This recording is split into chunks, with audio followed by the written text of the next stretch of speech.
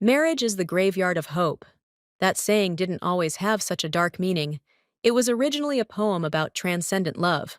But for this guy, marriage isn't the joy of a lifetime, it's a symbol of misery. An uncomfortable family life, where the relationship between husband and wife gets worse every single day.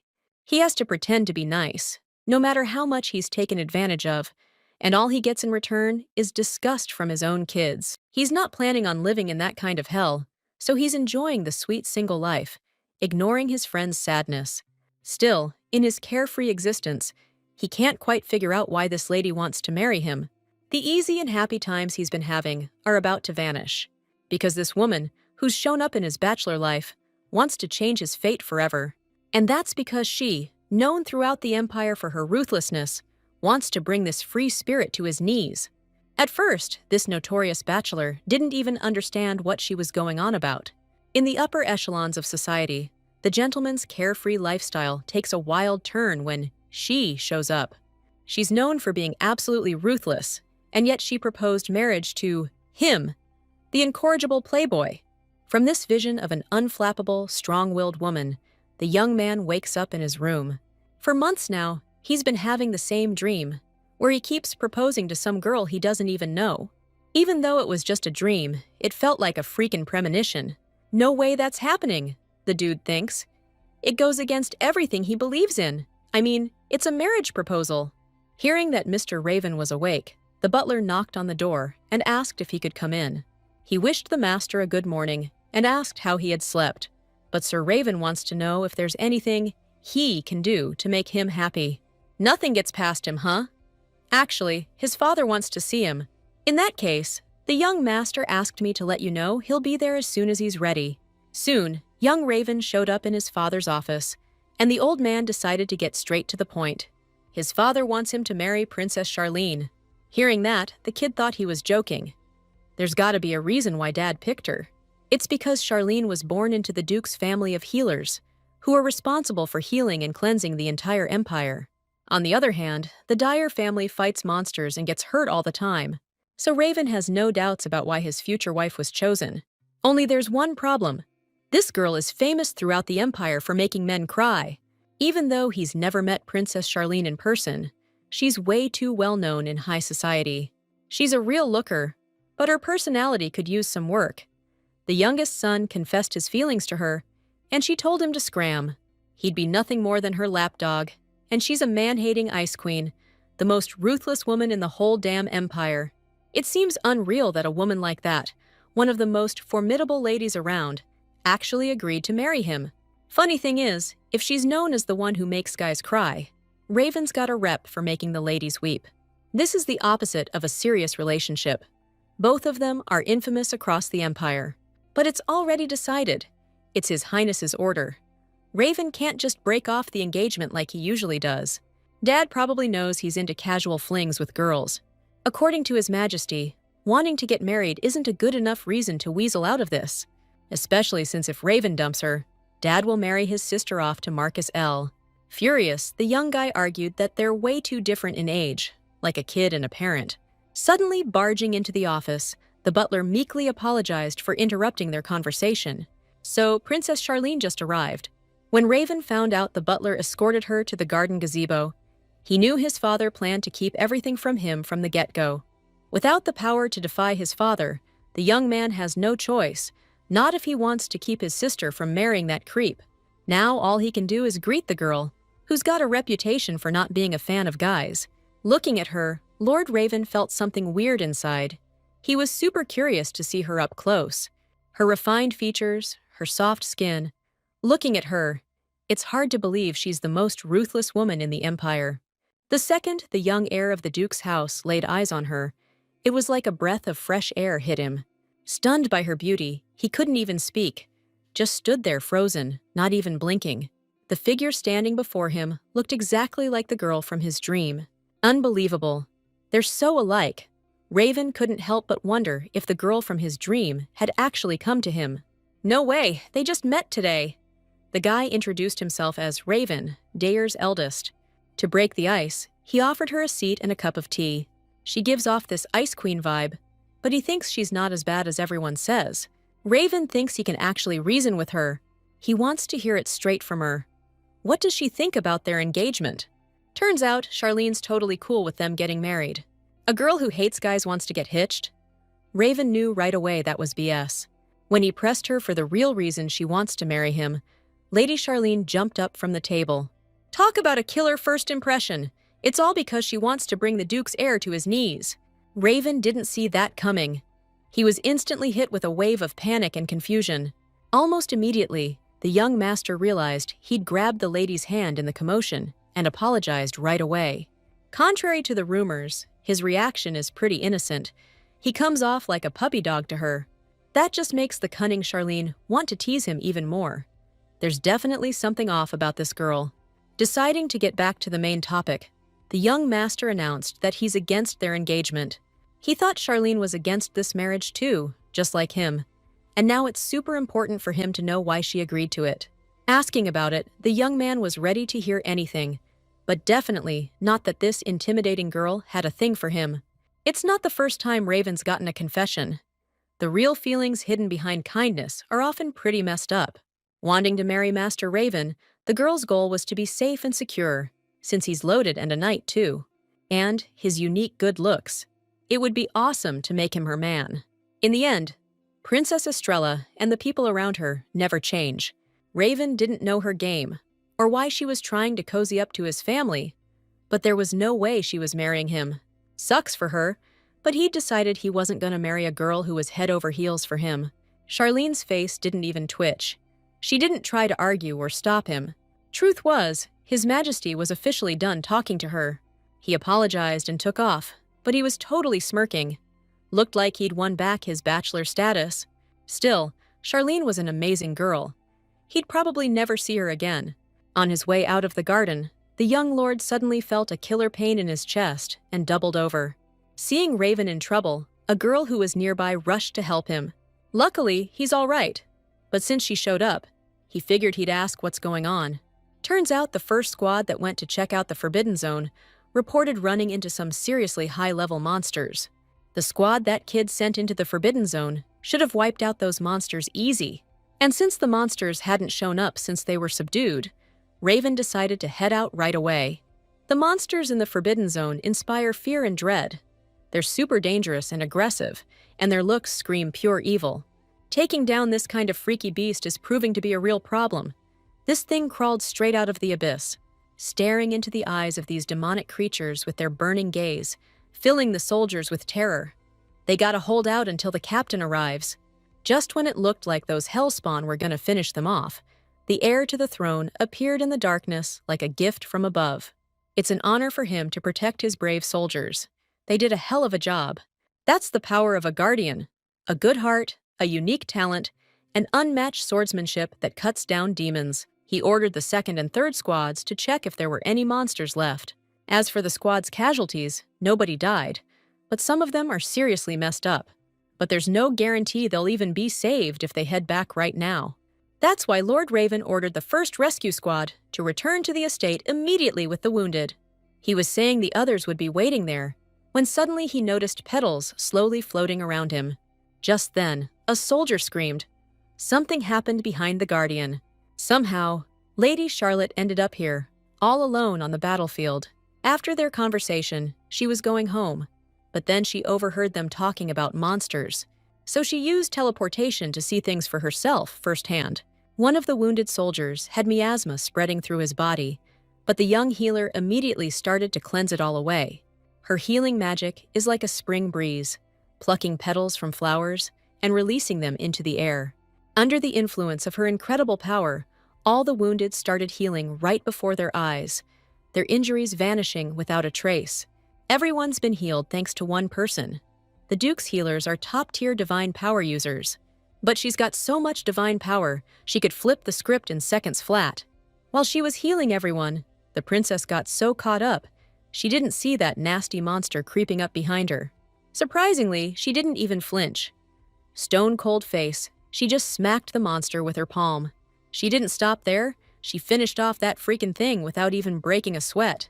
Watching her crazy courage and fearlessness, Lord Raven nearly crapped his pants. This girl's not what she seems. Monster slaying is her jam. Terrified that she one-shotted monsters with a slap, the soldier clung to his master, thinking he was a goner. Now His Majesty's got a big question on his mind. Who is Princess Charlene? Taking charge, she suddenly called for the prince and grabbed his hand. This young healer promised she'd always protect him, so she wants His Grace to marry her. What a beautiful day for Raven to head off to his doom. Thanks to Miss Estella's very public proposal, his life was completely turned upside down that day. Now everyone's saying he has to marry Lady Estella. Everywhere he goes, whatever he does, he's getting major pressure from his knights, who've become her fan club. And get this, her divine power is supposed to be only for healing, but somehow she's using it to wipe out monsters. Divine power is a special kind of energy, used to fight monsters and miasma. Unlike magic, which anyone can use, only descendants of the two great ducal families can wield this power. The Dyer Knight family and the Charlene Healing family. No one's ever been able to use both powers at once, except for one person. The Saint, who saved the Empire way back when. After everything that went down in the Forbidden Zone, Sir Raven got offered a marriage of convenience. He's meeting Lady Charlene at a local spot in the city today. She's already there. The dude finally showed up and immediately apologized for keeping her waiting. Actually, Estella just got here too, but she's already noticed this place has a chill vibe. Raven says if she digs it, they can come back sometime. They get some rare seasonal teas here. Plus, they serve a killer shortbread. His sister said this place is a total chick magnet, but now it's time to get down to business. Lady Charlene's participation in taking down those demons is non-negotiable. As for the other terms, their marriage is only valid until Raven gets his title. Then she'll waive any claim to his assets or Duchess rights. Those terms are almost too good to be true for the prince. The girl's totally serious about it. Thing is, the guy doesn't know what she's planning. This girl's got a rep for hating dudes, but he's curious why she's going through with the marriage. She even faked being in love, pulling a fast one to reach her goal. No need to fake her feelings, though. Just like saying she's head over heels for him to get what she wants. A contract marriage. It doesn't always work, but with his power, the knights will be safe. So Raven finally gets it and agrees to sign on the dotted line under those conditions. And one last thing. Rumor has it the prince plays around with girls' hearts. There's a chance he'll get a mistress while he's married. He won't be able to make Estella happy. And the question is, will she regret marrying a guy like that? Truth is, she's already lost a lot, so she's tired of stressing out so much. And she won't regret marrying such a free-spirited guy. Since Milady's okay with everything, Raven signed his name. Now it's just up to her, and it's a done deal. He looks like a softie, but he's got a real thing about people pushing their luck. That icy glare he's hiding behind that smile? It even gave the lady a little chill. If she were in his shoes, she probably would have strung him up by now. But there's a reason Estella's got to stick around him. Now she can get her plan rolling. Using her divine magic, the healer kicked things off and sealed the deal. Freaked out by what he saw, Raven grabbed her hand, demanding she explain what she was doing. He's seriously worried she's gonna break her promise, and if she does, she'll be sorry. Estella thought he was a cold dude, but now he's pissed at someone he used to hate. Before, His Highness asked if she'd regret it. Hard to believe he doesn't care about this. Nothing's changed. Charlene didn't just jump into this. She's dead certain Raven's gonna fall for her. Figures. That's just how it goes. Especially since Raven was the one who said it first. Soon, the whole estate was buzzing with the news of Lord Raven's upcoming marriage to Princess Charlene. According to the maid, the room needs to be ready by next week. They'll be swamped, finally. They're getting a lady of the house. Only one of the maids doesn't care. She just wants to keep the mansion peaceful. Lord Raven has a girlfriend, supposedly his favorite. Princess Charlene probably doesn't know about her. That evening, the girl in the white veil peeked into the Duke's mansion. Something had been bugging her this whole time. First thing she did was head to the prince's study. When he opened the door, he was a little taken aback by the surprise. Seeing Catherine at the door, His Majesty was overjoyed. He was actually waiting for her and worried about her safe arrival. As soon as she entered his study, she suddenly noticed a large number of papers spread out on the table. Raven told the girl to hang back while he finished up with all this paperwork. This dude showed up dressed like a chick, and now he's wondering why he has to doll himself up for a simple treatment. According to the prince, It's because he almost got recognized that day. For the next little while, Catherine focused on treating the Lord with her healing powers. Suddenly, the doors burst open, and knights came barging in to check if everything was all right. Lord Raven had no choice but to put on a show with Catherine, like they were really going at it. He told them he was a little busy right now and asked them not to bother him. The knights still can't believe he brought some random girl in here. It was just a necessary act. But now Raven wants his assistant to do him a favor. The prince needs to keep his treatments a secret from everyone, and he's dragged Keith into it. The healer said to keep the treatment going, the Lord needed to strip down and hop in the sack. Thanks to that healing, Sir Dyer's feeling right as rain, no more sickness. But looking at his nervous face, Keith can tell he's a terrible liar. Still, he'll lay a healing spell on the prince to ease his pain. Even if Raven told him not to use his divine power, he wouldn't listen anyway. Only direct descendants of the Dyer family wield the Guardian Seal, and they command insane divine power. One person can wipe out hundreds of monsters, which is why it's such a pain, because Raven's got the seal. Even knowing using that power could be the end of him, he still uses it to protect his people. He'll use it while he can, sacrificing himself to keep everyone else alive. Now he's sure the healer's words and actions just don't line up. Another beautiful day, and Henry's saying it for the 100th time. He's been waiting for this day for so long. His little boy's all grown up now, though maybe he shouldn't call him that anymore. Either way, an old guy like Henry will finally have some peace, knowing his kid won't kick the bucket alone. Surprisingly, this girl is so upfront, it's almost unbelievable. Seriously, Henry can't believe his boy actually complimented her for being such a unique and amazing woman. Raven thinks she's the kind of girl who'd tell you she's gonna bring you to your knees the second you meet. Meanwhile, Lady Charlene was setting off on a long journey. She decided to pass the time on this long trip by reading How to Make an Unreachable Guy Fall Head Over Heels. First, make an unforgettable first impression on your partner. Check. Second, show him what you're capable of. Done and done. All right, after this, they need some serious alone time. Next time, they gotta be locked in a room together, just the two of them.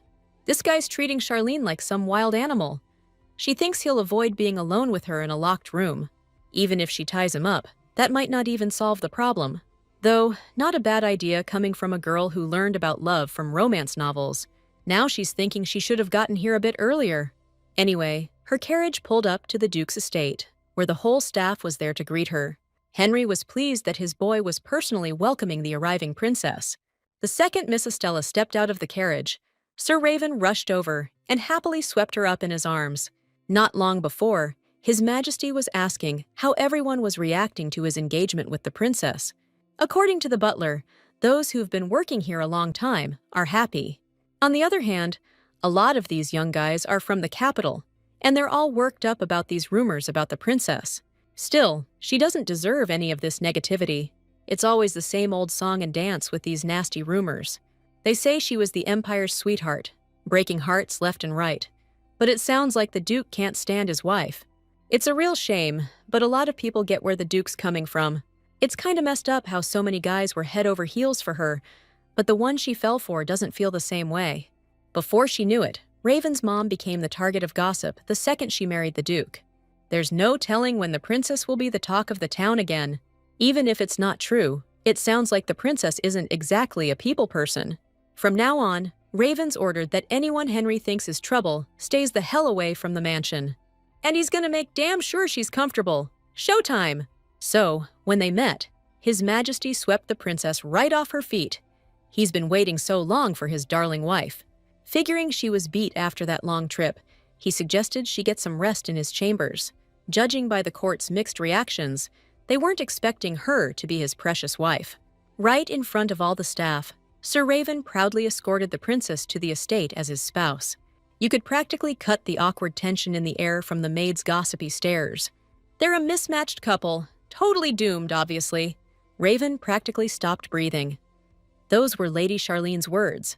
First things first, he cast a soundproof spell. Now they can actually talk. But the princess thinks he's standing way too far away to have a conversation. Charlene doesn't bite, but he's totally cool with keeping things at arm's length. Even though they don't see eye to eye, Mr. Puppy and Miss Mischief need to keep this conversation going. This dude is so annoying. The only thing he's got going for him is that cute face. Still, that was pretty messed up, so Milady wants to know if he's planning on keeping it up. According to the prince, that's exactly how it is. It's a pain when people spread bogus rumors about their relationship based on nothing. For Charlene, this is definitely better than being mistreated. But the question is he okay with it?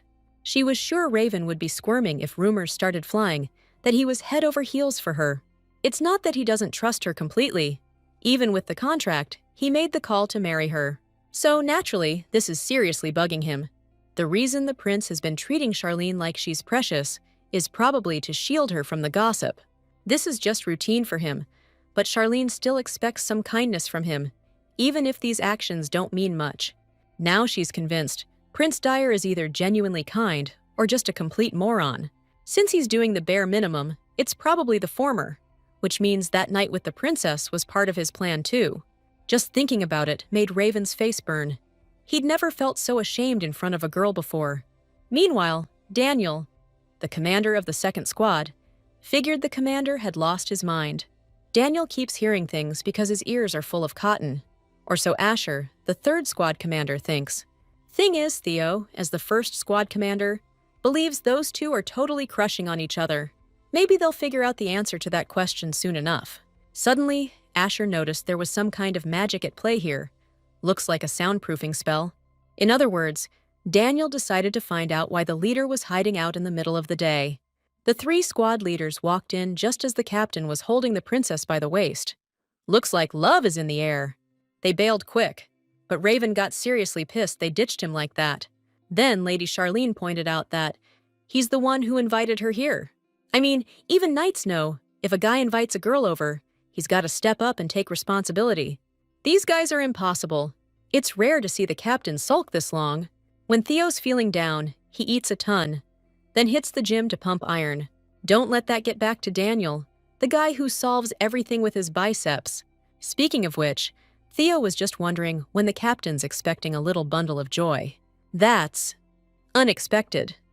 But the captain of the first squad will love them all the same, girl or boy. That's hilarious. Charlene and I aren't in the kind of relationship he thinks we are. Raven didn't want to be like his parents. He wanted to get married and build the happiest family in the world. There were times he thought like that, until he learned his fate that day. He found out what happens to a person when the Guardian's mark appears. He'll live a short life as payment, so he doesn't need any of this. There's no point in being with someone who'll love him, because he's gonna die soon anyway. After the ancestors founded the Empire, monsters and miasma suddenly started appearing, and the whole continent plunged into chaos. When everyone was in despair, the Great Saint and the Guardian Knight appeared. Those two erected a protective barrier, and now, people are protected by the Charlene family, who are responsible for communicating with the miasma and healing, as well as the Dyer family, who provide protection and subdue the monsters. Monster subjugation has always been a dangerous business. If a princess with divine power participated in the raid, it would be much easier. The only problem is, everyone's way too hyped about the princess tagging along. They think she and Raven are like the cutest couple. Plus, Charlene totally rocks that uniform. From here on out, this squad's about killing monsters. Not some festival, it's a monster beatdown. Since the princess can apparently one-slap monsters into oblivion, Daniel figured she could obliterate them with us. Basically, they all figured healing their sorry hides would be a nightmare. It'd take the power of over 100 people. Hearing that, Raven decided to set things straight. The support team is definitely coming. Bottom line, they'll get the usual backup, and the soldiers will keep on smashing monsters like always. Keith reported that the gate's prepped and ready to go. We can teleport anytime. In that case, the commander told everyone to quit goofing off and get their butts to the gate. Time to move out. Getting back to that conversation, Raven wanted to know if it was really true that Charlene helping to destroy monsters would be faster. Before she can do that, there's a little snag, 'cause she's about to ditch him. It'd be way more efficient to team up with Charlene and crush some monsters. But it's hard to imagine what'll happen to those guys after she leaves, now that they're used to that kind of backup. That's why it'd be more helpful if the healer could work with them and keep supporting them. Raven's putting his life in her hands, trusting her to keep him safe. Charlene was flooded with some weird feelings right then. After all, they're not exactly close. And that's a wrap for the day. Sure was a blast wiping out all those monsters. It was wild when the princess one-shotted that monster that jumped the support squad. She was keeping a close eye on everyone's moves and backing them up perfectly. Thanks to that, monster slaying's been going smoother than ever. According to Milady, he attacked her first. She wasn't trying to cause any trouble. Still, she saved the lives of their medics, so Sir Raven's really grateful to her for that. Now she needs to head over to the support squad and get them to cleanse her of the corruption caused by the miasma. But first, the girl decided to cleanse the captain. When cleansing and healing, the more skin contact you have, the more effective it is. Since the guy understood perfectly, he had to get his clothes off, pronto. Turns out he's all right. His magical mana's just blocked up, so he's probably not getting enough sleep. When the princess told him to get more rest, Raven got even more flustered, for some reason, considering the situation. Charlene used to feel a little awkward around him. So many girls were head over heels for Raven. Even neighboring countries knew about it. They dreamed of just being held by him once. People said all kinds of things about him, good and bad.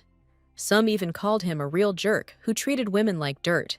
But no matter how bad the rumors got, he was still super popular. Charlene totally bought into all the gossip about him that was going around in high society.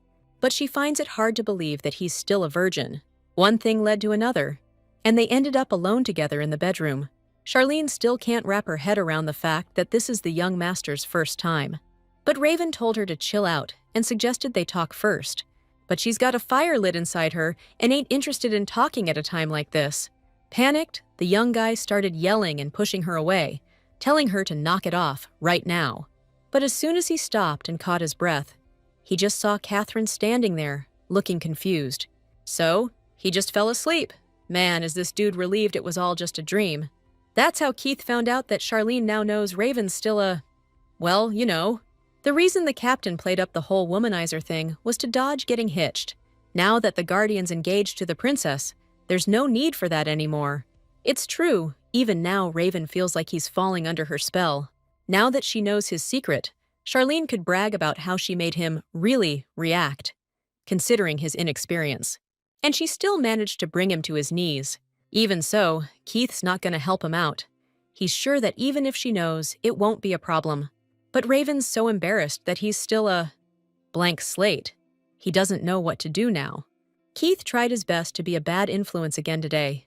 It's late, so he decided to bail. And that's how they had their first fleeting encounter with Lady Charlene. They didn't exchange a single word, but Charlene became very curious about who that girl was. It's been 2 weeks since the princess moved into the Dier mansion, and thanks to Raven's plan, her life is super chill. Their relationship has gotten to the point where they call each other by their first names. That's what she thought. But after watching Raven's reaction, she figured he'd never really been head over heels for anyone. Now it's pretty clear that the rumors are only half true. Lady Estella told the maid she saw a girl leaving Raven's bedroom last night. The maid feels awful, but she doesn't know anything about that. But Lady Charlene told her there was absolutely no need to apologize. The maid didn't spill the beans about her master's private life without permission, so she's definitely got something to be proud of. And Milady's pleased to hear the girl's loyal to Raven. Lady Estella's nothing like the girl the servants gossip about. She really loves Lord Raven. Otherwise, she couldn't look so damn sweet. She figures he's not really involved with that other chick she saw yesterday. But if a rival shows up, Milady ain't gonna lose. After all, she's known as the toughest broad in the whole empire. Hell, she's not even sure there's a girl out there better than her. Meanwhile, back at the training grounds, the soldiers are on break before getting back to it. So, Raven's surprised to see his contract wife on the field. She's probably just trying to mess with him. The guy's real suspicious about her visit. But Charlene just wants to grab lunch together. It's not hard to do, but that's not all. She asked the prince out on a date tomorrow. When it comes to dates, everyone loves to talk about them. They could go somewhere, grab a bite, and then, you know, things could get pretty hot and heavy by the end of the night. Now Raven's totally convinced if he goes on a date with Estella, she's definitely going to try to, seal the deal. The second she found out the guy was a total newbie, she invited him on a date. And considering Estella's been acting kinda crazy so far, the young master's answer was, of course, a hard pass. It's not that he's scared to go on a date with her, he just said he's got a ton of stuff to do tomorrow. He was gonna sneak away quietly, But Charlene stopped him with just one hand. There was no breaking free from her grip, so the guy figured she was a gorilla with that kind of strength. And to find out if she's a gorilla or not, she needs to try grabbing someone's head. Only after hearing those words did Raven finally find some free time in his packed schedule. He agreed to go on the date, but they have to be back at the mansion by 7 p.m. That's his condition. He's betting that if they're home by 7, Estella won't try anything crazy on the date. As expected, the girl agreed to even those terms and suggested they make a pinky promise. Just so he's clear, if he breaks the promise, he has to, pay a price. Without hesitation, Raven held out his hand, and they locked pinkies, agreeing to each other's conditions. Now, they've made a vow, and if the guy tries to bail, he's in deep trouble. He kept watching Miss Charlene walk away, clueless about what kind of intense promise he just made. Usually, when you swear like that, there's a real price to pay. When something like that happens, even the smallest promise feels like a huge deal. Like the prince said, it's just their little promise, because Charlene's so into him. That evening, Mr. Raven was racking his brain, trying to figure out where to take his date. He figured they could take a boat ride on the lake, known for its beautiful scenery, or catch that opera that's so hot right now, or maybe just grab a bite at a cafe. Suddenly, there was a knock at the door. The third squad had just returned from their investigation. The results of the Forbidden Zone investigation, where the monsters reappeared, showed that, as suspected, a miasma pool had formed. Monsters pop up every 2 or 3 years. If we leave it like this, they'll be showing up all the time. This kind of thing is pretty rare. The last time it happened was 60 years ago. A miasma pool is also known as a sign that something really weird is about to go down. The year it happened before was a total disaster, so we need to take action ASAP. Raven's solution was to build a barrier and deal with it, so the monsters don't show up again. The boss wants to head out tomorrow, so we gotta get this sorted ASAP. But then he remembered what's up tomorrow and decided he's going solo, like right now. Turns out the prince has plans tomorrow. He promised Estelle a date. His guys could barely believe their leader was ditching monster slaying for a date. So Asher's like, "Hey, you even know how to date? 'Cause I got a playbook for that." Asher knows those rumors about Raven being a player were BS. He's actually all right. Anyway, he took the whole mess of grossness on himself and told the rest of us to chill. Even though Asher got shot down, he's still bringing the dating guide. This is too good. Once he was inside the restricted zone, the captain finally got it. That's the source of the weirdness right there. With one wave of his hand, he channeled all his energy into the mess of grossness. Since Raven sealed it off, the monster threat is gone. But to get rid of him for good, we gotta beg the Charlene family for a cleanse. In the meantime, he needs to hunt those ice-cold demons straight out of hell. The next day, Raven only agreed to go on that date because he figured it'd be a decent way to kill some time. Soon after that monster-slaying op, the Guardian teleported back to the estate. Turns out, Kate was waiting for him, even though he should have been resting up. According to him, it's pointless if the captain's just faking being okay. All he can do is keep up the facade. But it won't last much longer. While cleansing the captain's body, Kate suddenly wondered why he was pushing himself so hard. Come to think of it, he's right. He could have gone on that date any other day. This time, it was a real emergency, so it was better to reschedule the date for another time.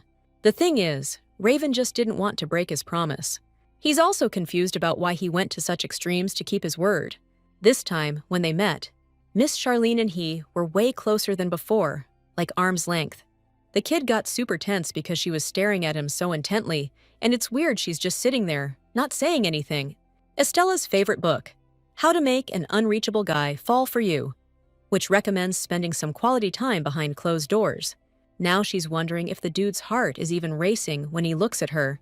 Maybe she just messed up the make a lasting impression part, or maybe Raven, who's been around the block, needs a little more excitement than that. In that case, if they get their faces close, like in those romance novels, it'll all click. And just like that, they were super close, feeling each other's breath and heartbeats, looking deep into each other's eyes. Lady Charlene feels terrible. She's worried the kid's in pain, but she noticed his heart rate's going through the roof. Truth is, no matter how hard Raven's heart pounds when he's with her, it's never enough.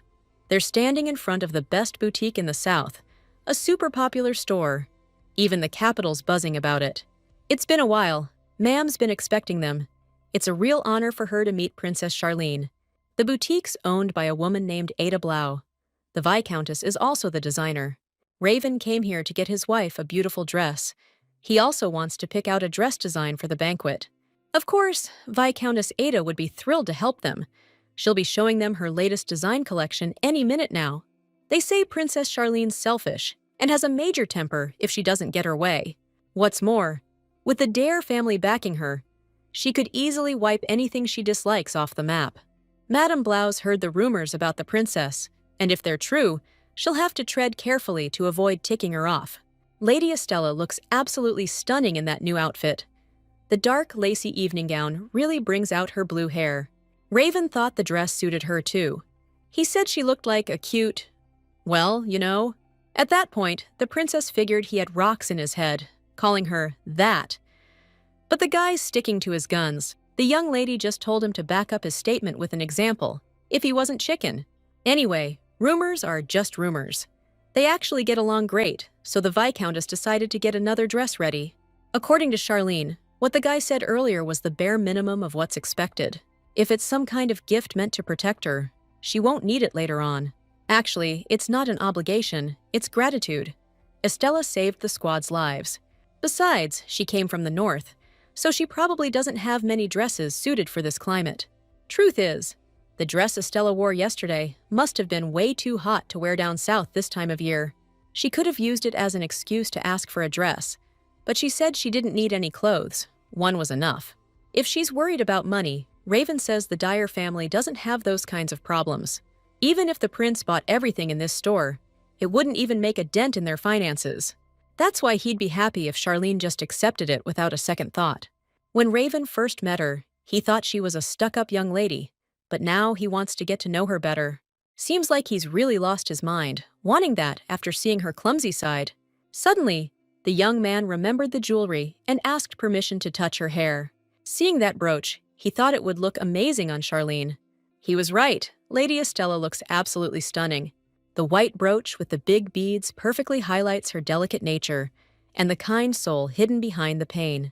Okay, Raven threw out a compliment out of nowhere, but it was about her hair accessory, not her. They ended up bailing from the store, totally pissed off. The lady almost clocked the smooth-talking prince. He ended up buying every single outfit in the store that she tried on. Raven's nose is still throbbing from that punch, so she figures she could maybe use some healing magic. There's a popular cafe nearby. It's the place Lady Estella's been wanting to check out. She looks genuinely happy here. The vibe is totally different from back north. Just watching them is like a breath of fresh air.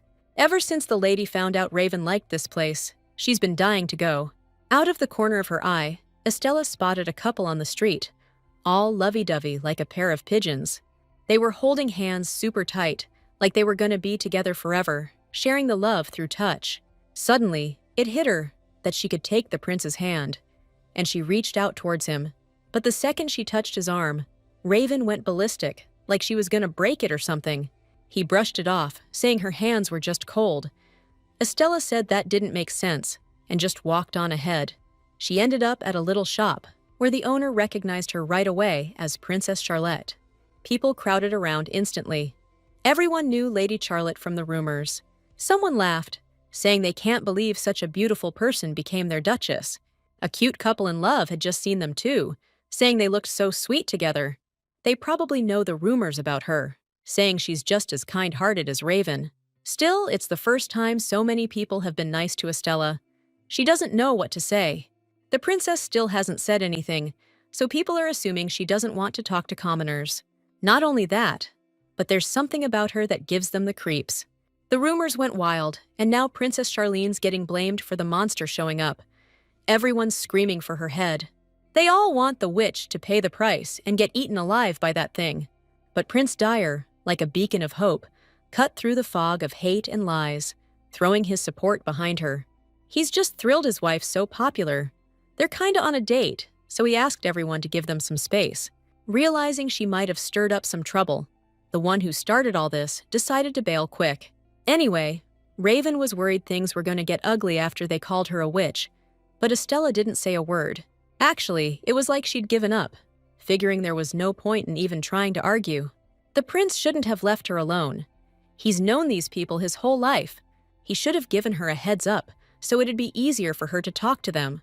Just then, the princess suddenly saw a cute little kitty face right in front of her. This plush kitty looks just like her. Raven spotted it and bought it on the spot. There's so much cool stuff to see here, Milady won't even notice the day fly by.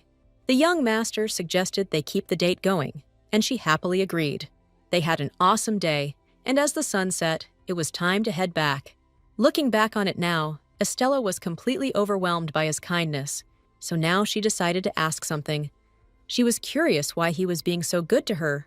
Hearing the words that came out of his mouth, she had no idea she'd end up regretting it.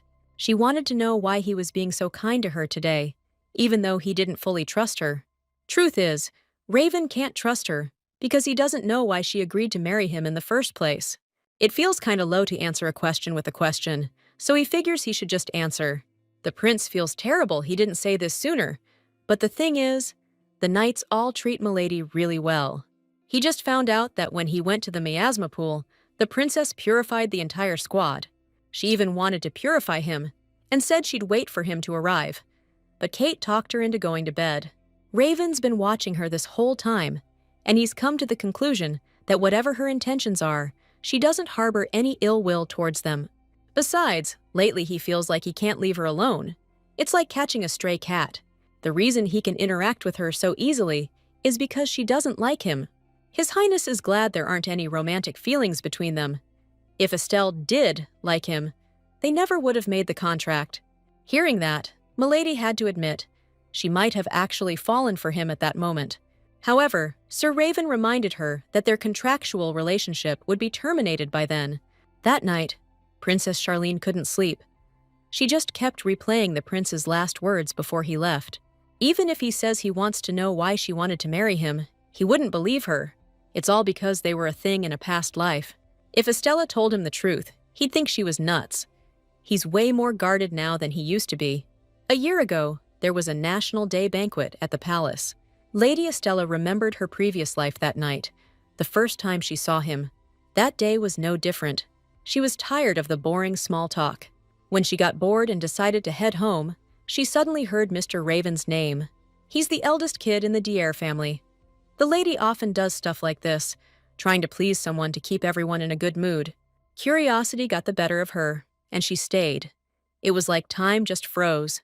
A gorgeous young dude with stunning looks and eyes that just drew you in. That feeling of loss that used to tear at her heart for no reason. Now it's filled with longing, and it actually makes her happy. The scariest part was when she realized she'd forgotten all those amazing times. All her dreams just shattered. Estella wanted to see him so bad. She didn't even talk to Raven that day. All she could do was run. No matter what, she wants to see him. But when she's face to face with him, she freaks out. If Raven remembered what happened, he'd probably despise her. Honestly, she didn't even realize it happened, let alone remember it. But none of that matters now. She's here because she swore to do everything for his happiness. But coming here, all she wanted was to be near him. She decided to live to make up for what she did to her beloved. It's her punishment for being so selfish. The next day, Sir Raven showed up at the training grounds to pick a knight and a maid for Estella. But all of a sudden, the butler came to him, tears in his eyes, with some serious news. Turns out, he needed to get his butt down to the main gate, like, right now. A little kid, who looks shockingly like him, is waiting to meet His Majesty, counting down the seconds till he sees his dad. Not long before, Sir Raven greeted a lady he ran into, but she didn't say a word back. So he figured he read the situation wrong, and she was just heading out for a stroll. On his way, he suddenly overheard his soldiers talking smack about him. Daniel, in all his glory, revealed that the leader said he was happy his girl was popular. He popped out of nowhere and shut them down with one sentence. Turns out, knights were tailing him, chaperoning the date. The Guardian didn't dig that kind of show, so he chucked those soldiers aside quick. Looks like they've got time to jaw about nonsense, so he suggested we kick off training right now. Sir Raven needs to pick a knight and a handmaiden for Estella, so she can go out whenever she wants. Just then, Henry came running up to him, saying he needed to get to the main gate. The young boy with sky-blue eyes and white hair is stoked to meet his dad. The captain was stunned by what he heard. He even forgot to breathe for a second. In that moment, He wanted to believe this kid wasn't talking to him. Even Theo noticed the kid who just popped up and called the captain Dad. This is straight out of a soap opera. A secret love child shows up. Henry can't even imagine when his buddy had a kid. But Raven swore up and down it wasn't his. It's because he's still well, let's just say he's not ready to share all the details yet. When the prince asked the kid where he was from, the little dude got scared he'd get kicked out for his answer. Turns out he's turning 6 this year. He's a real cutie. Daniel barely had time to suggest the captain had a son after the academy before he got clocked one. His Majesty just wants you guys to get it together. And anyway, it's not his kid. Still, the little guy looks just like him as a kid. It's kind of freaky. While all this was going on, Keith was listening to their theories and thought the leader was just a moron. He went to the academy with him, and he knows Raven started going on monster subjugation raids right after graduation. As everyone knows, he was so busy, he didn't have time to be messing around like that. First thing, Keith offered to show the young master around the estate and told the knights to stop standing around doing nothing. Daniel and Theo spent the rest of their time totally focused on looking after the kid. The butler just checked his things.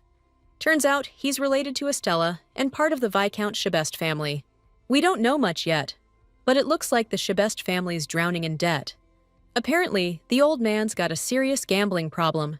If that's the case, there's a chance they sent the kid here to, get rid of him. It's happened before. They've sold kids to the family head a few times. Plus, aristocrats are always adopting kids. They call it adoption, but really they're just selling valuable kids to rich nobles. Still, letting a little kid travel here alone? We just don't have enough info right now. Keith says whatever Viscount Chebest is planning, they're not going to go along with it. Not a chance. If things go south, they'll have no choice but to let the kid go. Even if it's a pain, Raven won't off the kid, and he won't let Keith do it either. Guess the soldier forgot the promise he made to the master when they were kids. Keith apologized, and they decided to drop the subject after that. There's so much we don't know yet, so it's way too early to jump to conclusions. Prince Dyer is completely to blame for what that guy's become. Keith Lopez is the heir to the Lopez family, a family that served and protected the Dyer family since way back. The Dyer family is the only one who can handle the defensive barrier that stretches across the whole continent. The Lopez family was born to be loyal to the Dyer family, ready to handle some sensitive tasks for them. That's why they're trained so hard from childhood. Keith used to be way more hardcore.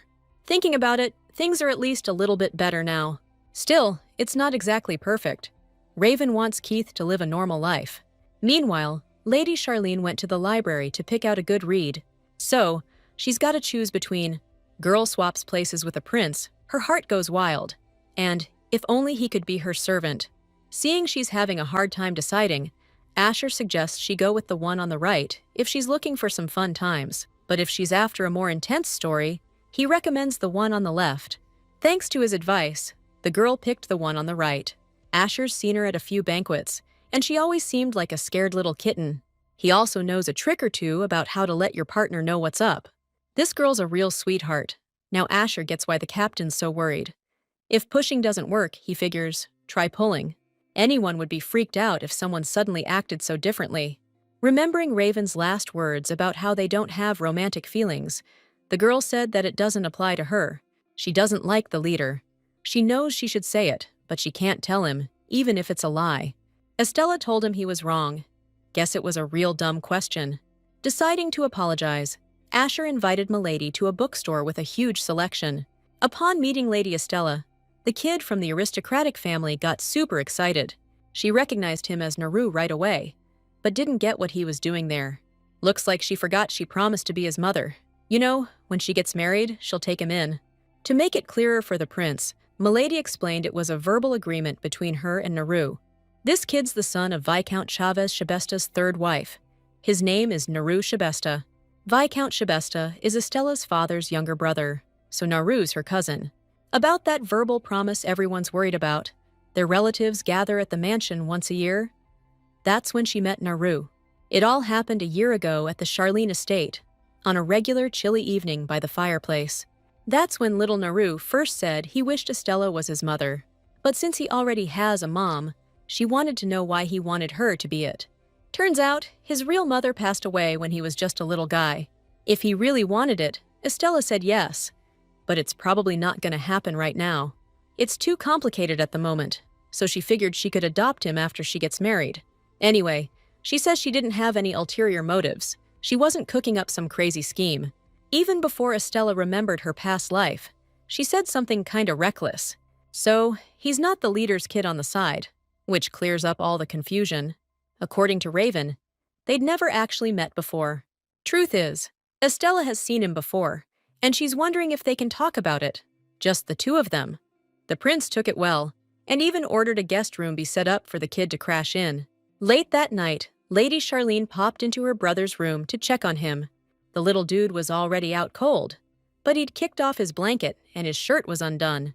She went to cover him up, didn't want him catching a cold, and that's when she noticed the bruises on his body. She never imagined she'd see something like that on her little brother. After their mom passed, Estella knew Naruto wasn't being treated great, but this was way beyond the pale.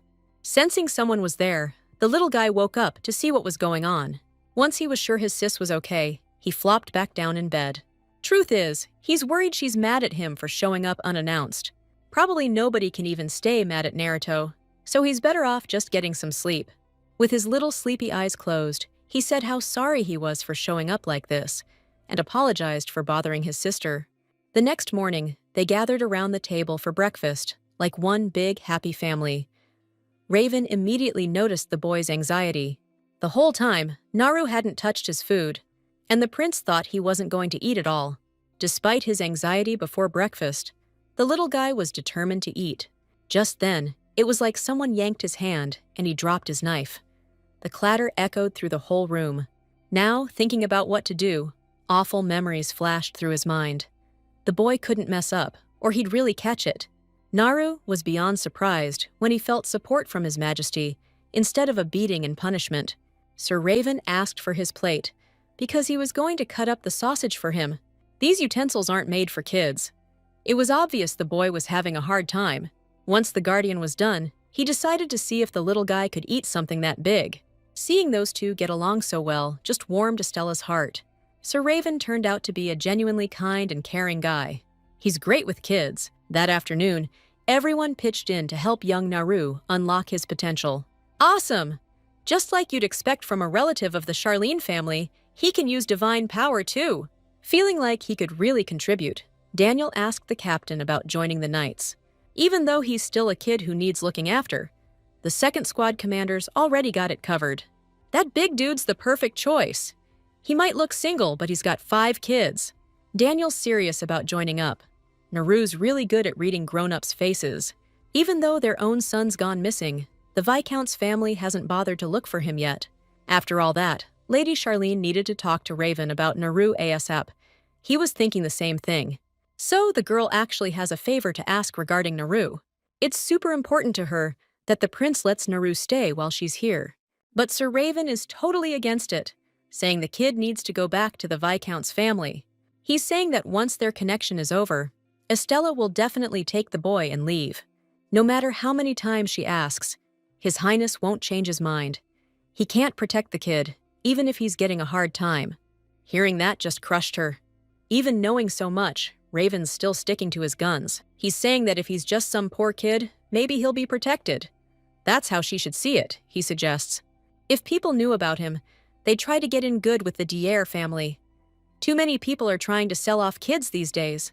Because of that, kids are put through some seriously messed up stuff. Just like this kid. Come to think of it, Raven's got a point. If Estella takes Naru in, people will come crawling out of the woodwork trying to get close to the Dier family. She has no idea what kind of hell's gonna break loose if Naru goes back. At least the Charlene family can protect him. We just need permission from the Dier head. Sir Raven just can't wrap his head around why the Dier family would go to such lengths for her situation. Looks like she forgot they're not a real couple. It's just a marriage of convenience. Then the lady apologized for the trouble and promised it wouldn't happen again. That was a rough conversation. Naru heard every word, but still couldn't bring himself to open the door. When it was time for tea, the kid looked seriously freaked out. Seeing that something weird was going on with him, Estella decided to find out what was up. The thing is, the little dude wants to go home. His sister figured out right away he'd overheard their talk. so she told him if he doesn't want to go home, he doesn't have to. He doesn't need to sweat it. But Naru suddenly got pissed. Seriously, he was over being here because the Viscount wasn't around. No toys either. This place is a drag. That's why the kid wants to go home. The very next day, they ordered Naru to be sent back home and got a carriage ready for him. Not everyone was happy about the news. Daniel wasn't thrilled with that decision. The second the carriage started moving, Naru burst into tears. He doesn't want to go home. He wants to stay here with everyone. But he'd rather Estella not fight with anyone over him. No biggie, he can handle it. After everything that happened, Sir Raven stared at the family portrait for the longest time. Henry announced that Naru just left, said it was way too much trouble. The prince didn't even bother to see him off, so the butler wondered if he felt any regret. When Henry looks at Master Naru, he keeps remembering his own kid when he was little. This kid keeps getting beat up just to protect his own people. Henry thinks it's okay to look out for yourself sometimes, but the real question is, does the kid really not want to protect Naru? Still, Sir Raven believes he made the right call. Says Henry's too old to be getting all mushy about something like this. Prince Deer was the first to bail. Truth is, he wanted to shield that kid. But even if that's true, he can't carry that burden. Raven doesn't know how much time he's got left, and his guys are going to have a rough time after he kicks the bucket. So he can't do anything that leaves loose ends. He can't protect everyone forever. The next day, Lady Estella started packing her stuff into a suitcase. It's all 'cause she's heading back to her parents' place. The news hit the maids so hard, she sent them off to get some rest. Milady needs to ask Mr. Lopez something. The maid says he's usually in his study at this hour. Estella left right away. All she could do yesterday was silently see Naru off. The Dier family has no intention of protecting this kid. We need to make that crystal clear to everyone. Now that the Dier family has made their intentions known, Estella has no choice but to take matters into her own hands. That way, Raven and the others won't be held responsible. She needs to get there ASAP and get him out of there. First things first, Lady Charlotte popped in to see Keith Lopez for just a sec. Seeing her with a suitcase, Keith offered her a seat. But the thing is, Milady's leaving soon. Hearing she plans to go back to her family home for 2 weeks, he said that's way too long. If she's going back because of Naru, he thinks it'll be a real uphill battle to strip the Viscount of guardianship through official channels. Imperial law says parents basically own their kids' lives until they're adults.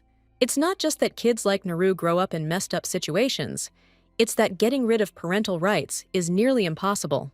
Whatever it takes, Estella's gonna make him give up those rights. Keith wished her luck on the way back, but thought it was a total long shot. Just then, the door swung open and His Highness strode right in. He flashed a killer smile, snatched the kid from those abusive hands, and took him back home. Naru, practically bouncing, ran into his sister's arms. The best reunion ever. Raven wasn't happy about it, mostly 'cause the old man's words hit home. Henry hadn't run that fast in ages, just to have this conversation. He knows he's just an old-timer, but he had to ask his boy to let him say his piece. The butler saw the document. Minors with godlike powers can fight without permission. Permission to join a group of their own free will. This was made for Master Naru. It's true they're holding Naru right now without guardian consent. It'd be pretty messed up if they just straight up said they kidnapped him. However, if these documents get approved, they can officially welcome Master Naru. Even if Henry wants this, Raven's sure it won't be that easy. If it all goes through, a lot of nobles will be against him. At that point, other families might come after the Dyer family. If that happens, Raven, for certain reasons, won't be able to be around at that moment. He won't be able to protect everyone. So, as a member of a knightly family, he can't make such a selfish decision. Henry's sure his boy's taken on way too much. That's why he asked to let him carry this burden together. Henry wants his boy to trust and rely on his own people. No matter how tough it gets, the butler's gonna be there for him till the end. He's just glad Henry and the others are okay. While Estella was strolling through the field with Naru, she suddenly caught Raven in her peripheral vision. He walked closer and called out to her, but it looks like she just blew him off. Asher thinks it's a total chicken move. He wants a fair fight, one-on-one. Losers always whine. Daniel decided to take care of him quick. Only Theo spotted the Demon King suddenly showing up.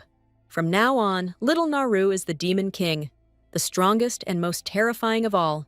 Turns out, If Naru has divine power, he can become a disciple even without his parents' permission. With His Majesty's okay, there won't be any issues. He was planning on focusing on raising the next generation anyway. Anyway, it's a solid plan, and it'll get the green light real soon.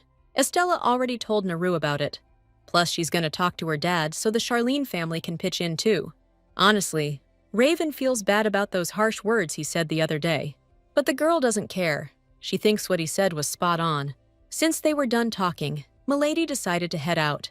Now that everything's out in the open, Naru's only hope is that he can become a healer like Estella and the others. He'll start practicing when he's older, but until then, his sister told him to learn the basics. But after thinking about it for a bit, Naru announced that he wants to join the squad. They agreed to talk about it next time with Raven, but for now, they decided to enjoy the view. There's even an artificial lake on the grounds, just like you'd expect from the Dier family. Raven waved again, showing up out of nowhere, but she just kept ignoring him. She almost waved back, but then remembered he's only in it for the deal. So, Milady needs to keep her distance and play it cool. It's weird, but Raven can't shake the feeling they're growing apart. From that point on, Lady Charlotte decided to eat in her room. The sunset was killer, so he suggested a walk, but got shot down again. She said it didn't bother her, but she's probably steamed, even though they're close. Theo interrupted the boss's brooding, begging for help. Daniel hadn't even finished his story yet. Theo's heard enough stories about his wife, but Daniel's convinced the boss is dying to hear more. His wife was born in winter. That's why her skin is so pale. She looks like a princess straight out of a storybook. She's so tiny, it's wild. Hard to believe she's 28, but she's really short. 2 hours later, Daniel finally wrapped up the story about why his wife is so distant, and how he tried to break through her shell. His wife gets cold easily, so Raven figured she probably has cold hands and feet all the time. A little later, the prince prepped a gift and started pacing back and forth with it, second-guessing everything. Seeing Estella, he immediately said he wanted to apologize for the thing with Naru, but she already said it didn't bother her. The guy barely got the words out when she just walked right past him, like he wasn't even there, ready to bolt again. This time, Raven worked up the nerve to stop her and ask why she's been giving him the cold shoulder. If she really didn't care, then she could just talk to him, right? Like Miss Charlene already said, she's not avoiding him. She decided to eat in her room because she figured if she kept her distance, the prince would be more at ease. Just like he said, they're not a real couple, just in a marriage of convenience. Seems like Raven, the one who pushed her away first, doesn't have the right to say that. But after saying they were strangers, the guy felt a little lonely. He really didn't get it until she explained, and now, if he's upset her in any way, he wants to apologize. And he wants to do it in a way that makes Estelle feel comfortable, plain and simple. The things he said to push her away were for the sake of the Dyer family. Charlene knows that, which is why she tried not to dwell on it. She ignored the pain she'd been bottling up for so long. Everything was fine, but deep down, it hurt. And the prince wants to tell her she's not a stranger to him. He really has no right to say something like that. In her eyes, this guy's a real piece of work. It's pretty low of him to say that kind of stuff. Just her smile made Raven blush. She really does have a cute smile. Suddenly realizing what he'd done, the guy yanked his hand away from her face, not even understanding what came over him. The princess is still pissed, though. It hurt to hear that kind of stuff, you know? She's got feelings, too. And this dude is totally playing her, saying he was lonely. What really gets to her is that she trusted him without even thinking twice. She knows how much he cares about the members of the Dyer family. Like always, the prince is carrying the weight of the world on his shoulders. So Estelle wants to protect what he holds dear this time around. Since she hates being on bad terms forever, she suggested they bury the hatchet. This conversation's gotta end. Just like she figured, Raven jumped at the chance.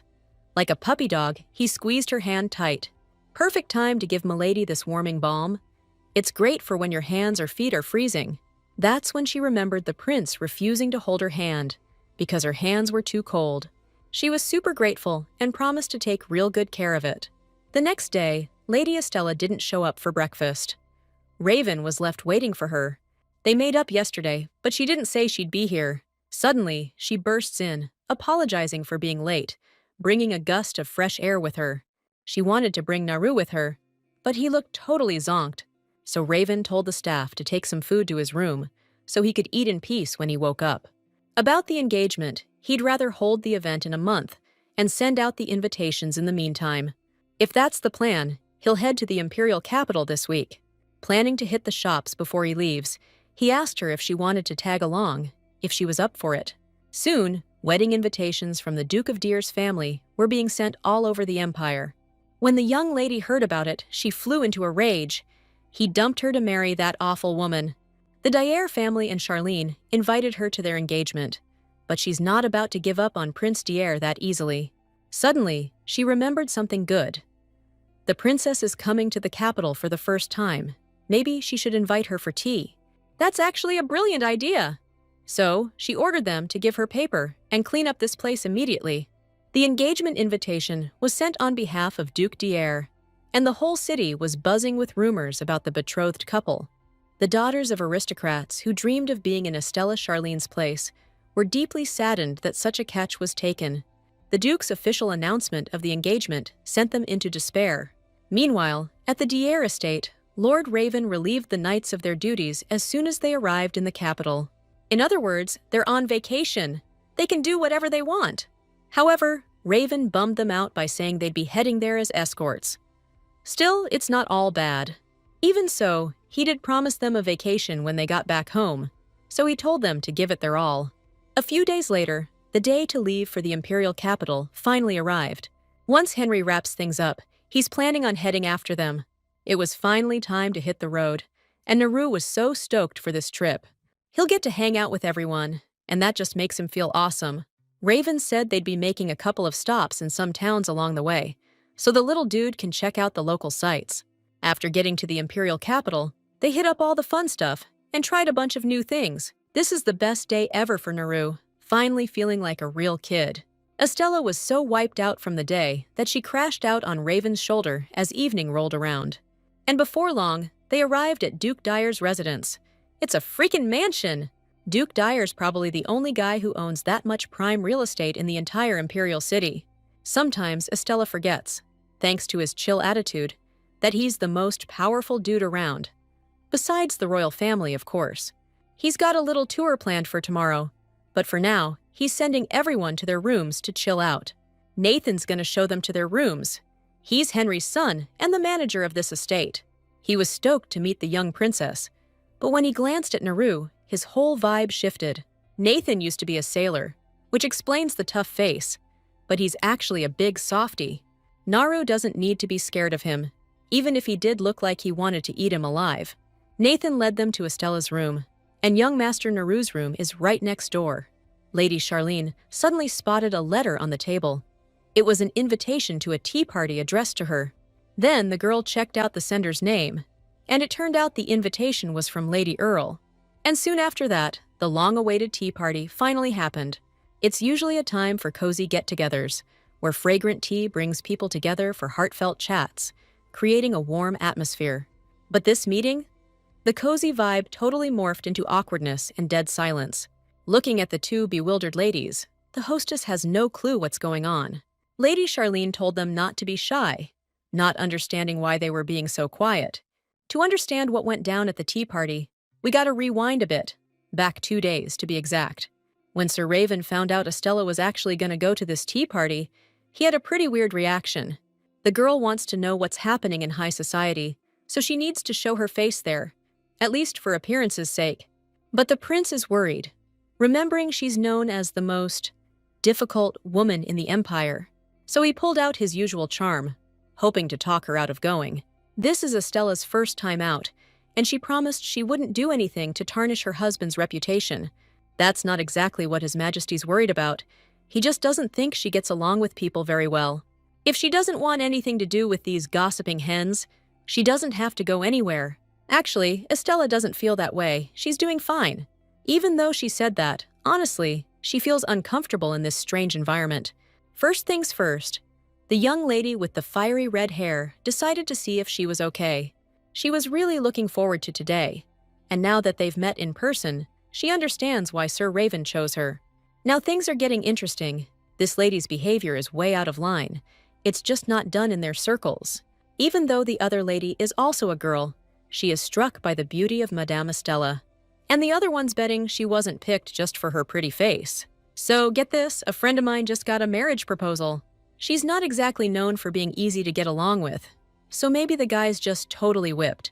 People think he's a real loser. Still waters run deep, you know? Ladies usually steer clear of guys like that. They're actually going through with the wedding, so the other ladies wanted to know what Estella thinks about it all. Lady Charlene's actually pretty chill about it. She thinks they have a lot in common. She suggested they all have a good laugh together, figuring this girl's gotten under her skin something fierce. Honestly, Estella totally gets it. If she doesn't like someone, she just wants to crush them. Make sure they can never look her in the eye again. Just strip them of all their pride. That's why Charlene loves these chats. She thinks they'll get along great, and she wants to know what they're planning to do to this young lady. She might even be able to give them a few pointers, seeing as how she's known as the most ruthless woman around. The table went silent instantly. The girls shut their mouths and their faces changed. Suddenly, one of the ladies felt so unwell, she had to excuse herself. From the very start, the lady with the red hair knew that Mr. Raven's new wife wasn't who she seemed to be. Tonight was fun. The lady thanked Lady Estella for gracing them with her presence. She's already looking forward to their next pleasant get-together. Just then, cries of admiration rang out. Mr. Raven himself had arrived so unexpectedly. The ladies are seeing him up close for the first time. In their eyes, he shone like a minor son of the empire, a real heartthrob. His silky white hair was ruffled by the wind, and his deep, piercing gaze seemed to be searching for someone. When he saw his wife, a dazzling smile lit up his face, and a spark appeared in his eyes that hadn't been there before. He came to pick up Estella because he was worried sick. Now that the kid's sure everything's cool, he's itching to get back home. Right in front of everyone, the prince grabbed the girl's hand and told the socialites to excuse them. So the rumors are true, huh?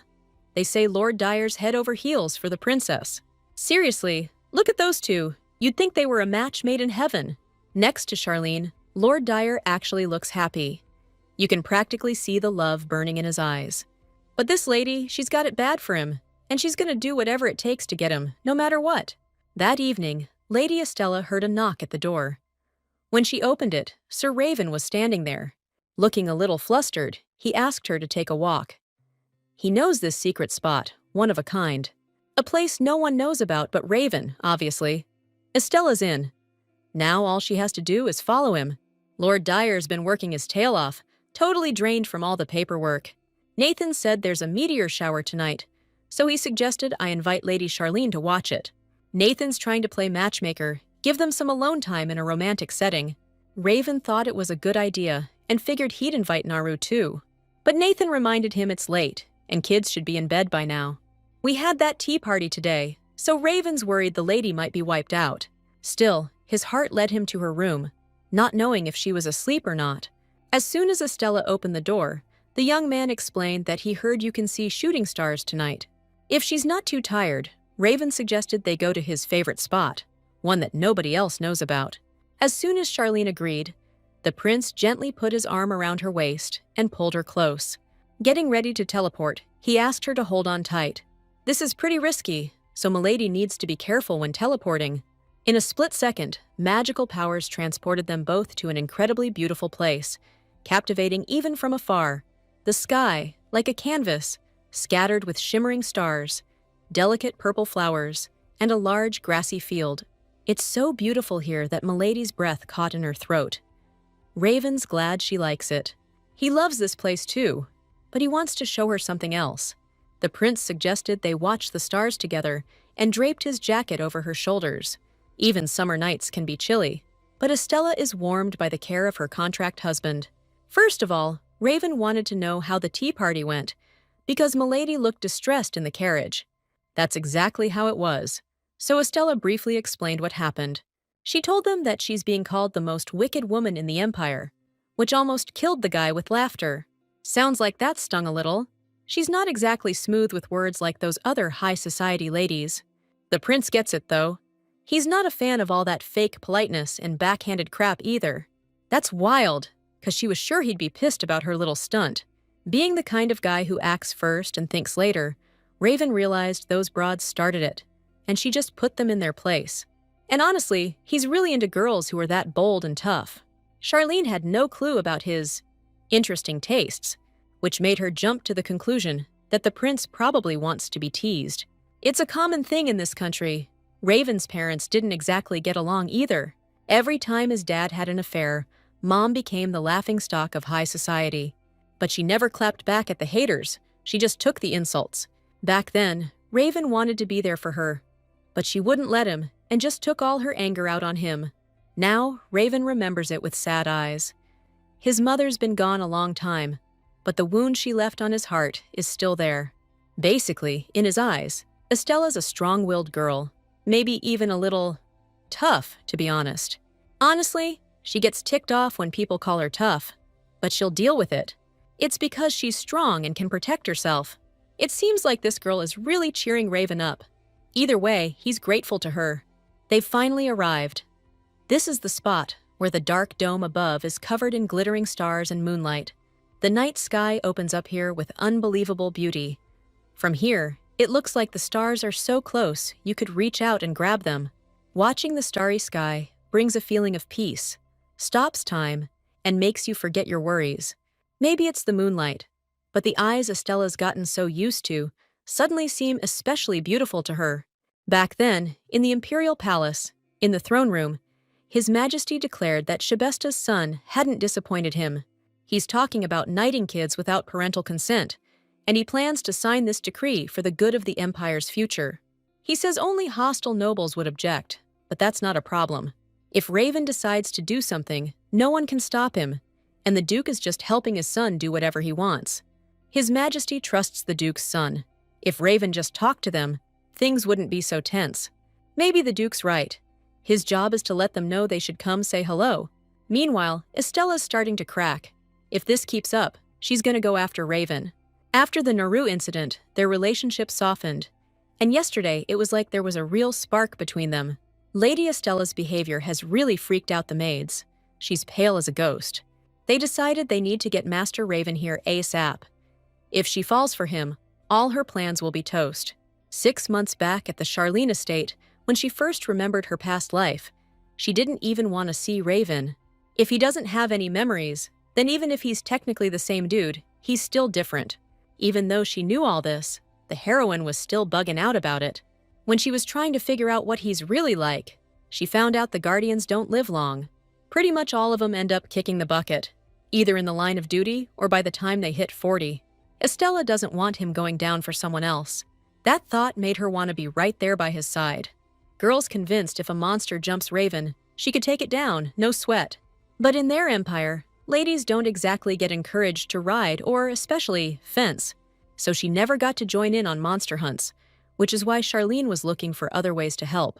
Around that time, she got word that they wanted to marry her off to Raven. His Majesty brought up an engagement with the Dier family heir, but her father, of course, refused. He was floored when he heard Estella wanted to marry him. Before, she'd rather see the whole place burn than tie the knot. However, if the guy didn't want everything going to hell, she told her dad to say she was in. She was sure Raven, who valued his teammates, wouldn't turn down her help.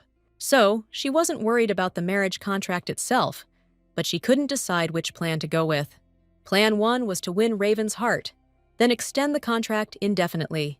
Plan 2 was to show off her power and stay in his squad as a healer, even if they split up. These plans are straight-up genius, but if anyone found out about them, she'd probably get the boot. Hearing from the maid that Estella wasn't feeling well, Raven rushed over as fast as he could. Judging by the way he looks, he came straight from practice to see how she was doing. Even though Estella said she was fine, Raven noticed a mark on her forehead and figured she'd bumped it. He decided to cast a healing spell on her. She's got this tempting treat right in front of her, and she's dying to pounce on it. She said if she loses it, it'll be his fault. That's a heavy accusation. The truth is, Charlene just wants to protect that smile. Her desire hasn't changed. In this life, she wants Raven to be happy, so her feelings don't matter. Earlier today, Kate saw the Master talking with Estella, and just based on what he saw, he dared to suggest that Raven's got a thing for her. Prince Deer replayed his words in his head late into the night. He couldn't even sleep because of it. When Kate asked that, The kids started wondering how things would have turned out if he hadn't been a guardian. A guardian has incredible, almost godlike power, and the people of the Empire revere him as a hero. But things aren't as rosy as they seem at first glance. The truth is, keeping the protective barrier up requires a sacrifice. Previous guardians, like Raven, got their branch around the age of 6, and every single one of them died at 20. That's because powerful magic was used on them. Raven couldn't tell anyone about it. The attacks were getting worse every year. It was described in a book. If that's the case, he doesn't know if he can make it another year. He can't fall for anyone. In the morning, Naru picked out a great book about the adventures of a saint and a night guardian. So Naru's into adventure novels. Estella was happy to read it to him. Suddenly, Prince Dyer showed up in the hall. Hard to believe he's already done. But it's true, they just got the official word. Raven says being a knight's apprentice is tough, but he's sure Naru can handle it. The kid, who never got any love or real support, just burst into tears because of how good it felt.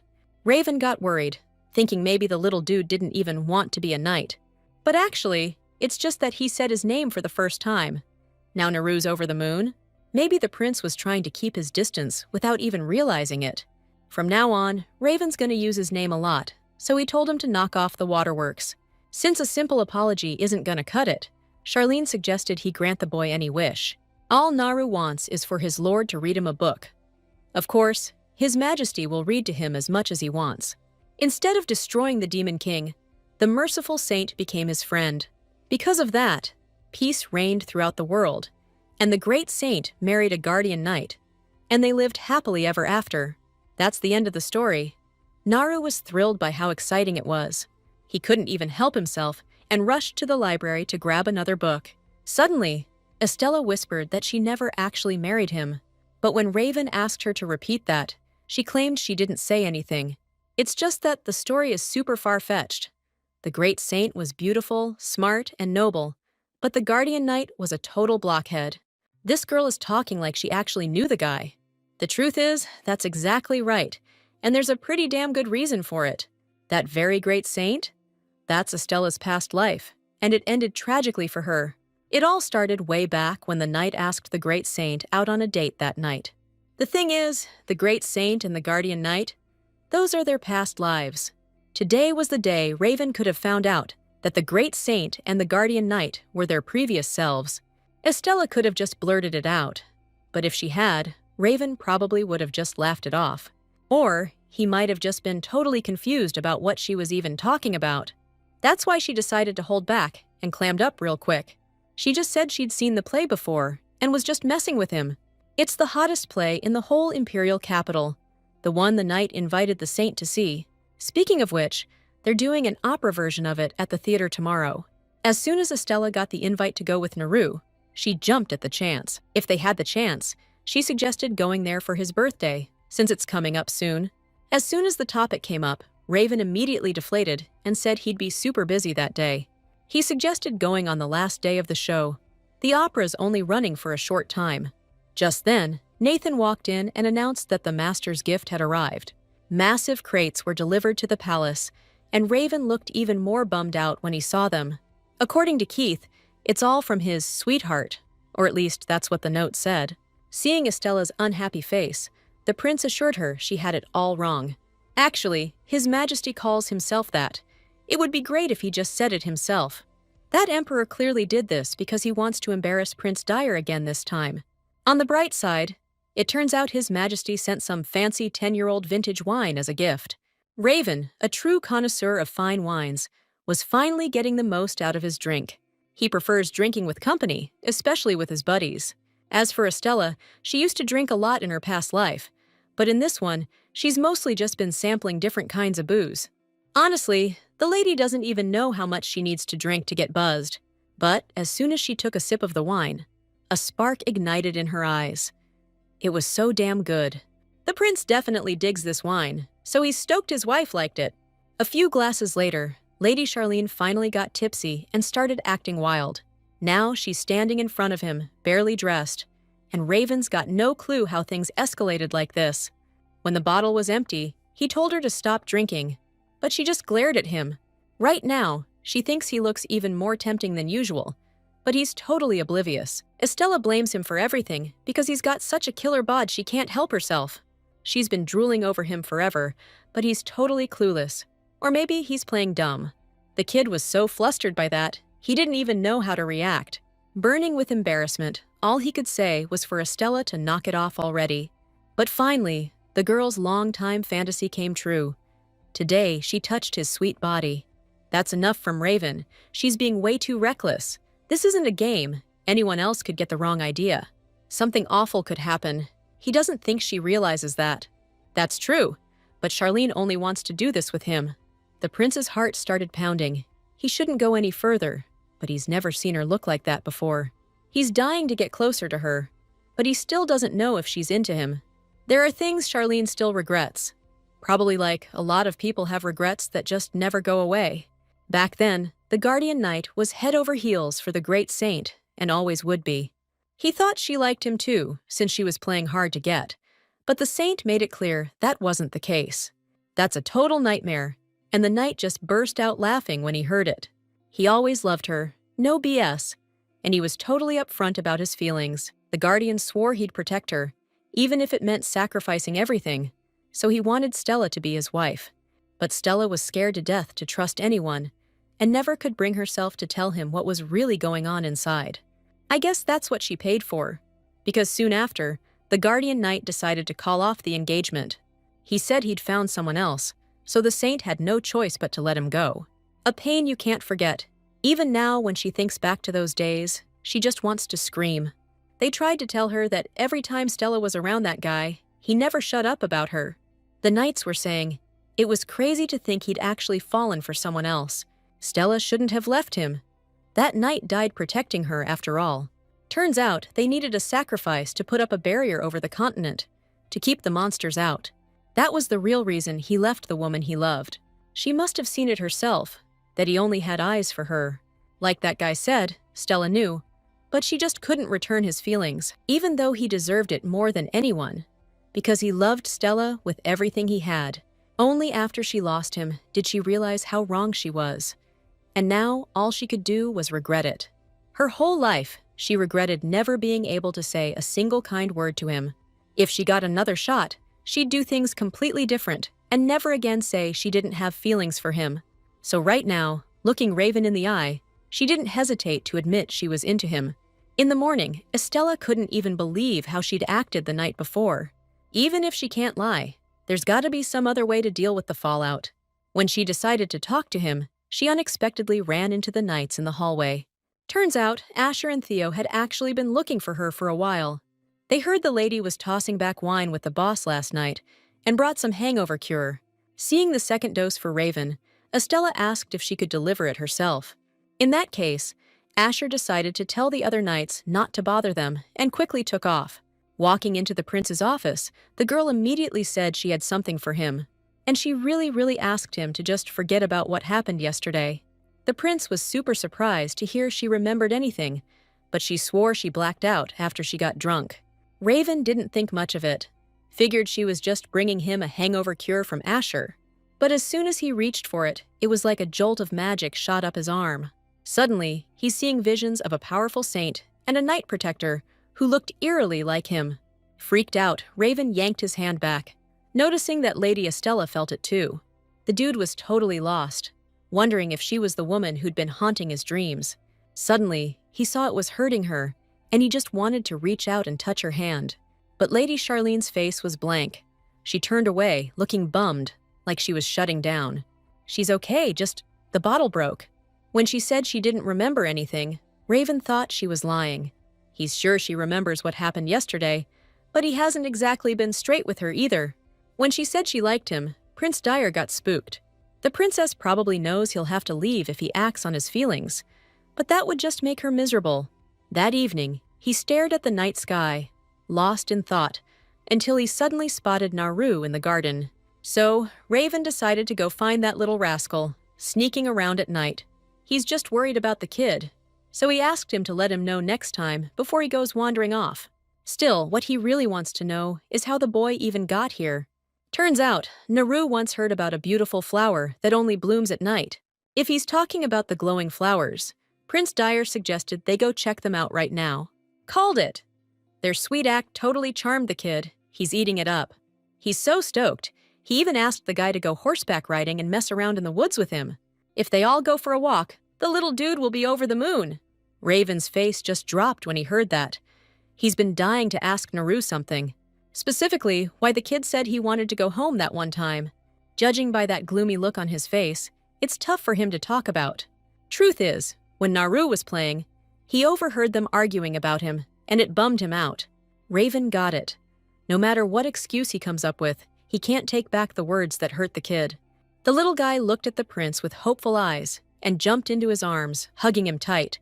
Naru doesn't know why, but Mr. Raven seems super bummed out to him.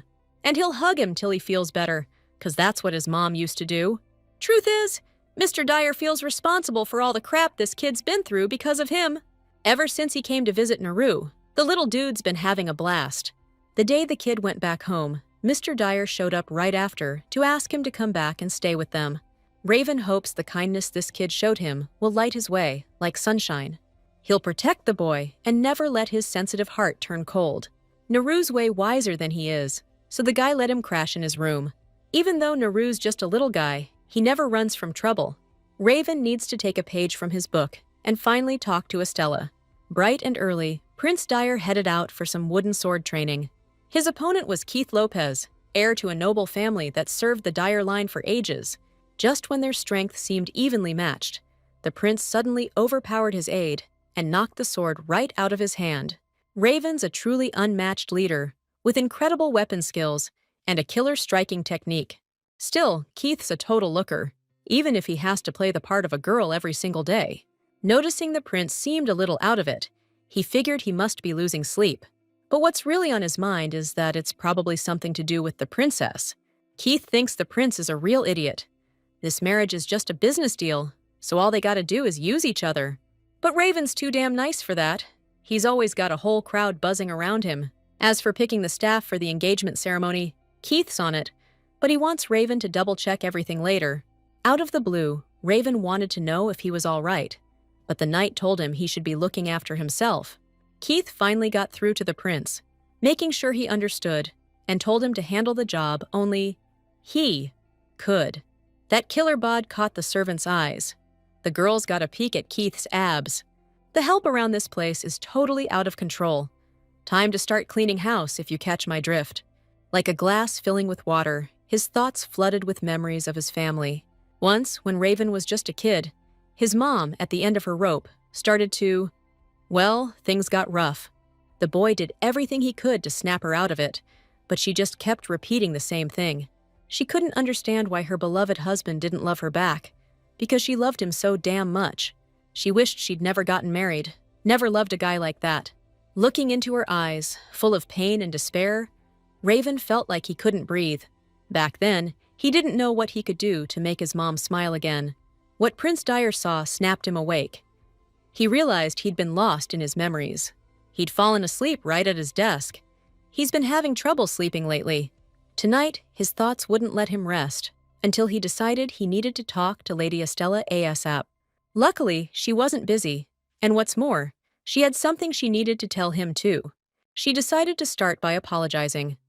When the prince asked if she remembered that day, she lied. Basically, she remembered everything, and she's sorry she deceived him. Turns out, Raven noticed, but he's grateful she's being honest about it all now. She really does have feelings for this guy, but Estella's turning him down. If she understands correctly, her feelings would be a burden for the prince. So, Estella's ready to let go of those feelings and won't ask for his love. So, first thing she did, she straight up asked the guy to break off the engagement. Right then, Raven started wondering what would happen if we fell for her. By then, their contractual agreement would be over. That's why he decided to ask one question, wanting to know why Milady decided to go to such lengths and extend their contract. He's the only one who benefits from this, yet she still made such sacrifices. After thinking for a moment, Estella said it was all because he fights for women's rights in the Empire. There are cases where a girl marries a man she chose herself and has a kid. In that case, all she can do is count down the days till she kicks the bucket. But Raven was a fierce opponent of that kind of system. After all, Everyone knows the story about how he designed the stationery for Viscountess Blau when she opened her shop. So, the prince wondered, does this mean Estella's not happy with her current life? That's exactly it. All she wants is to use her divine power to help people. But they wouldn't let her go on the expedition with everyone else, which is why she's got her eye on Sir Dyer. Even though she said she wanted to help conquer the North, nobody would listen to her. Honestly, if Raven hadn't sensed how powerful she really is, he'd be against it too. This girl wants to do some real good, not just for the prince, but for everyone. What Raven really didn't want to hear was that she wanted to join the Dyer family's knights. No matter what, she promised to be there as a healer and be able to save lives. That's why Estella chose Raven and agreed to marry him. She needed time to win him over. The only problem is, if she decides to stay with the knights after the divorce, people are gonna talk. Prince Dyer knows this all too well, and he can't let it happen. And the reason for that is simple. He wouldn't be able to protect her.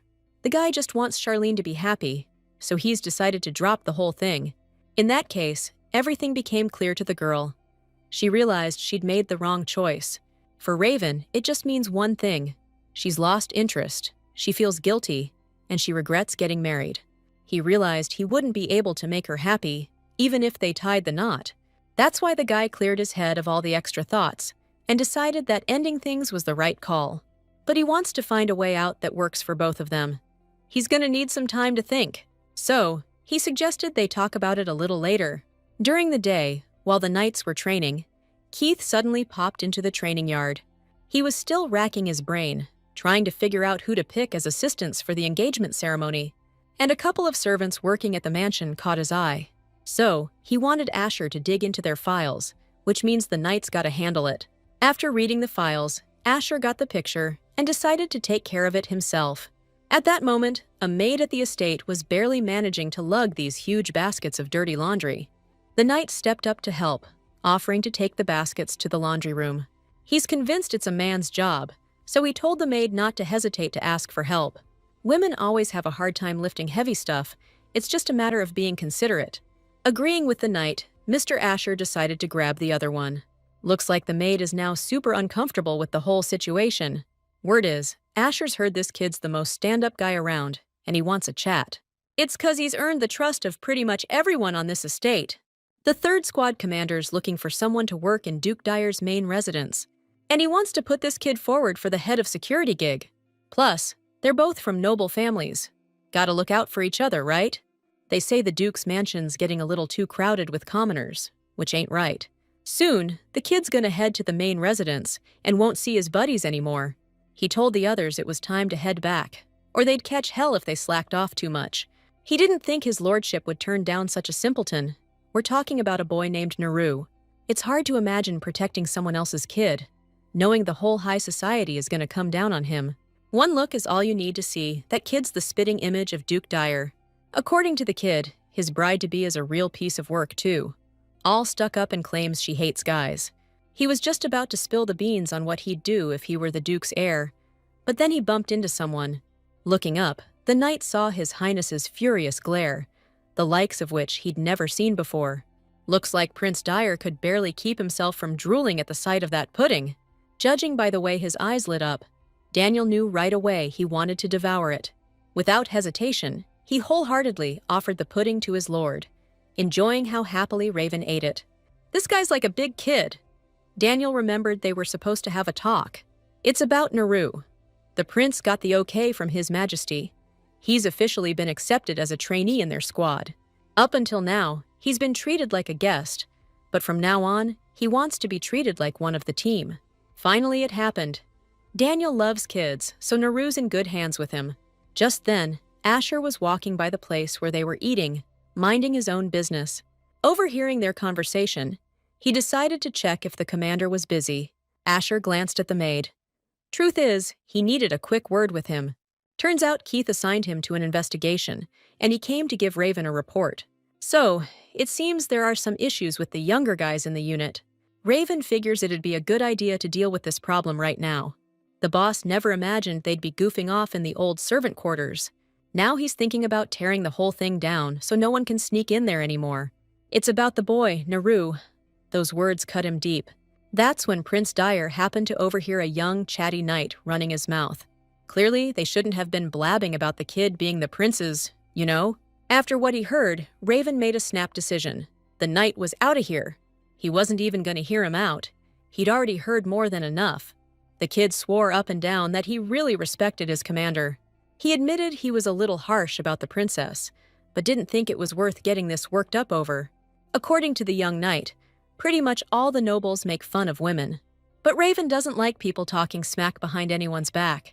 Even though he was born into a noble family, he believes people should respect each other, no matter their gender or status. But some people just can't make reasonable calls, you know? In case the kid didn't get it, His Highness decided to put it another way. First off, my wife's a human being just like me, so you better not be so flippant about your opinions of her. And from now on, the prince wants you to think real hard before you say anything, 'cause Raven's got a real temper and might accidentally, silence you permanently.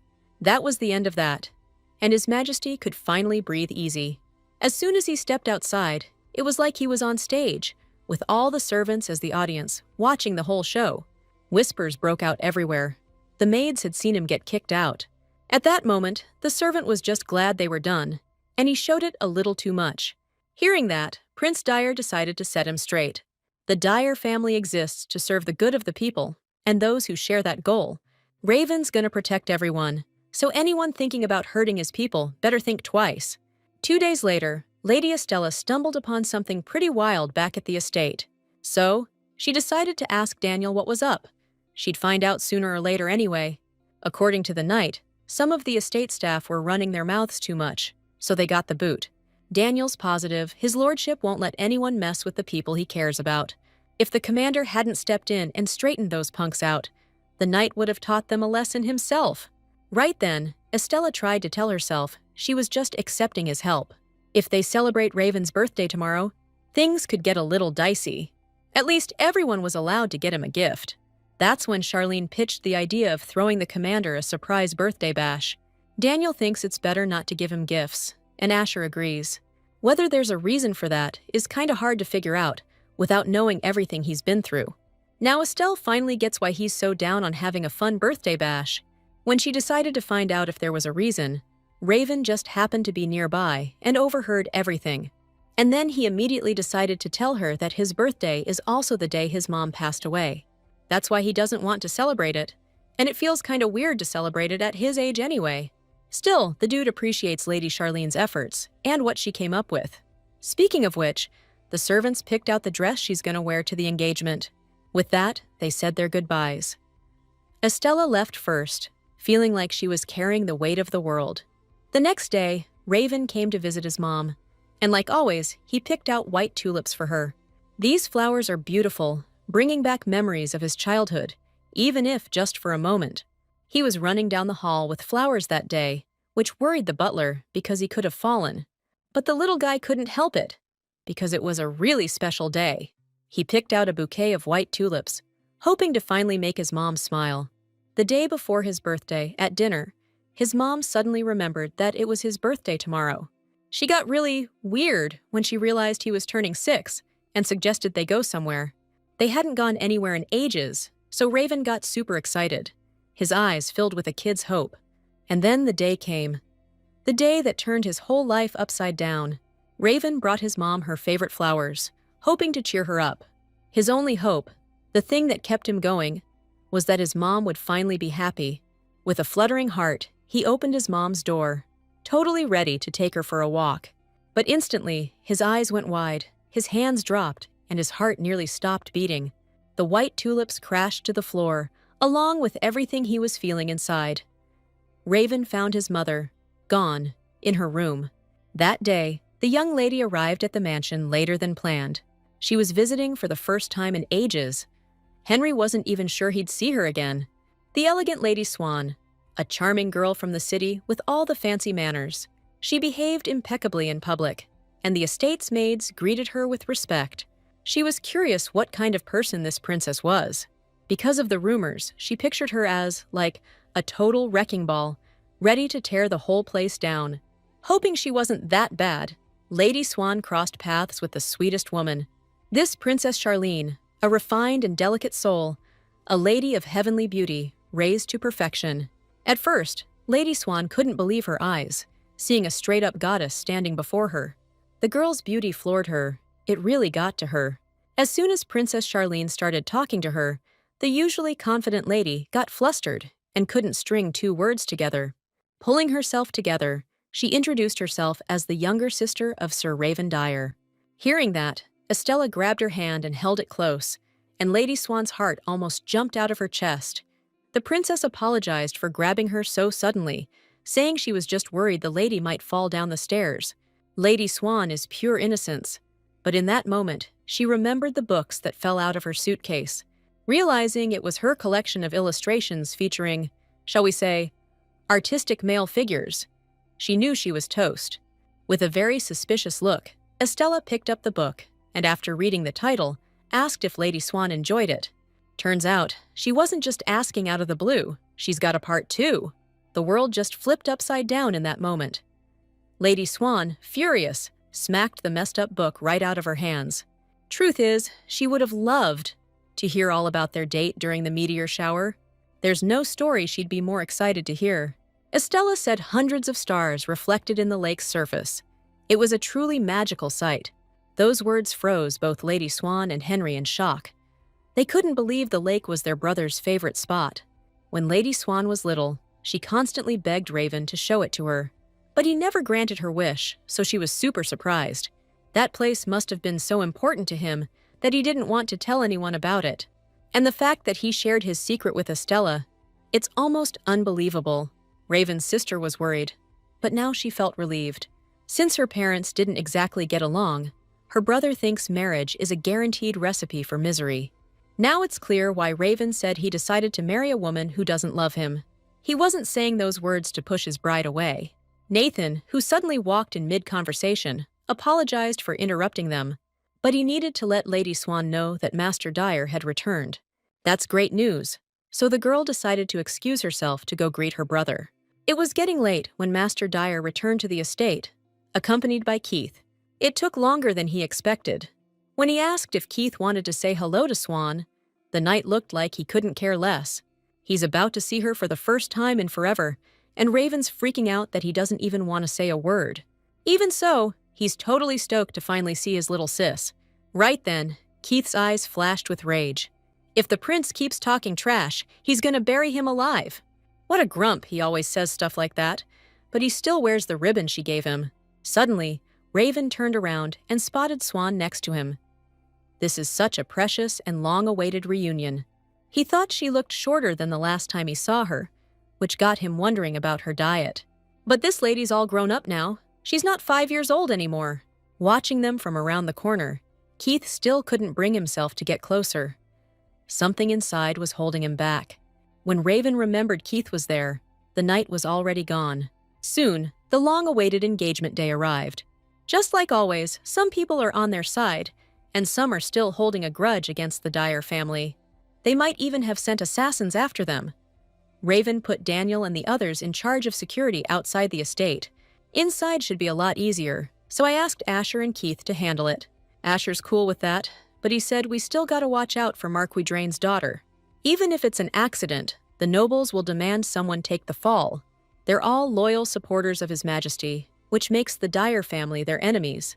It's no exaggeration to say they've been sharpening their knives ever since Marquis Drain became head of the family. The knights also need to keep a close eye on Countess Amour's daughter. Come to think of it, wasn't she the one who invited Lady Estella for tea? She's got the hots for Duke Dyer, so she probably won't miss a chance to screw up the engagement. She might be looking to mess with Estelle, so it's the knights' job to stay sharp. The Duke sent them on ahead without him. He'll catch up later with Estelle. The second he opened her bedroom door, he felt this blast of cold air and just froze, totally stunned. The First Lady, Swan, remarked that Estelle was looking absolutely stunning today. Time was running out, so she decided to call her brother ASAP. But she bumped right into him in the doorway, and he didn't say a word. His lips were pressed tight, barely holding back tears. Raven felt his heart pounding, and tears welled up in his eyes. That gorgeous dress with all the frills really shows off her figure, leaving her slender shoulders bare. Lady Estelle is breathtaking. Not knowing how long her brother had been standing there, Swan suggested he give her a compliment instead of just standing around. Something inside him just shattered.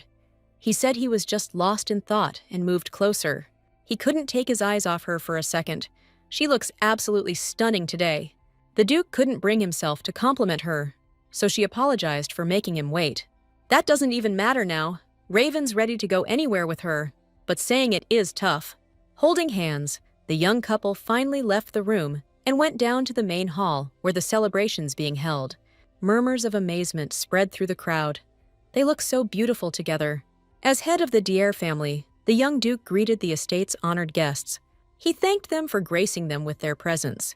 They've prepared a little concert, so Raven hopes they'll enjoy it. It's been a long time since their last meeting with her father. He's worried about Estella's well-being.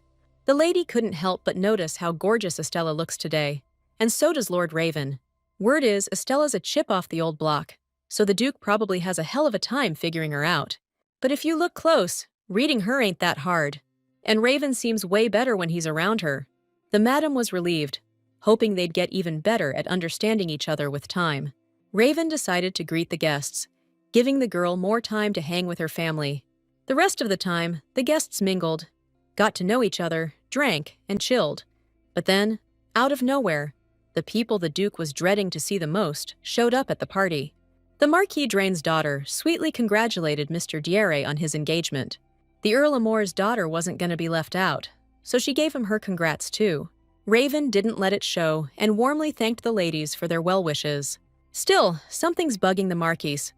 Her brother was supposed to come too, but he got sick and is super bummed. The Duke says they haven't seen each other much since graduation. We gotta get him over for dinner sometime. Just then, he caught Estella arguing with her dad out of the corner of his eye, and a bad feeling crept in. Out of the blue, Lady Swan complimented their amazing outfits and asked who made them. Looks like Raven should trust his sister. She knows what she's doing. Suddenly, Estella was getting hammered by her dad's demands. He threatened to call off her engagement. He was about to drag his daughter home right then and there. But just then, Mr. Deere walked into the room.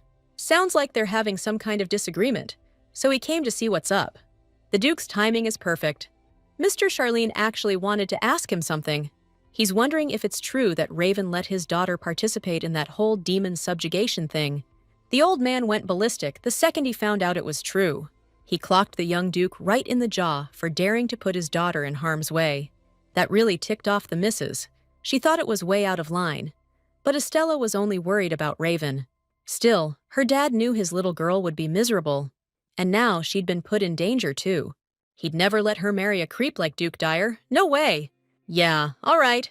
Raven admitted he'd been way too reckless. He promised to apologize and explain everything later, and asked the old man to hold off till then. Looks like they managed to postpone the showdown for now. Mr. and Mrs. Charlene took off. Honestly, Estella feels terrible about everything that's going down. But Raven thinks she's got nothing to apologize for. It's all on him. He thought about what to do for a long time, but he really didn't want their relationship to end like this. But he really dragged his feet on making a decision, putting it off until a better time to find an answer that would work for everyone. And if the Duke really doesn't want to make her miserable, then there's only one thing left to do. Just like Estella's father said, their marriage probably won't bring her happiness. The ladies at the event noticed that Duke Dyer wasn't planning on marrying her. Since that's how it is, Milady decided to aim for being his companion, especially since he isn't going to live much longer. If she's patient, she can become a widow and gain wealth and power. Hearing every word, Estella suddenly jumped up and decided to put an end to this madness. But Raven stopped her. Like he wasn't even mad that people were saying such awful things. The thing is, it's true, those girls are right. The Duke can't tell her the truth, 'cause he can't escape his fate. But he did confirm it's true that guardians tend to die young in the line of duty. Realizing he's probably not gonna make it to old age, Estella just visibly started to lose it. In moments like these, she hates herself for being born a saint. As Stella, all her questions to God were about why he chose him, why he gave him the guardian's power. 'Cause he doesn't deserve such a messed up end at all. She didn't want him to take her place, didn't ask him to protect her, but he never said a damn thing to her. Stella felt so guilty about it, she just pushed him away and left. As much as she wishes he'd said those words, Wanting that is totally selfish. No doubt about it, Stella herself doomed the guy. Still, she never stopped wondering if he fought for his life until the very end. Estella, sick of him always giving up, started pushing him to stop playing the victim and fight to survive. Every guardian's duty is to protect the Empire and its people, and Raven is destined to fulfill that duty. Even knowing he'll die, he won't back down. But this is his burden alone. He can't put that kind of weight on her. Estella doesn't even want to hear that. She wants to know what he wants. The barrier protecting the Empire is sustained by the Guardian's life force. That's why they usually don't live long, and unfortunately, there are no exceptions. Raven learned he was going to die way back during the ritual, but he figured, so be it. Thinking how lucky it was that he was chosen for this role, and not Swan. If he's the sacrifice, no one else gets hurt, but if the barrier drops, the whole country is screwed. So, the kid realized he had to suck it up for the greater good. Once the Guardian's mark showed up, the Protector's burden landed on him. Now he couldn't forget his duty. This destiny was set for him since birth. It's his path, and that's why he's got to walk it with his head held high. Still, he wasn't really sure if he should be proud of it, or if it was even okay. Truth is, like any kid, he's scared to kick the bucket. He told himself it was all good, that he had to hang in there, because everyone needed a guardian. He's got to protect the Empire, so he figured everything was all right. But the real deal is, he desperately wants to live, but that ain't gonna happen. Even if Estella feels the same way, knowing he could bite the dust any second, Raven doesn't know if she'll be happy. So the question is it worth it? 'Cause a quick taste of sweetness could turn into a real bummer real quick. The Duke doesn't want Estella to grieve for him, so they shouldn't be together. Furious, she grabbed him by the collar, realizing he'd decided to make her miserable now instead of later. She declared she didn't need his protection anymore and wouldn't blame him for the choice he'd made. Even if Raven doesn't have much time left, she wants to spend it with him because she loves him. She has the right to decide what to do, so she asked him not to rush into things and to listen to her advice. Her happiness is being with him, so she's begging him not to leave. Seeing the tears in her eyes, Raven finally snapped and gave in to his feelings, pulling her close. In the end, Lady Charlene completely humiliated herself. It was the first time she'd not only broken down in tears in front of someone, but also let her emotions get the better of her. Suddenly, Mr. Raven gently touched her cheek, noticing her eyes were red. She said it was all because he made her cry, and asked him to take responsibility for it. But then something crazy happened.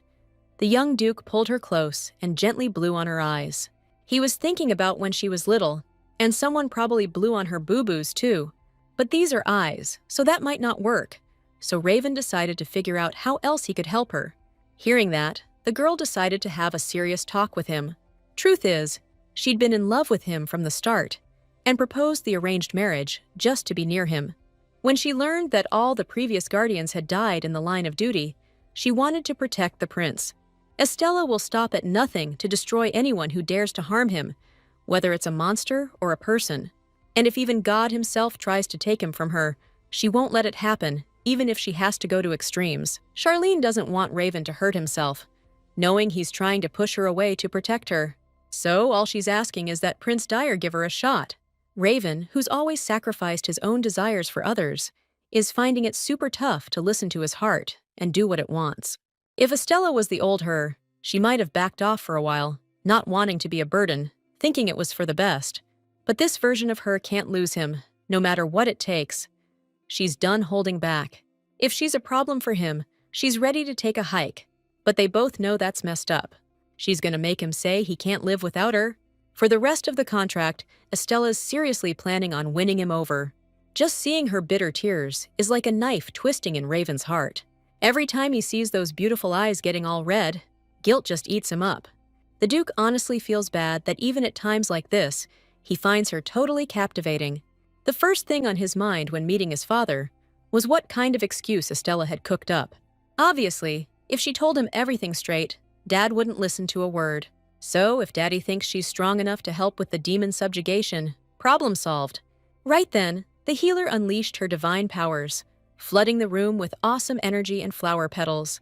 Divine light poured from the window, washing over the whole area, making people believe. Her father doesn't even know when her power got this strong. It all happened about a year ago. There's no one on the continent who's mastered divine purification better than Estella. But now, someone she cares about is facing serious danger. So, if she can protect him, the question is it right to do nothing, worrying about what other people will say? Just hearing that was enough to finally convince her father that she was right. If the girl really has the power, her father gave her the green light to use it. It's weird Lady Charlene convinced him so easily. She's sure there's a catch somewhere. Still, this means she got her father's okay. Right in the middle of their chat, Raven walked in, immediately saying how sorry he was. He barely started to explain when His Excellency announced Estella had already told him everything. He figures he should be grateful to Raven above all else, remembering the Naru incident. Plus, the old man saw how strong his daughter is, so he has no reason to object to their marriage anymore. But he wants to be sure the Duke has real feelings for his daughter, so he demanded proof. His Highness told the kid to kiss her if he actually cares about her. Looks like Raven can't bring himself to do something so out there, kissing a girl in front of her dad. He'd rather do this differently, but to show he's dead serious, he's gotta man up. In that awkward second, they both turned, and the kiss just kinda happened. Raven panicked and pulled away, but Estella, all fired up, yanked him right back in for another. Tasting her soft lips, the young prince was shaking with excitement. This girl was setting his soul on fire. Finally, Estella stopped, even though she looked like she could have kissed him forever. The Duke's face had never been so red and flustered. He was barely holding it together. He could still taste her lips, and just thinking about what happened sent shivers down his spine. Thinking that was enough, Estella noticed her dad was super uncomfortable. The truth is, his darling daughter's actions were making him absolutely see red. Soon, His Excellency decided to leave, and his daughter saw him off. Word is, once the restricted zone is clear, Estella's brother's gonna be coming to the capital to see her. That's her twin brother, Harry Charlene, the one Estella wants nothing to do with. Since Harry's her younger bro, Dad asked her not to be such a hard ass. Besides, he and Mom are planning on sticking around the capital for a bit too. Before leaving, he invited his little girl to come visit, then took off safe and sound. An hour earlier, Estella got her dad's okay after a little explaining. When she asked him why, he said it was 'cause he dumped all the responsibility for Naru on Duke Dare. Turns out, he owes him one now, 'cause in their circle, spanking a kid ain't considered abuse. To them, it's just a way to teach a kid discipline, so there was no way to protect Naru without Raven's help. He had to move fast, but he got what he wanted without wasting time on a bunch of yap. The nobles flipped out, probably because Estella asked them to. Looks like Raven didn't tell her how much heat he caught for what he did. Instead of dwelling on the past, Dad figured he'd be better off understanding how Dyer operates, so he can help him out. He's talking about their style, like the Charlene family, they're all about brute force. But the Dyer family plays it cool. They prefer to crush their haters mentally. Plus, they're the only ones who can get through the protective barrier over the continent. It's not just the family name. Raven Dyer himself is a power symbol. He's super careful about keeping his reputation clean. People practically worship him because of it. He's got fans all over, not just with the fancy folks, but with the regular Joes too. He's probably bending over backwards to make sure his family's respected, even after he's gone.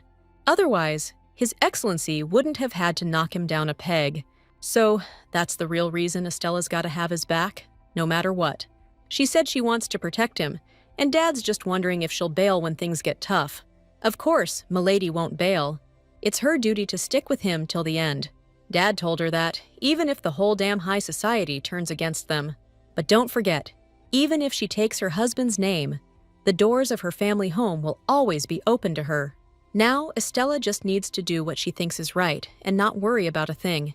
Since she decided to protect Raven, she realized she needs to get stronger.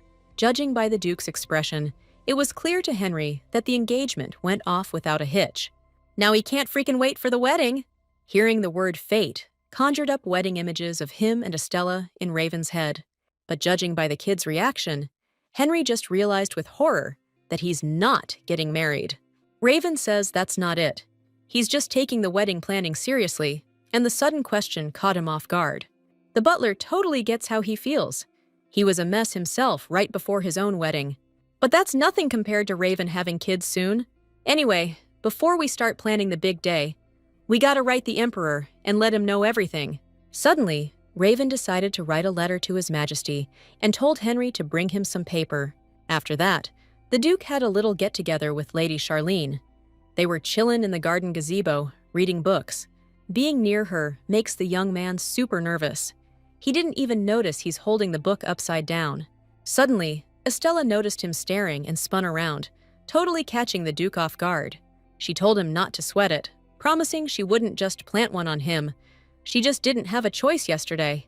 Looks like Raven's the only one feeling awkward. But Lady Charlene's used to this kind of thing, or so he claims. His words got Estella thinking he might actually be jealous. So she decided to ask if he was talking about the kiss, and the question totally made him blush. He was visibly flustered. The way he reacts is so cute, it makes her want to kiss him again.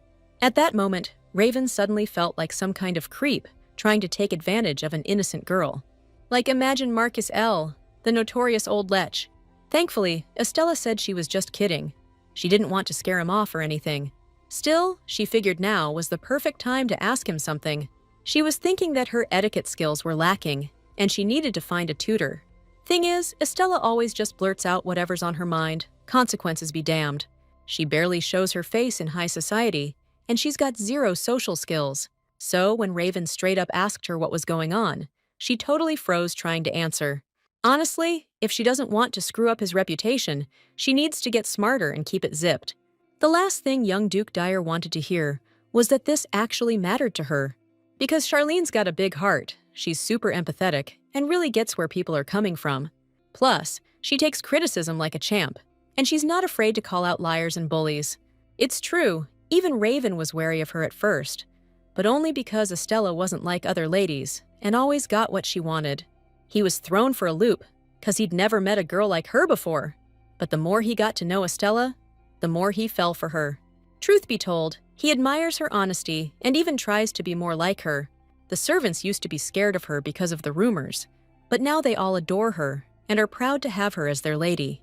That's how Estella touched their hearts. She changed them all. So, she can't forget how awesome she is right now. Raven thinks it wouldn't hurt to get the lay of the land and find out what the high society crowd is buzzing about.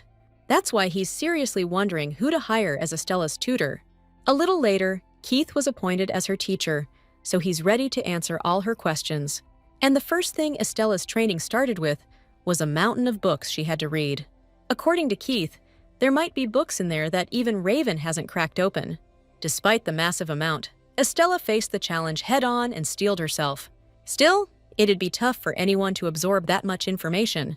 So, this noble dude suggested the girl start with something simple, like Courtly Manners 101. He had to move fast, but he got what he wanted without wasting time on BS. With that, the professor dipped back to his office, telling her to hit him up if she needed anything. While Estella was learning the ropes about the aristos, Raven wasn't exactly slacking either. He cracked open a Dating for Dummies guide. How to build a relationship and guarantee success. On a date, you gotta pay close attention to your girl, shower her with compliments. Maybe don't call her a massive ape, lesson learned the hard way. Secondly, when a lady asks you out, gotta play it cool and confident. Only a clueless rookie would freak if a girl holds his hand. Yeah, been there. Looks like Raven's gotta rethink some things. This book's a trip, no doubt, but you gotta take everything in it with a grain of salt, you know? The kid figured every dude on the planet was reading stuff like this. He never thought he'd be the one stressing about it, though. Knowing his time was short, the prince was determined to do whatever it took to protect the people he cared about. He was only thinking about what would happen after he was gone, so it's hard for him to just switch gears now. The feelings Raven's having right now feel like a real treat. He wants to reach out to Estelle. He's craving her attention and wants to be with her, wants to see her smile forever. And even now, he's studying this textbook and can't think about anything but her. Too bad he's not going to get to enjoy this happiness for very long. Not long after, Raven popped in to see his sister, holding a book in his hands. This is the guide that'll make all the ladies fall head over heels for him. They finally decided to talk. The guy came on business, but it's a pretty sensitive subject. Hearing that, Lady Swan seriously wondered if he was really her brother. Raven said his buddy wants to plan a romantic night for his girl. His sister obviously knows he doesn't need to pretend he's talking about someone else. Thing is, he messed up on their first date, and now he wants to make things right. The young Duke came to find out what his friend should do now, and if this book can even help him. Honestly, Swan has no idea and doesn't know where he even got this shady book. She agrees that you can find a lot of good advice in books, but definitely not in this one. According to Swan, Estella doesn't like fancy stuff. She likes the simple things. She's one of those people who appreciates the little things. Sure, that means we can't slack off, but we can't totally chill either. But if Raven's got a surprise cooked up for her, no matter what it is, Estella's gonna be over the moon. Truth be told, Swan was worried before she got here that her brother was rushing into marriage because of her. She knew about Henry and what their dad had ordered him to do. But turns out, all her worries were for nothing. Obviously, the girl was thrown for a loop when she heard about it, 'cause her dad loves Raven, so she knew right away it was a load of bull. Then, Raven wanted to know if she knew about the rule that if there are siblings, the guardian doesn't have to get married. Way back when, right after the first guardian died, some seriously messed up stuff went down. Long story short, his wife and kids were snatched by the enemy, and then, well, they were taken care of. And what's worse, that kind of thing kept happening, so the Emperor laid down the law. Maybe I should talk to His Majesty and get his permission to start a family. That's why Raven decided to marry Estelle, and now he's super stoked he met her. Swan's pumped that the day's coming when he's finally gonna get some action. The next day, everything kicked off at His Majesty's palace. The Emperor didn't believe it at first. When he heard Duke d'Ere was planning to cross him, Raven visited him today to show his gratitude. He's really grateful to His Majesty for the care and generosity shown to him and his guests at the banquet. Still, if the young duke's happy, that's good enough for the Emperor.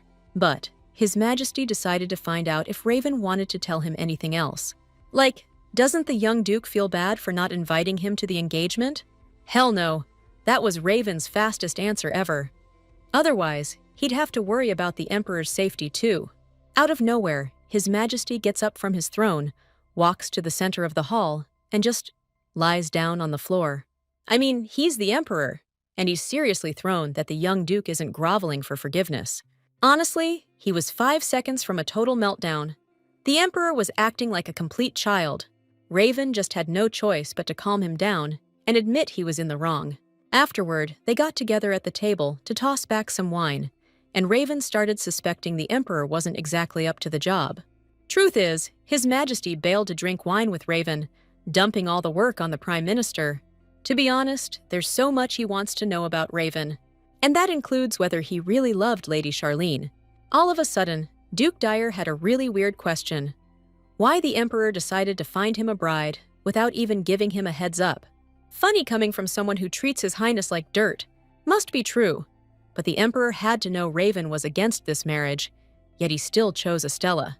Truth be told, he was originally planning to marry the prince off to Marquise Dreen's daughter. His daughter's Lady Angelica, and her father's got a real bone to pick with Raven. If the Marquis's daughter became his wife, he couldn't be so openly hostile anymore. Plus, it'd smooth things over between the southern aristocrats and the court nobility. Politically, it's the smarter move. There's gotta be a damn good reason His Majesty picked Lady Estella then. Exactly 1 year ago, there was a banquet for the national holiday. Raven usually skips those things, but he actually showed up this time. The Emperor was gonna bring it up later, but for now, he decided to have a little drink. That day, Lady Charlene caught his eye as she rushed out of the banquet. Concerned about her condition, the Emperor noticed her leave and ordered a knight to be sent to her by a courtier. He doesn't think Lady Estella had any special feelings for Raven back then. However, after a while, he found out she was secretly keeping tabs on him. And that's when His Majesty realized love had blossomed in her heart. He figured if two powerful families were joined, no other aristocrats would dare oppose them. But honestly, he just wanted to mess with Raven a little. But none of that matters now, since the Duke's finally found someone he loves and can enjoy the joys of married life. And then rub his son's face in that old man's face. But I guess it's still a little early for that. Sometimes the Emperor thinks Raven's about ready to kick the bucket. The chronicles say all the previous guardians bit the dust while on duty. And now His Majesty's just itching to know if there's anything he's missing. All the causes of death listed in the book are way too vague. The only people who know they're being sacrificed to keep the shield up can't even read these records. If anyone could spill the beans, they'd already be trying to dodge their fate. But since there's no way to get intel from them, Raven's got to keep digging solo. He's just saying fighting monsters is a risky gig, so he figures he should play it extra safe. The Emperor suddenly remembered his little brother and asked if the Duke had seen Rudy at the celebration. Raven's next morning at the palace started off great. He tucked into his food with gusto. Meanwhile, the Emperor is nursing one killer hangover this morning.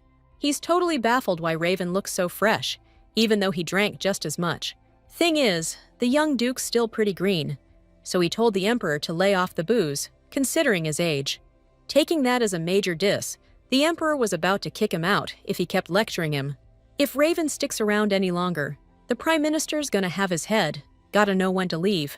But before dipping, he suddenly decided to tell the Emperor he's heading to the temple soon. This ain't just a wedding, it's a power play between two noble houses, so we gotta throw a huge bash. The kid can't decide what the wedding should be like all by himself. He needs to talk it over with Estella first. Prep's gonna take at least 6 months, but the young couple should get a move on. And with that, their chat's over. Raven decided to head back, relieved. Suddenly, in the hallway, he saw the captain of the Imperial Knights, Rudia. They went to the academy together. This is a pleasant surprise. Last time we saw each other was at graduation. Rudy noticed how much Raven had aged, even though he's only 2 years older. Turns out, Prince Dyer met with his brother, sorted everything out, and is heading home. In that case, Rudy decided to escort him to the carriage, calling him Sir in a way that raised an eyebrow. The thing is, we're not in the academy anymore. We gotta act like we have some manners. Things are going great for Rudy. He followed Raven's advice, didn't back down from anyone, and before he knew it, he was a squad leader. The young Duke doesn't recall saying anything like that, but the commander's sure he did. When Raven was 18, Rudy asked him, as the older guy, for some advice about the future. That's when the guy told him to never agree with anyone. Just dig your heels in until they leave you alone. Thinking about it, Dyer totally could have said something like that. Just then, a voice echoed from afar, and the young lady Charlene lit up when she saw Raven. His heart pounded at the mere thought that she'd been waiting for him here all this time. Truth is, she'd just arrived and was planning to hit the palace library, but decided to see him first. The moment they agreed to take a walk, Rudy's mood and expression did a complete 180. The squad commander bowed and asked if she remembered him, but Estella was drawing a blank. Turns out, a year ago, during the National Founding Celebration banquet, the princess healed his injury. Now Estella remembered. Back then, he was just a regular knight, and he and Raven used to be classmates, so Rudy was stoked to see him. Raven wasn't planning on leaving the capital anytime soon, so he invited his old classmate to visit. Once they got back, he decided to change and asked the lady to wait for him in the garden. Estella was just settling in with a book when a maid rushed up to her, looking totally freaked. Turns out, she had some urgent news to deliver. Then, out of nowhere, a bunch of other court members showed up too, all with something to say. In front of their mistress, the entire palace staff dropped to their knees, begging her not to leave them. They swore they'd follow her to the ends of the earth, that they'd be with her until their dying breath. Seeing the princess's confused face, they immediately apologized for getting a little carried away. The thing is, some knights were mouthing off about Estella and Lord Naru, and they got the boot for it. Lord Raven took the opportunity to clean house and get rid of all the gossips and slanderers in one fell swoop. Lots of servants lost their jobs, and some young dude got canned for spreading rumors too. He'd resigned himself to not even getting a reference when a miracle happened. Lady Charlene talked Mr. Dyer into giving them another shot, and then Henry reached out. If it weren't for the missus, that kid wouldn't be working anyplace decent. And that's why the staff are super grateful the princess is giving them a chance to make amends and atone for their awful behavior. Estella doesn't remember any of this. She's sure Raven's behind it, and now she needs to say something. Agreeing with every word, she said she was counting on them. Just then, Raven walked by, and from just one look, he knew she wanted to talk. Honestly, he was gonna fire them at first, but then he figured showing some mercy was the better play. If he'd just canned those servants, nothing would have changed. They'd just be even more toxic. According to Raven, from now on, they'll worship his bride and tell everyone how great she is, and set an example for others while they're at it. This dude's a master strategist, but still, Lady Estella's really grateful he's looking out for her. The kid's sure he mentioned it when she first visited the estate. Even though this is a marriage of convenience, Raven can't help but worry about her. Plus, he wants his family to be the happiest ever, but the girl who becomes his wife is gonna have a rough time. Like a total maniac, Estella suddenly grabbed his hand and proposed they get hitched right now. Since they haven't prepped anything, Raven suggested doing it tomorrow. But the girl wants to do it now or never. Looks like she's dead set on it. For a split second, she doubted that Raven would go through with marrying her, only fearing a fate worse than death at the hands of the Empire's most assertive woman. The Duke had to agree to check if the letter from the church arrived. Soon, the great news came. The church gave its blessing to their union. It's all settled. Estella won't forgive Raven if he bolts tomorrow. The next morning, Estella came into his room with the sunrise, hoping he was already awake. There are two things that make Raven's life a living hell. That's love and waking up early. And since he couldn't escape love, he wasn't about to wake up early today. His cute face was buried in the pillow. Never before had she wanted to stare at someone sleeping so badly. She gently touched his warm body and asked him to wake up. Raven's such a sleepyhead, but she came to get him up. Still half asleep, the guy asked her to come lie down with him. Looks like it's his best morning ever. Estella couldn't refuse him, so she lay down stiffly next to his bare torso. Before she knew it, she was already in his bed. While Lady Charlene was trying to deal with her embarrassment, she glanced at Raven and saw that he'd already fallen back asleep. Snuggled against his chest, she felt a nice warmth, felt safe and protected. And when the guy opened his eyes again, he found her already sound asleep. He wasn't expecting to be in the same bed as Milady. It was a first for him. He was barely starting to process what was going on when Estella opened her eyes and said he was the one who invited her. He told Estella to lie down next to him. She felt awkward, but she didn't argue. According to her, that's basically what he said, but he didn't pressure her or anything. They're running a little late, but they still have time, so she suggested grabbing some breakfast before they head out. Soon, they were finally ready, but Raven's condition became kind of suspiciously weird. Noticing that he was seriously bummed about something, Estella told him to stop feeling guilty. They made a mutually beneficial deal, but things had changed since then. Truth is, Lady Charlene doesn't regret a thing. She's happy being with the prince, and until their contract's up, she's gonna keep trying to win his heart. As they entered, a man in white robes greeted them warmly. Estella apologized for rushing and thanked the priest for agreeing to see them today. These kids are here for a blessing, and Raven's really happy to see you, Father. All right then, time to take them to the prayer room. According to the Empire's laws, nobles can have a wedding ceremony, but they need to get a blessing from the goddess Sharita. It's just a couple of steps. Read the prayer, get the divine blessing.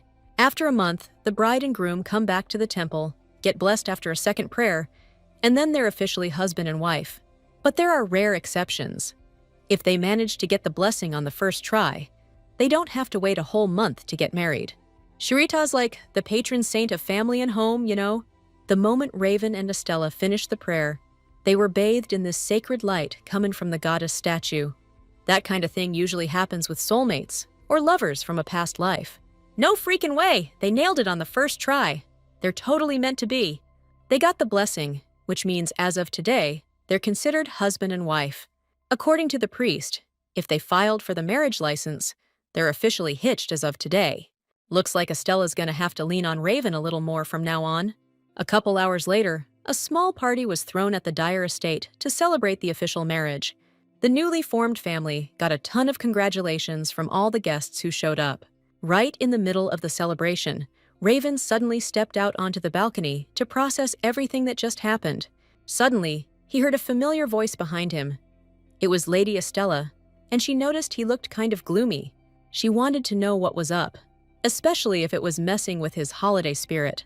Truth was, the guy hadn't expected them to get the go-ahead so fast, and he was totally unprepared. He hadn't had a chance to do anything special for his bride-to-be, and judging by the look on his face, it was really eating him up. But Estella didn't need any of that stuff. She just wanted to hang out with her man, that's all. Still, Raven wanted to treat the girl he liked with more care. A lot of nobles throw their weddings on the day of second prayer. It's a ceremony where you make a solemn vow.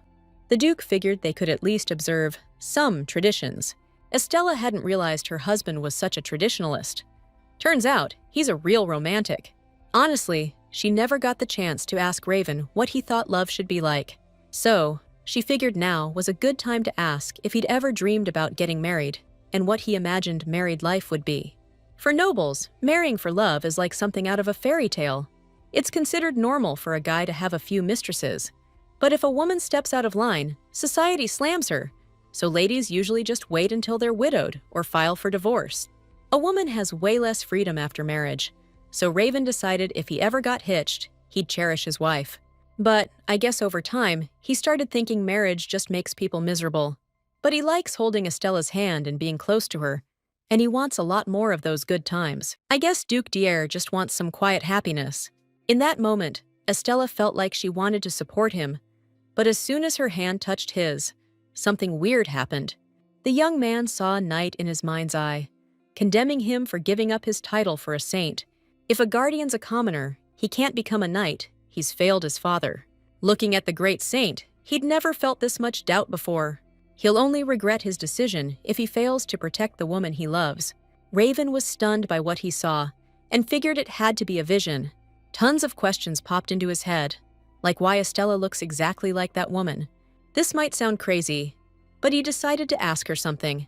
But suddenly, her face changed. She got super pissed, and her smile vanished. It seemed to her that the Duke had been touching her hands a lot lately.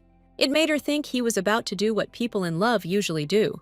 Spotting Nar, a totally shocked Raven immediately called him over for help. All those sorries she tried to throw out tonight didn't work. The boss told her to shut it. He wasn't hearing any of it.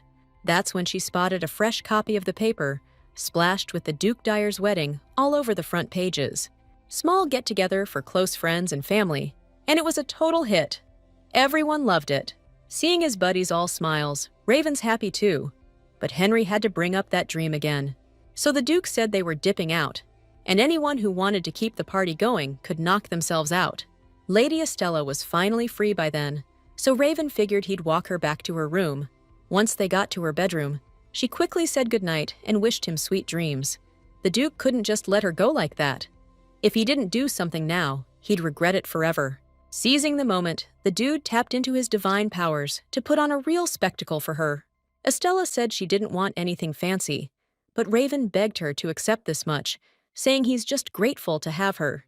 Her eyes lit up like emeralds when she saw them, and she took the bouquet of gorgeous roses with a real flutter in her chest. Those shimmering, magic-made blue flowers are seriously mesmerizing. They're like something out of a dream. Still, the prince apologized that he could only bring flowers. He's planning something bigger for later. Lady Charlene said she couldn't wait, and that was how their meeting quietly ended. Just the soft scent of the enchanted flowers lingered, making her heart remember everything that just happened. It's one of those moments where everything feels different, where your soul fills with this warm, fuzzy feeling you can't explain. The young Duchess is over the moon to be his wife, and the Duke is just as thrilled that they're finally husband and wife. Lovers from a past life, heirs to great ducal families, tied the knot. Duke Dier and Duchess Charlene are officially married. The couple got their blessing right away, and the news is spreading like wildfire across the whole empire. Can you believe that rude, uncultured chick? It's outrageous she hasn't been stripped of her Duchess title. Even though the Earl's daughter was at the engagement party, she couldn't manage to seduce Raven Dyer. The boss couldn't do a damn thing about it, so now he wants an explanation. What gives? The second she apologized, he just hauled off and smacked her right across the face. The Earl thought she might be useful, so he gave her an education. Even if she can't become his legal wife, she has to get him, no matter what it takes. Earl Amore is convinced that's the only way she can make amends for what she did. She can't go against her father's influence. She's forced to agree, like it or not. Only after leaving her father's office did she let her emotions out, tears of despair streaming down her cheeks. 3 years ago, there was a tea party for the sons and daughters of nobles who had come of age. Then, Lady Charlene showed up at the tea party, totally outshining everyone with her beauty and grace. She's all anyone's talking about. When the Earl's daughter first saw her, she was blown away by how gorgeous this girl was. She decided to invite Lady Charlene over to their table, but the other ladies figured it'd be a long shot. Rumor had it Lady Charlene wasn't exactly looking to make friends. Word was, she had a bit of an edge. Turns out, she lives up north, but recently moved to the capital, probably just to attend this thing. Figuring it must get lonely being by yourself all the time, the Earl's daughter decided to give inviting her a shot anyway. When she met the Duchess, she was super happy and apologized for bothering her. The girl introduced herself as Grace, the Earl of Amour's daughter. He runs a trading company in the capital. But the whole time, Lady Charlene didn't say a word, just kept giving this weird girl nasty glances. Naive Grace politely offered the Duchess some tea and suggested they do some needlepoint together. Figures, Lady Charlene thought it was BS, so she turned it down. But Grace looked like she hadn't heard right. So the Duchess doubled down, saying she wasn't interested in that kind of nonsense. She's sick of everyone telling her to act like a lady and do whatever it takes to please some guy. And now this girl wants her to take up needlepoint for it? Lady Charlene was saying some pretty harsh stuff, 'cause she was so ticked off. If she kept living like that, she'd never find any real happiness.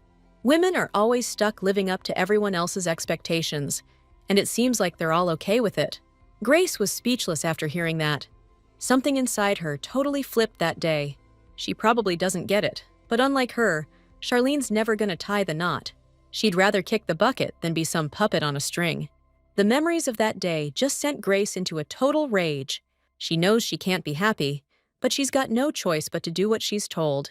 Charlene played them all for fools, always saying she'd never get hitched. Then she changed her tune real quick when Dyer showed up. That's why Grace can never ever forgive Estella. I mean, she managed to snag the guy everyone wants. It's just not fair. It was festival day in the city, and everyone was pumped for the celebration. Estella decided to join in and was about to fill out the form, reaching for a pen, when suddenly her hand bumped into a guy's hand. She turned and saw this cute guy with red eyes. Meanwhile, some juicy gossip made its way to the noble ladies at their tea party. Angelica was shocked to hear it. It was news to her. The church is cool and all, but like some people are saying, they gotta get involved in what's happening in the real world too. Contrary to what everyone thinks, Milady thought that was totally awesome. Just like a true saint, Lady Angelica can't leave anyone hanging, whether they're a commoner or some fancy noble. And they can fill her in on the latest gossip themselves anyway. Word on the street about Raven and Estelle is they went to do their first prayers the other day. The news that they got blessed right away spread like wildfire across the country and became the hottest topic. That's why Master Rudia heard about Raven getting blessed right there at practice. Who would have thought the Guardian, the Empire's hero, would marry the meanest chick around? The latest news, and all the comments about it, sent Rudy into a total rage. His eyes blazed with fury. Scaring his buddies half to death with those demon eyes, he decided to go for a walk to cool off. Lady Swan was kind enough to go with Lady Charlene. She was really looking forward to spending time with her. They were accompanied by the Knights of Dyer, with guards in plain clothes to keep a low profile. Now that they were here, they decided to check things out first. Hanging out together turned out to be a blast. The festival had tons of cool stuff and interesting things to see. Among everything, Swan spotted the sequel to a legendary novel, a real find. Through the antique shop window, she also noticed a really beautiful vase. Getting closer, Estelle was drawn to one vase in particular. It just stood out from the others. She liked it so much, she decided to go buy it right then and there. Swan's brother gave that girl a bouquet of magical roses. How romantic is that? Not many people have succeeded in creating things with magic. Plus, it's a one-of-a-kind gift. They quickly bought everything they wanted, and now the question was, what's next? Figuring Swan was tired from walking around, Estella suggested they hit up a cafe. Out of the blue, Swan wanted to know if her ladyship had a favorite food. After a moment, Estella said she liked spicy stuff. In that case, the knight knew just the thing she'd be into. There's this cool thing happening soon, a spicy food challenge, and only the bravest show up. Noticing the fire in Lady Charlene's eyes, Swan figured she wanted in on it too. And that's how our girl ended up signing up for the local spicy food contest. Just as she was about to write down her name, some shady dude showed up next to her. She realized it was Raven's classmate, Rudia. He's competing too, loves the heat, so her ladyship told him to try his best to win. This cocky kid just saw them getting cozy, but he's already counting them out. 'Cause in his head, he's already won. But then, bam! The guy who wins every year gets knocked out. Now it's neck and neck, folks! We're heading into the final stretch. It's the unstoppable girl versus the determined guy. Who's gonna take the crown? Rudy's proving he's a real contender, but this lady's got skills too. The chef's thinking there's just no way to make anything spicier than this. Meanwhile, back at the Dyer estate, some people showed up to see the Duke, so he's trying to figure out what they want. You could cut the tension with a knife. The silence was deafening. Count Akuto came to apologize to the Duke for the outrageous disrespect shown by his son. He told his son to apologize right now, instead of just sitting there like a statue. Crushed by his dad's anger, the kid quickly bowed his head to His Majesty. Still, Raven thanked them politely for taking the time to visit his mansion, but said apologies weren't necessary. He wasn't going to accept them anyway, because if they were really sorry, they should have sent a letter to his wife first. So Count Akuro came all the way here, busy as he is, and still couldn't get forgiveness. Because of that, it seems to him that the young Duke is being a little too harsh. The Count knows damn well he's responsible for his son's behavior, but he thinks they could show a little grace and respect. Even though it sounds convincing, those words just made the Duke laugh. Raven said, "With all due respect to the dear Count, when it comes to etiquette, he should just keep his mouth shut." He received them, even though they showed up without giving him any notice. Duke Dyer treated them like guests, so it wasn't their place to call him out on his manners. Though he really wanted to know what they considered polite, like showing up on someone's doorstep uninvited and groveling for forgiveness. Just then, Raven told Nathan to show the guests the door. The winner's prize is a coupon for spicy food, and Amelia Liffith's new novel, The Master Loves a Fake Maid. Judging by the way both girls were staring at the book, they were only interested in the novel. Rudy figured it was some new book, but the girls demanded it back. It's kind of funny, he really shouldn't have teased them. As soon as the guy handed over the book, the girls visibly perked up. It's Amelia Liffith, and a limited edition, no less. Rudy was about to leave when Estella stopped him, remembering she had a message from Raven. Raven totally spaced on thanking him, so Estella wanted to do it for him. But the guy wasn't looking for thanks. He just asked her to apologize to the Duke for having to bail on the event. And that was that. They went their separate ways, but Rudy still thinks about that day. At the banquet, he suddenly ran into Lady Angelica, and she was stoked to see him. Thinking he was looking for Duke Dyer, she said she'd just seen him around there somewhere. Assuming he just stepped away for a sec, the Marquis' daughter suggested he just hang tight. But Rudy was short on time back then, so he decided to try and find him himself. Angelica couldn't help herself and shouted after him that the Duke was already long gone. She was torn because she was trying so hard to give him a clue. She realized she couldn't just let it go and had to put a stop to those lovebirds. Once it was dark, Angelica snuck into the garden and spotted Rudy. She quietly jumped on his back, apologizing and saying she wanted to go back with him. And that's how they ended up witnessing Lady Charlene vowing to win over Duke Dyer before the contract ran out. Rudy was stunned by what he heard. He never expected their relationship to be tied to some shady contract. Angelica suggested they leave, figuring this conversation wasn't for just anyone to hear. The young man agreed, realizing he shouldn't have come here in the first place. And now, things are starting to click for the Emperor's little brother. So, if this marriage is just a business deal, then Duke Dyer doesn't really love Lady Estella. Early in the morning, with the carriage all ready, Raven was heading downstairs when he noticed something. He saw his sweetheart downstairs, talking to his sister about something. But the second the kid got close enough to hear what they were talking about, a look of pure horror spread across his face. Today was a blast. Swan even suggested Estelle invite her brother along next time they go shopping. After all, they need to start planning the wedding ASAP. Spotting his lovely ladies, a stoked Raven called out to them and rushed right over. But then, bam! He was blindsided. Estelle just dropped the bomb that the wedding's off. Nobody had a clue what suddenly got into the princess, why she'd decide to call the whole thing off. The way she put it, she's not into big, fancy celebrations, and she hates being the center of attention. It's wild, but the girl genuinely wants to skip all that stuff. After hearing all that, Raven just froze, like he was turned to stone. He couldn't even find the words to say anything. Afterwards, he was lost in thought, replaying every word his wife-to-be had said over and over in his head. After that, he felt ashamed for not even considering it.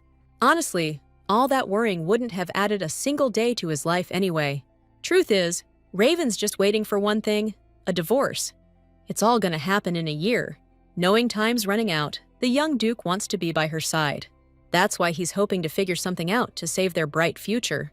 And above all, Duke Dyer hopes to find a way, a solution to just stay around. The next day was business as usual. Raven had to leave the estate for a bit. After a moment's thought, she suggested visiting the palace library after her lessons. But knowing Naru's tastes, the Duke suggested they go to the city together, then head home. Just as he expected, little Naru bounced with joy. Raven also decided to grab some sweets while they were there. All right, time to say goodbye. Duke Dyer gave his farewells and hopped into his carriage in a hurry. A happy Naru cheerfully saw him off. Etiquette lessons for him today. His sister's super stoked he's studying so hard, so they gotta really put in the work. An hour later, Lady Estella almost croaked from the sheer amount of knowledge being crammed into her head. Noticing she was beat, Keith offered her some tea and suggested they take a quick breather. But, like the total workaholic she is, she refused and dove right back into her book. That made Keith realize he should probably talk to her, instead of just making her read textbooks. He suddenly asked if she remembered the daughters of Marquis Drain and Count Amore, who were invited to the engagement party. To be honest, their faces were just a hazy blur in Estella's memory. Still, she said she remembered them. Keith knew right away she was full of it. So, turns out, the top dogs of the royal court are two families, the very names the knight just dropped. The Drain family's been serving the emperor forever, and the Amore family's been right there helping them out. Plus, the current heads of both houses are brothers, and rumor has it their daughters have been thick as thieves since they were kids. That's why Nathan delivered that letter to Estelle, and it's why she got invited to tea by the Earl of Amore's daughter, even though she's never had anything to do with their family. Charlene didn't want to go, but considering how tight they are with the Drain family, saying no would be a real slap in the face. Kate figures that's the only reason the Amore family has so much pull in the capital. See, the Earl of Amore is the head honcho of the biggest merchant guild. In other words, they're loaded. Since the Earl of Amore's always lending money to nobles at crazy interest rates, a lot of them are seriously holding a grudge. So Estella figured the Drain family had all the power, and the Amore family had all the cash. Keith said she'd be dealing with both families a lot in the future, so she needed to know the score. But the main thing to remember is, the current head of the Drain family? Steer clear of that guy. Estella thanked the knight for the intel and went right back to her books. All in all, not too shabby. Meanwhile, all the noble ladies were gathering together. Everyone knows Lady Charlene's got a real reputation, right? So, predictably, Estella came across as the absolute worst woman in the whole dang empire. An hour later, Estella figured Nar's lesson should be wrapping up soon. Suddenly, she heard a huge crash and saw Theo shoot out of the office like a rocket. Bawling his eyes out and blaming that idiot Asher, he zoomed right past her. The girl was totally clueless about what just happened, so she peeked into the office. Stepping inside, she was a little lost. Hoping they were done already, she said that she and Raven were going to grab Naru and take a walk around town. They were done. Theo bolted, and Naru, well, he seemed to have checked out too. Because Theo comes from a regular family, Asher figured it'd be a good idea to give him a crash course in proper manners. It started out great. Back then, it seemed like teaching manners was a piece of cake. Even though Theo ain't no aristocrat, he knows a thing or two about etiquette. Plus, his buddy Naru's pretty sharp. Theo didn't want them to be underestimated, so Asher decided to be a little tougher on them. Looks like Asher went a little overboard. Enough etiquette lessons for Naru today, that's for sure. Just hearing that, the little dude finally snapped out of it, but you could still see the fear of the teacher in his eyes. If Lady Charlene happens to have some free time, Asher suggested she check out the Palace Rose Garden. It's open to the public right now. Naru's eyes lit up when he heard about it. Looks like he's a flower guy. Soon after, at a gathering with noble ladies, the girls visited the palace garden, and the view was just breathtaking. These roses seemed so beautiful to Angelica that she couldn't look away. As others pointed out, even the beauty of the roses paled in comparison to Lady Angelica. One of the ladies, who had been standing aside, suddenly remembered that Lady Angelica was throwing a party. She got curious, wondering if she'd already decided who she was going to invite. She'd heard that Angelica got along pretty well with Duke Dyer, so she wanted to know if she'd invited him. The lady's right. The Marquis's daughter was just thinking about inviting him, but Raven's probably busy. Besides, he just got married, so she doesn't want to bother him. Noticing that Lady Angelica was so kind, the girl reminded her that his wife is, shall we say, not the nicest person. The way she sees it, even if they're newlyweds, their marriage could totally be a sham. You can't call that love. This girl just feels bad for Angelica. The Duke used to have a ton of flings, and rumor has it, even Saint Angelica was one of them. Still, she never thought Duke Deer would end up with such a terrible woman. Losing it, Lady Angelica told her to shut her mouth and stop saying such awful things right now. She's not going to put up with that kind of disrespect this time. So, the girl apologized, dripping with sarcasm, saying she didn't mean to offend her. But the truth is, she didn't offend Angelica. She offended Duchess Charlene. Clearly, no one gave her the right to insult a woman Angelica had just met like that. She's obviously got a bad reputation, and the Marquis's daughter won't let anyone talk about her with that kind of prejudice. According to that nasty aristocrat, Lady Charlene has such a rotten personality that she's known as a total piece of work. So, Lady Angelica decided to find out if this girl actually knew her personally. She's convinced judging someone based solely on rumors is wrong and shameful. The Marquis's daughter really is a saint, just like you'd expect from someone everyone loves. But Milady's sure it's all an act. She barely got the words out when a new guest showed up and overheard their conversation. The amazing Duchess Charlene told this lady to stop bad-mouthing Lady Angelica immediately. It's obviously just jealousy. Instead of trying to smear the Marquis's daughter, this lady should try following her example and pray every day, because that's what makes someone worthy of being called a saint. According to Charlene, it's easy to want everyone's respect, but earning it is a whole different ballgame. To have the right to be called a saint, you actually have to be one. Those were Lady Charlene's final words in the name of justice. And then she left. Stunned by her, Angelica rushed after her, not wanting to miss the chance to thank her. Still, Estella insisted she wasn't protecting her, just returning a kindness. Now, the Duchess was practically a goddess in the eyes of the Marquis's daughter. With that in mind, she really hoped the Duchess would agree to come to her little get-together. Nothing formal. She just meant having some tea and a friendly chat. Lady Angelica would be absolutely thrilled to see her if the Duchess was game. Saying it depended on her schedule, Estella asked if she could get back to her later. Of course, the Marquis's daughter was happy to wait, and she'd send an invitation in the meantime. The meeting wrapped up, but on the way back, Estella suddenly heard someone calling out to her again. Little Naru spotted his sister from afar, and a genuine smile instantly lit up his face. Man, he really digs this place. Look at all these gorgeous roses. And this book doesn't have a single detail about how the protection barrier was set up. Raven managed to hit the library at the palace and skim some secret documents during the day, but he didn't even find anything useful. Looks like he's got to ask the tower for help now. Suddenly, Raven heard a knock at the door. Estella's voice came from the other side. He bolted to open the door, eager to find out what she was doing here so late. Taking in the scene in the study, Estella figured she'd start by asking what happened in here. It's just 'cause the Duke got a little carried away with some research, he promised he'd clean it all up later. Among the various books and scrolls filled with ancient writings, Estella suddenly noticed some notes about a saint. She leaned down to pick up the scroll and ask Raven all about it. Dude straight froze when he saw her. Assets. Face went bright red instantly. He panicked and wrapped her in a blanket. Seriously, he couldn't help himself. He thinks Estella's too vulnerable. People could see her, or worse, some thugs could try something. His caring words really got to her. She felt something weird flutter in her chest. She wondered if anyone would be dumb enough to break into the mansion of the most powerful guy in the Empire. Besides, Charlene's a total badass. She's sure she could take on any guy. Knowing that, Duke Dyer's still worried, to be honest. He just wants to protect her. That's against the rules already. His words got to her heart for the second time. Since Charlene can't argue with Raven, she agreed to play the damsel in distress sometimes. Since his place is a mess, he agreed to listen to his wife in her room. As soon as they arrived, Estella got back in bed. Now Raven was ready to hear what she wanted to talk about. Today, she ran into Marquis Drain's daughter, and the girl invited her to a party. Raven figured they'd become friends, but it was really just a matter of circumstance. Now she's thinking about accepting the invite, since it's a decent chance to get into high society.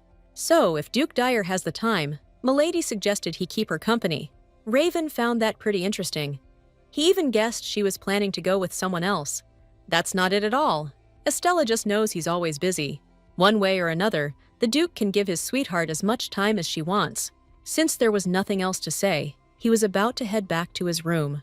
Just as Estella closed her eyes and decided to rest, she felt the gentle touch of lips. Raven's her husband, so he told her she could hit him up anytime, day or night, if she needed anything. After saying that, he dipped real quick. But now she's totally wired and can't even think about sleep. Lady Angelica's party had a ton of high society types on the guest list. Word on the street is that Raven Dyer himself will be at tonight's shindig. The girls were freaking out that the villainess might show up too. If that's the case, they better rock their best dresses. Plus, they're hoping she won't be such a drama queen and embarrass the Duke like she did last time. From the outside looking in, they seem like a power couple. They really complement each other. To the guests, those two look like they stepped right out of a fairy tale. When Estella had trouble walking, Raven offered to carry her like a princess, but she wanted to switch things up and carry him instead. Seeing them together, Grace's whole world just crumbled. She was totally stunned, like, what am I even looking at? Last night, Dad told her to do her best to, win over Raven Dyer at the ball tomorrow.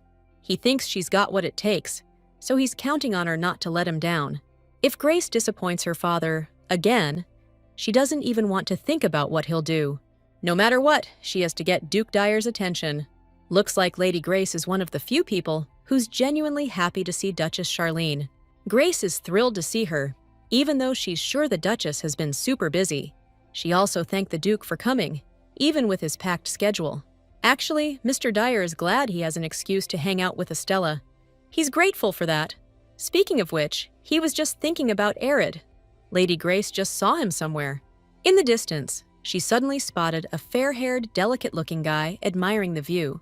That's her brother, Arid, a bright guy. He was stoked to see Mr. Dyer. He was so happy to see him. He wasn't watching where he was going and ate it hard, tripping over a rock. Seeing a lady with them, the kid got flustered. Talk about awkward. Time for introductions. He's Arid Drain. Mr. Raven helped him out back when he was at the academy. Looks like Estella gets why Raven's so cool with this kid. She's really glad to meet him, and has heard a ton of stories about the academy from her husband. She's sure Raven has a bunch of people he looks after and keeps in touch with. Actually, there's another one holed up in the Magic Tower, but the Duke doesn't see him much. He suddenly noticed Arid could really use a change of clothes. After that wipeout, the kid was seriously dirty, so he apologized and bolted to go change. If Lady Estella doesn't mind, Lady Angelica asked for permission to introduce her friends. This is a chance to break into high society. It'll help Raven out.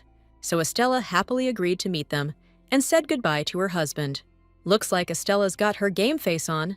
Keith mentioned she's been hitting the books hard, learning all the etiquette and customs of the aristocracy. As soon as Angelica brought Duchess Estella over, the ladies were thrilled. They were super honored to meet her. They were all still buzzing about that incident in the Rose Garden. The Duchess was just amazing. Lady Grace, though, was wondering how her sister managed to become friends with her so quickly. Turns out, Lady Estella stood up for the Saintess the other day. She's a really stand-up person. Angelica's sure her sister will like her too. She's gotta like her. Right in the middle of the conversation, Grace suddenly decided to go grab some drinks. That's when she spotted Duke Dyer in the crowd. A guy with looks that could kill. The Earl's daughter slithered up to him like a snake, green with envy, and offered the Duke some private time. Ignoring her shady intentions, Raven said he was planning on greeting all the guests. He doesn't hit up these events often, so there are a lot of people here he hasn't seen in ages. As a last-ditch effort, Grace begged him for just a minute, promising she wouldn't take up much of his time. The Duke thought it was really out of character for her. She looked worn out. Suggesting she get some rest, Raven offered to chat another time. In that moment, Grace felt totally abandoned, all her hopes crashing down around her. By the way, this drink was actually pretty good, so Duke Dyer offered it to the lady, just in case she wanted some. After that encounter, Grace couldn't shake the Duke's words about how this wasn't like her at all. I'm so ashamed, wearing a dress with such a low cut, and even acting like some kind of… well, you know, looks like she really regrets having to go this far. Just then, totally catching her off guard, The door swung open, and Duchess Charlene walked in silently. There wasn't any sign on the door, so she figured no one was inside. But when she saw the lady, she apologized and turned to leave. Grace had the nerve to assume she's living the dream, getting everything she wants. Even Raven, who she's obsessed with, now belongs to Estelle. That must be nice. That didn't faze Lady Charlene one bit, because Raven isn't some object to be owned. Still, Grace can't forget how this girl announced to the whole world that she'd never get married. Honestly, the Earl's daughter's attitude just pisses her off. Always so cold, looking down on everyone like she's better than them, like she's special. When Estelle said she'd rather die than get married, she was mocking their struggles. So, in the end, she's no different. Suddenly wants to get married, probably for Raven's money or status. Or maybe Charlene just likes showing off his pretty boy face. So Estella actually said she hates men. But Grace shouldn't care what she thinks. She claimed Raven's not like the others, and you can't compare him to anyone else. Unable to handle that kind of insult, Grace flew into a rage, charged at her, and smacked her right across the face. Looks like she totally forgot she messed with the most ruthless woman in the Empire, and she's about to find out. It was a reflex, really. Slapping is Estella's specialty. Grace slapped her, so it's only fair she returns the favor. And about what Grace said about his face, Raven has a crazy sweet tooth and loves his booze. So he's the type to pack on the pounds by middle age and just keep getting wider. And get this, he's so caring. He's always breathing down his subordinates' necks. Plus, he's probably going to be bald from stress any day now, and he wears the same damn boots all the time, so he's definitely got foot fungus. So basically, Estella didn't pick him for his looks. She's already got money and status, so she doesn't care about that. But still, she did apologize for hurting Grace with what she said. Because you should never dismiss someone's feelings or efforts, and definitely not make fun of them. Estella's sure that's not enough for the girl, but she didn't just stick around Raven for no reason either. However, to Grace, it looks like the Duchess really does think she's better than everyone else after all. Maybe she is, because in the end, no one else would give up everything they have for Raven. Soon, Estella finally got back to her husband. He was starting to get antsy waiting for her, but this time, she looked really pensive, and there was a red mark on her face from the slap. Raven was burning up inside, totally enraged. He had to find out who dared do this, who dared hurt her. Just a minute before, the Duke saw Estella and breathed a sigh of relief. He felt a weight lift off his shoulders. She just needed a break, that's all. But as she got closer, he saw the mark on her face, and his throat just tightened up. Right away, Estella touched her cheek to his hand, assuring him it wasn't what he thought. She said she was just trying to take responsibility for what happened back then. But obviously, it wasn't worth resorting to that kind of behavior to do it. If we're being honest, Estella had to admit she kinda slapped someone back without thinking. Either way, she knows she's also to blame for what went down. She's also grateful that Raven cares about her. But she's okay. She just wants him to believe it. Raven reluctantly agreed, so he just offered to heal her wound. Since Estella asked him not to interfere, the Duke decided to stay quiet this time. But he's seriously worried that she won't even tell him who did it. As soon as Estella said it was Countess Amour's daughter, Raven froze, remembering their past encounter. That girl's getting in our way again. Here we go. Again. Lady Charlene told the truth, so she insisted on leaving things as they were. Changing the subject, she suddenly asked if the treatment was finished. It's not that she's still hurting, it's just that Raven didn't even kiss her, even though she got hurt. The Duke was flustered by what he heard. His face flushed, and a strong excitement appeared in his eyes. Nevertheless, he timidly took the milady by the shoulder and gently kissed her on the cheek. This is all new to him. First kiss, first tenderness, first rush of feelings.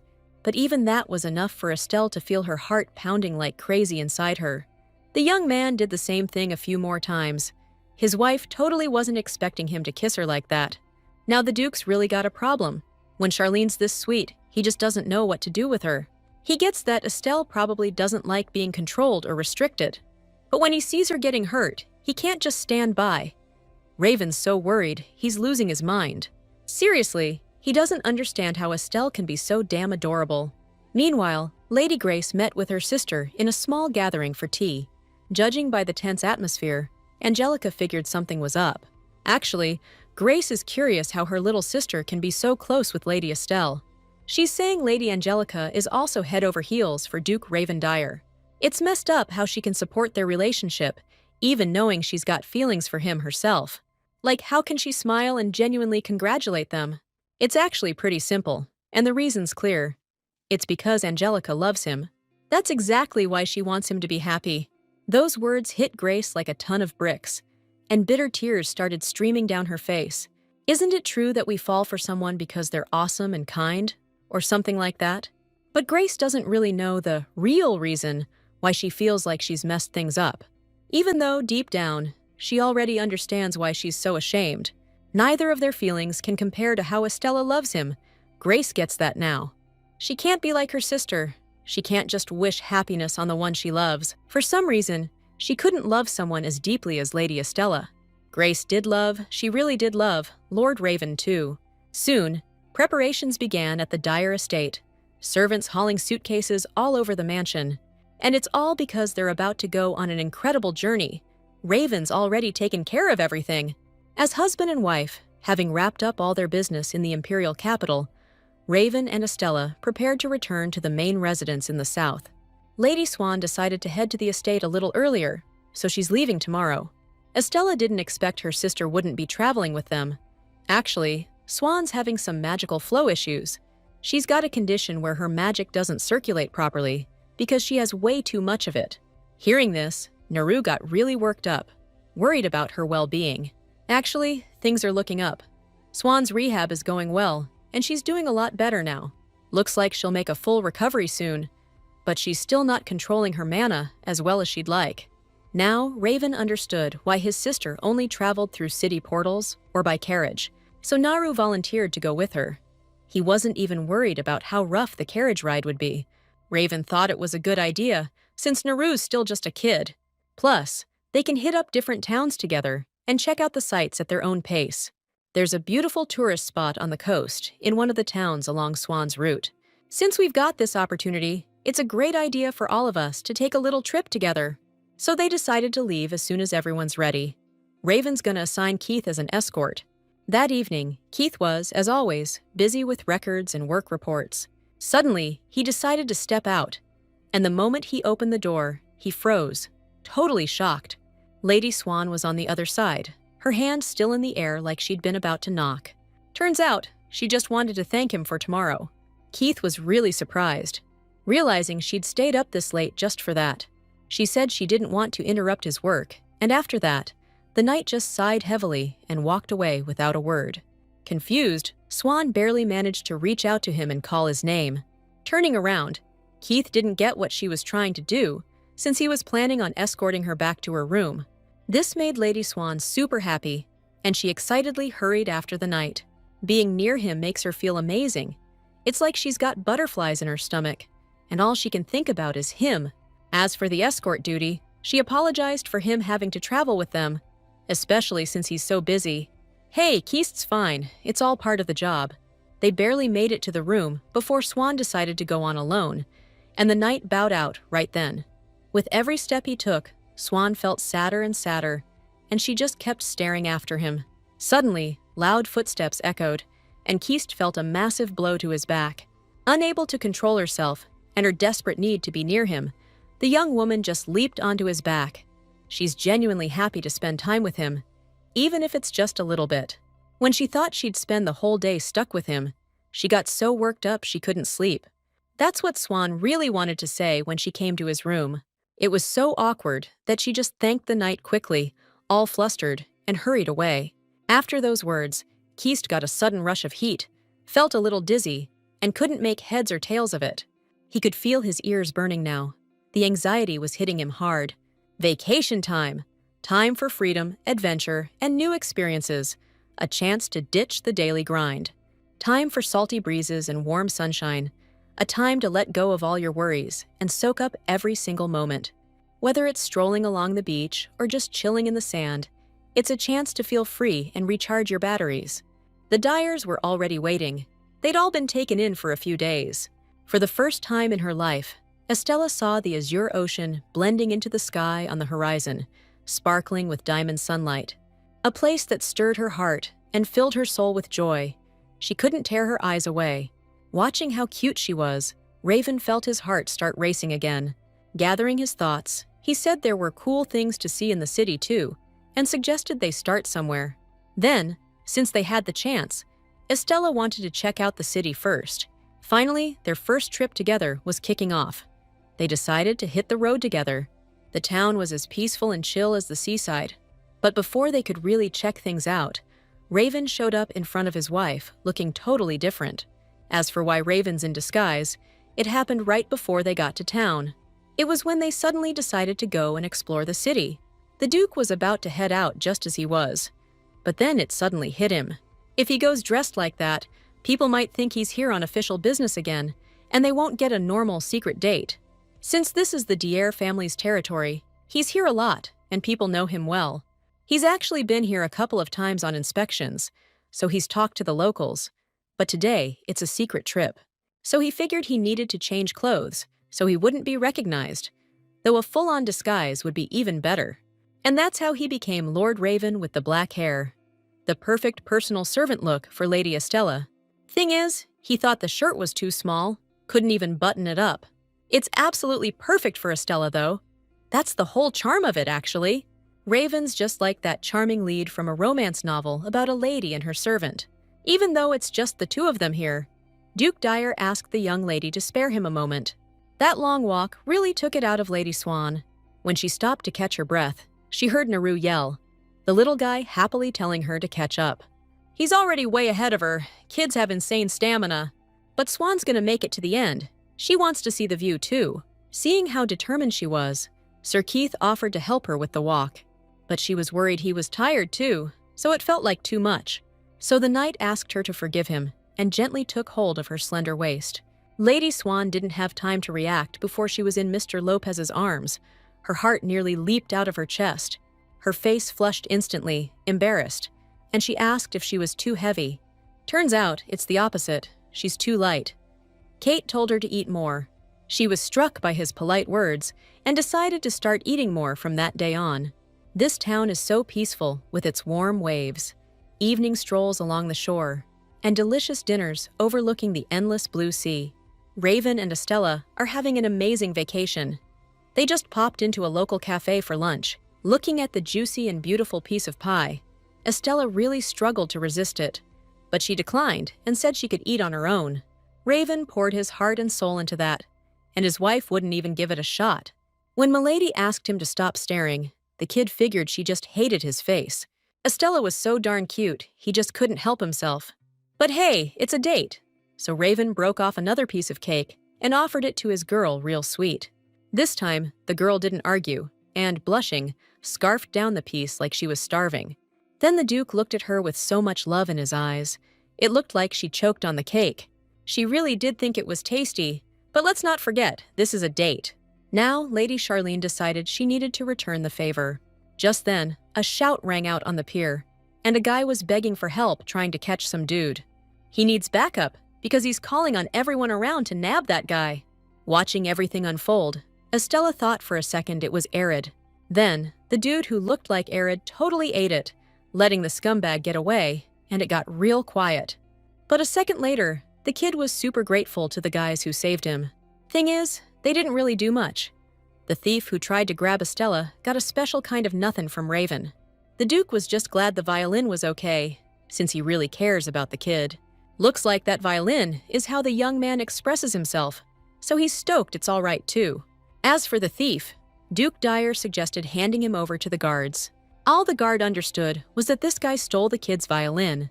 It was a total pain in the butt for him. He really didn't feel like writing up a report. But this girl looks like some high-class lady, and her servant looks totally broke. Looks like she brought some low-rent servant with her. Definitely not nobility. The guards sighed, figuring it was just some rich young girl on a tour. No point in reporting it to the higher-ups, which means no paperwork for him. So he sent the guys home. The Duke was seriously surprised they didn't even take a statement. According to the guard, it was just an attempt. So it's clear now that their policy is not to file reports on attempted crimes. The guard took those words like he was slacking off. But the truth is, they're understaffed for such a touristy spot. If they wrote up a report for every single attempt, they'd never get anything done. Just then, another guard came over to see what was going on, since they hadn't even detained the suspect. Then the guy said he was just trying to do his job, and this dude was making trouble. The senior guard barely glanced at the guy before his jaw dropped. He looked exactly like Duke Dyer. The guy bowed his head and immediately apologized to His Majesty, groveling like crazy. Apparently, they were a little too rough with Lord Raven. Raven just wanted to know if they were really that short-staffed. The chief said they had enough people to keep the peace and maintain security in the district. Duke Dyer finally got the whole picture, and the situation struck him as hilarious. But according to the junior guard, they don't even have enough people to file reports. Lord Raven promised to revisit the issue later and hash out the details. After that little incident, it's pretty clear that guard's toast. Since these two were just trying to chill, the kid apologized for bothering them. Raven didn't regret a thing. Plus he figured the guy was gonna busk here anyway, since he brought his instrument. Arid's not really a violin guy. Piano's more his thing. He uses a stage name when he performs. He knows his stuff when it comes to music, even writes his own pieces. And he's kinda a big deal. Arid wasn't expecting to hear that. It actually makes him pretty happy. His dad's always on his case to quit, keeps saying it's shameful to have a commoner's job. Estella immediately pushed back, then realized she'd said too much. Maybe the musician would have preferred to hear that from someone else, but he just looks like he really loves music.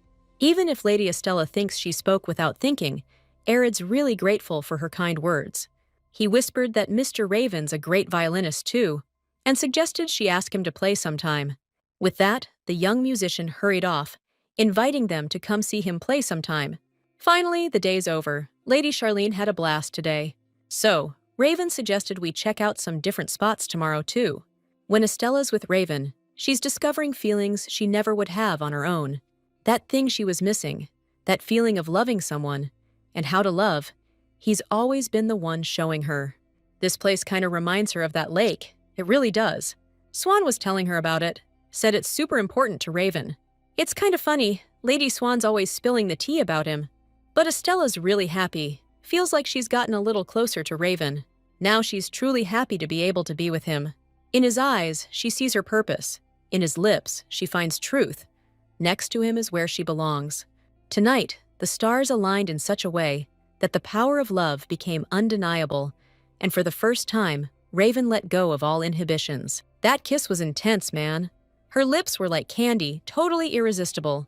This girl, a real firecracker but also super sweet, just flipped Lord Raven's world upside down. And Raven? Total magnetic pull for her, just like before. Life's pointless without him, you know? Two broken hearts, lovers from way back when. Together, they're finally whole. Being with Raven feels so good. Like Estella's found her own little slice of heaven, and she never wants to leave. You gotta fight through the tough times to find something amazing, someone waiting for you, someone who just gets you, someone you love. This vacation at the beach is seriously the best thing that's ever happened to the Dyers. Figuring the kids were wiped after the trip, Estella suggested chilling out today and hitting the town tomorrow. Sounded like a plan, so Swan and Naru were totally down with that. Out of the blue, Raven tried to ask Keith how the drive was, but Keith just brushed him off. He said nothing special happened, then quickly changed the subject to those three guys.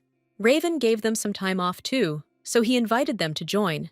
But Daniel turned out to be going through it, missing his wife like crazy after being apart for so long. Then Asher decided to head back too. He's the son of a border marquise, used to be a wild kid, so his family doesn't trust him.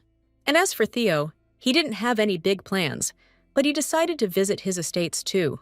Something like that happened. Everyone's on vacation right now. They're all probably just chilling and relaxing right now. While everyone went for a swim in the warm sea, Lady Swan flopped heavily onto the couch to rest. Surprisingly, she's not joining them. She's had enough. She's not as young as she used to be. Besides, watching the guys from afar is way more enjoyable. Lady Estella locked eyes with Raven, got flustered, and whipped her head away. Just like Swan figured, this is straight out of a romance novel. That classic awkwardness. What went down between those two a few days ago is still a total mystery.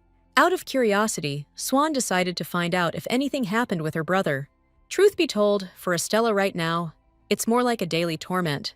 But more importantly, she wants to hear about Swan for once, and find out if there's anyone she likes. Turns out, her reaction is a dead ringer for ravens. Actually, there is someone. This guy's got amazing hair and incredibly beautiful, refined features. In Estella's mind, it's just your average dude, just with different hairstyles. But what Swan likes most is that he's so cute when he smiles, and Lady Estella knows him. For a second, she was totally lost, trying to figure out who this hottie with the killer smile was.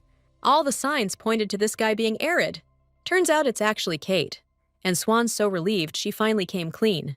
Just to be clear, the Duchess wanted to double-check if she really liked Kate Lopez. When he smiles, he turns into this ridiculously cute, almost girly kind of guy.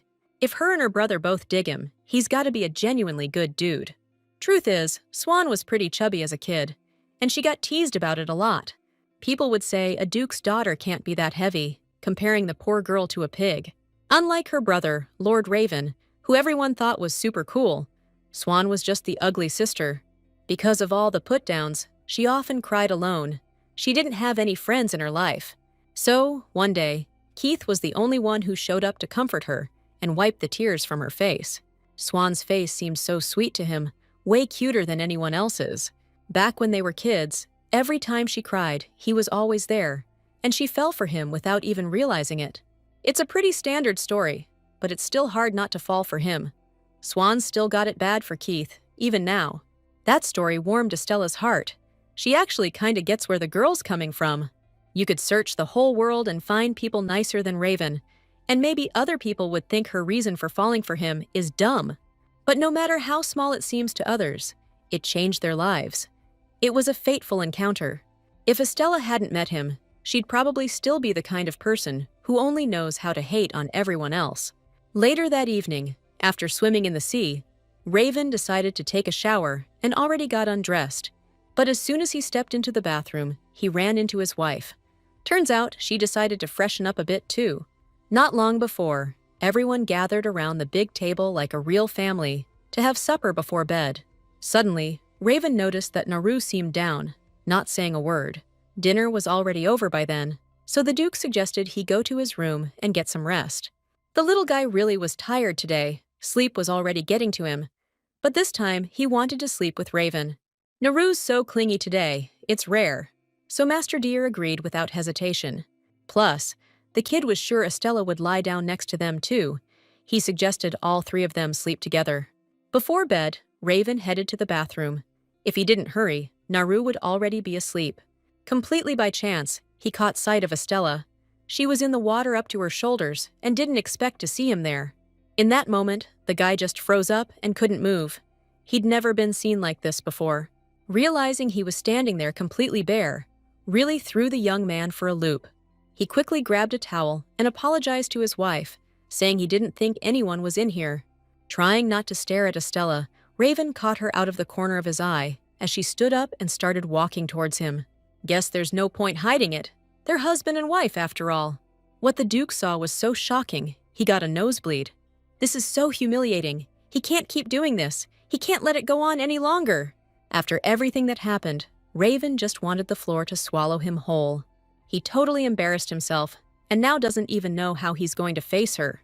Besides, she knows those rumors aren't true. He's actually a total newbie at this. Out of the corner of his eye, the young man noticed a note on the table and snapped out of it to take a peek.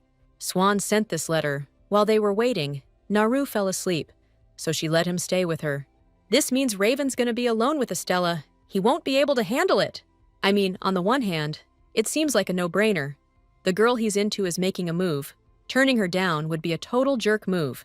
But on the other hand, those kinds of thoughts are messed up, and he needs to fight them. Acting on lust and taking advantage of a woman is not okay. Now he's got this inner battle raging. I mean, when you think about it, a real man should be able to control himself. It's not about being ashamed or anything. It's just that right now, with the girl he's crushing on standing right in front of him. The problem is, Raven's not sure he can keep a level head. While he was thinking all this, Estella already came into the room. She was surprised Naru hadn't shown up yet. Raven said he crashed in Swan's room, and she decided to let him sleep in. So, they'll sleep together next time? The girl felt sad from that thought. Still, she wanted to know what they were going to do now. Sleep separately? Or were they going to get cozy together like this? Raven, practically dying of embarrassment, suggested we use separate rooms tonight. Estella knew he'd say that, and honestly, she wouldn't mind if something did happen. She might even make the first move. It was mostly a joke, really, though if I'm being honest, there was a little truth to it. But since this is a marriage contract, this stubborn guy will never make the first move. It's a little disappointing, actually. Just when Estella had resigned herself to the situation, Raven suddenly slammed the door shut again. His whole demeanor shifted instantly. He got so serious and intense, looming over her. Seems like he's still figuring out what it really means to be a man. The moment the Duke's lips crashed into hers, time seemed to freeze, and she held her breath. The kiss awakens every feeling she's been keeping locked away, sending shivers down her spine. Their lips locked together, and they were completely lost in each other. The Duke stopped when he felt Estella's breath on him. She was so flushed and hot. It's so unfair he started kissing her so suddenly. But hey, she started teasing him first. That's totally true. But if Raven touches her, she's gonna want more. This guy is seriously driving her wild. Little does she know what a handful he can really be. Raven wants to completely consume her thoughts, leaving no room for anyone else. That's the kind of intense obsession raging inside Duke Dyer. When he holds her close, he wonders what kind of expression she'll have when things get intimate. Estella has no idea the kinds of dark and twisted thoughts running through his head. He wants to protect her, but she's just so damn tempting. Suddenly, he calmed down a bit, figuring he wasn't as essential as the lady thought. He wants to cherish Estella, not just because of this marriage deal. Cherish her more than anyone. That's why he asked her to wait a little longer. Ultimately, two grown adults held back, each for their own reasons. Lady Charlene finds it hard to restrain herself around Raven, so she asked for a little kiss. It sounded so sweet. The guy couldn't resist and kissed her again. Afraid of losing control, he asked her not to blame him, after all. It's their first sweet night together. Turns out, Estella just can't sleep in a situation like this. She gets irrational when it comes to Raven. She just can't wrap her head around how he can just sleep after kissing her like that. Maybe, unlike her, constantly thinking about all sorts of stuff. Raven's an angel in that regard. He really is a bad dude. Even Milady feels bad that he's the only one who doesn't remember. She still remembers the day they first met, like it was yesterday. Raven's probably forgotten everything, but he's the one who gave Estelle her name, so even if he never remembers, it's all right. But a part of Charlene still wishes she could see the old him. Once upon a time, long ago, the little guardian fell into an unknown place, using his powers. He bumped into her sister out of the blue. She looked so beautiful in the moonlight. The boy introduced himself as Rania and wanted to get to know her, but the girl didn't have a name. It's super weird when someone doesn't have a name. She never had one to begin with. So Rania made up a name for her and suggested she be Stella, like a star. And his name means sky. Stars and the sky are always together, so the boy figured the name Stella would be perfect for her. Even though Rania got rejected, he then asked the girl to marry him, because all he wanted was for them to be together forever. A new day dawned, and Raven sleepily opened his eyes. He must have been having some kind of nostalgic dream, like about something important, but he couldn't quite remember. Estella was still fast asleep. She looked so peaceful dozing off in his arms. Being next to her makes Raven feel so calm and at ease. His heart overflows with emotion whenever he looks at his wife. Later that day, they finally all went for a walk around the city. The weather was great, like it always is here. Swan suggested grabbing some lunch before continuing to explore, and Raven suggested Arid's restaurant. Everything seems perfect, but even now, Estella can't shake her worries. Deep down, she's afraid that the Raven in front of her and the Raven from her memories are two different people. Even if he doesn't remember anything, she'd like to see a glimpse of who he used to be, just for a moment. Sometimes she misses Rania so damn much, and last night he called her Stella. Her dream came true. Rania's with her, so everything's supposed to be okay. He soothed her restless soul, noticing she just couldn't get to sleep. Rania was with Stella last night, and only he could let her sleep and rest easy. And now she's got a real good reason to think he's starting to remember everything. All sorts of thoughts are creeping in.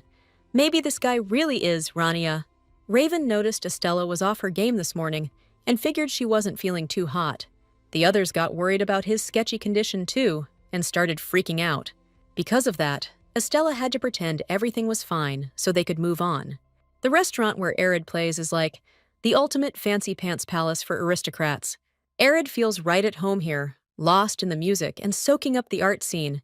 The melody flowing from his fingertips is like a warm sea breeze, a hot sun warming the soul. They spent the whole day wandering the city, checking out the sights, window shopping, and just enjoying their vacation. The day ended beautifully, with the sunset saying goodbye as the sea and sky became one, the sun sinking below the horizon. Suddenly, Lady Charlene felt a warmth as Raven took her hand, holding it tight. He seems genuinely happy right now, and in moments like these, everything feels magical and mysterious, like time stands still. The unbreakable bond between them will definitely set things right in the end. The knights were outraged. The lord and lady got hitched while they were on leave. The captain has no idea how they felt hearing about it just now. Raven defended himself, saying they were planning on having an official ceremony here anyway, and he wants to invite everyone who's always looked out for them. The captain would be stoked if you guys joined the celebration. People in town were even crying, saying they were dying to see them. That's enough for Raven, just like they planned. They're heading out for the hunt. The knights were surprised the captain was going too, especially since he just got back. And get this, the squad captains are all scheduled for a long vacation. Duke Dyer suggested they use this chance to go through some hardcore training. Back at the estate, Kate's back to being Catherine, focusing on healing the Duke.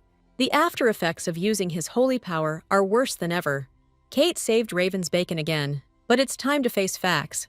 From now on, Raven seriously needs to change the way he treats her. That rumor about Kate being his girlfriend in disguise totally worked to break off the engagement. Big help! But the kid doesn't want to stress out Estelle or hurt her feelings. Kate's noticing the Duke's actually softening up, all thanks to Estelle. Looks like he's finally getting over his issues with women. Not exactly. Raven still can't stand weak women. He's still disgusted by women who treat love like it's just another accessory, just like his mom. And those manipulative types who play the helpless card to try and break him? He hates them too. He never thought he'd get involved with people like that any more than he absolutely had to. But for some reason, the Duke doesn't feel that disgust towards Estelle. Maybe she was special to him from the start. By the way, Raven's been researching this illness and asked Keith to send a letter to the Magic Tower requesting an audience. Of course, Keith promised to get in touch with them ASAP. And before long, the letter from the Dyer family landed in the Red Magic Tower head's room. But as soon as the head read the sender's name, he immediately trashed the letter. Every memory connected to Raven, as if confirming its reality, multiplies the amount of treasure. Weird, compared to when Estella first became a wife. Only now does she feel pleasure. For the same reason, she's a little anxious. Maybe because her past life was pretty messed up. Whatever happens, anyone who tries to get in their way will be crushed. Soon, Lord Rudia learned that a letter from the Dyer house had arrived for him. Rudia immediately figured it was a letter from Raven, something like an offer to join them. Turns out, Estella Dyer sent it. It had been ages since they last saw each other. Now that she's back in the southern territories, she barely ever visits the imperial capital. So, she figured the ticket Rudia gave her would be better off with him. The knight instantly recognized the prize from the spicy food contest. Lady Estella told him to take care of himself and said goodbye until next time. Even though it was small, that message still left Rudia with a good feeling in his heart. Meanwhile, rumors started swirling in the Magic Tower that the headmaster had a very important guest. They were talking about the guardian of the great empire. The kid knew him from his training days. This shady character overheard everything, and he's itching to meet the guardian. Sir Raven greeted the guy with a big smile, saying it had been way too long. The boss grinned when he saw him. It really had been a long time since they last met up. This is Raven's junior associate, Shannon. He's honored to meet you all. This guy might seem a little rough around the edges, but he's actually polite and diligent. Kate thinks the world of him, though he's a bit awkward in social situations. Shannon was stoked to get a message from Lord Raven.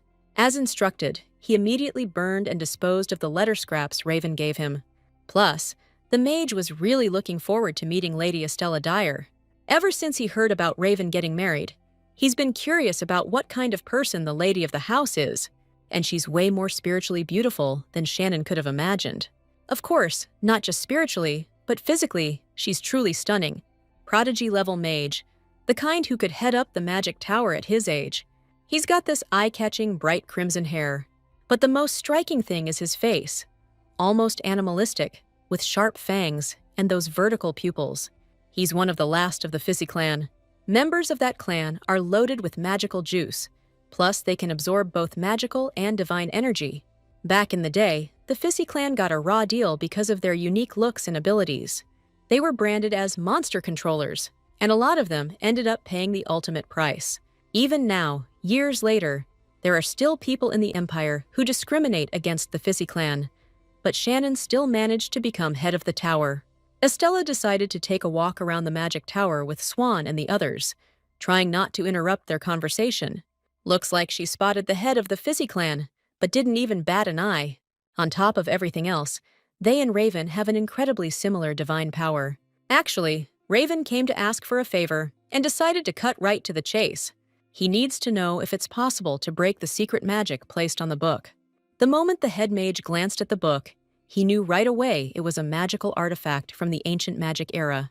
Chances are, he won't be able to undo it right here and now. However, Shannon focused all the power of supreme magic on breaking the secret magic that enchanted the book. As expected, the book has strong protective magic on it, preventing outside forces from penetrating the barrier. Looks like the mage can't do it on the spot. Raven heard that the technology of the ancient magic era was more advanced than it is now, so it's going to be tough.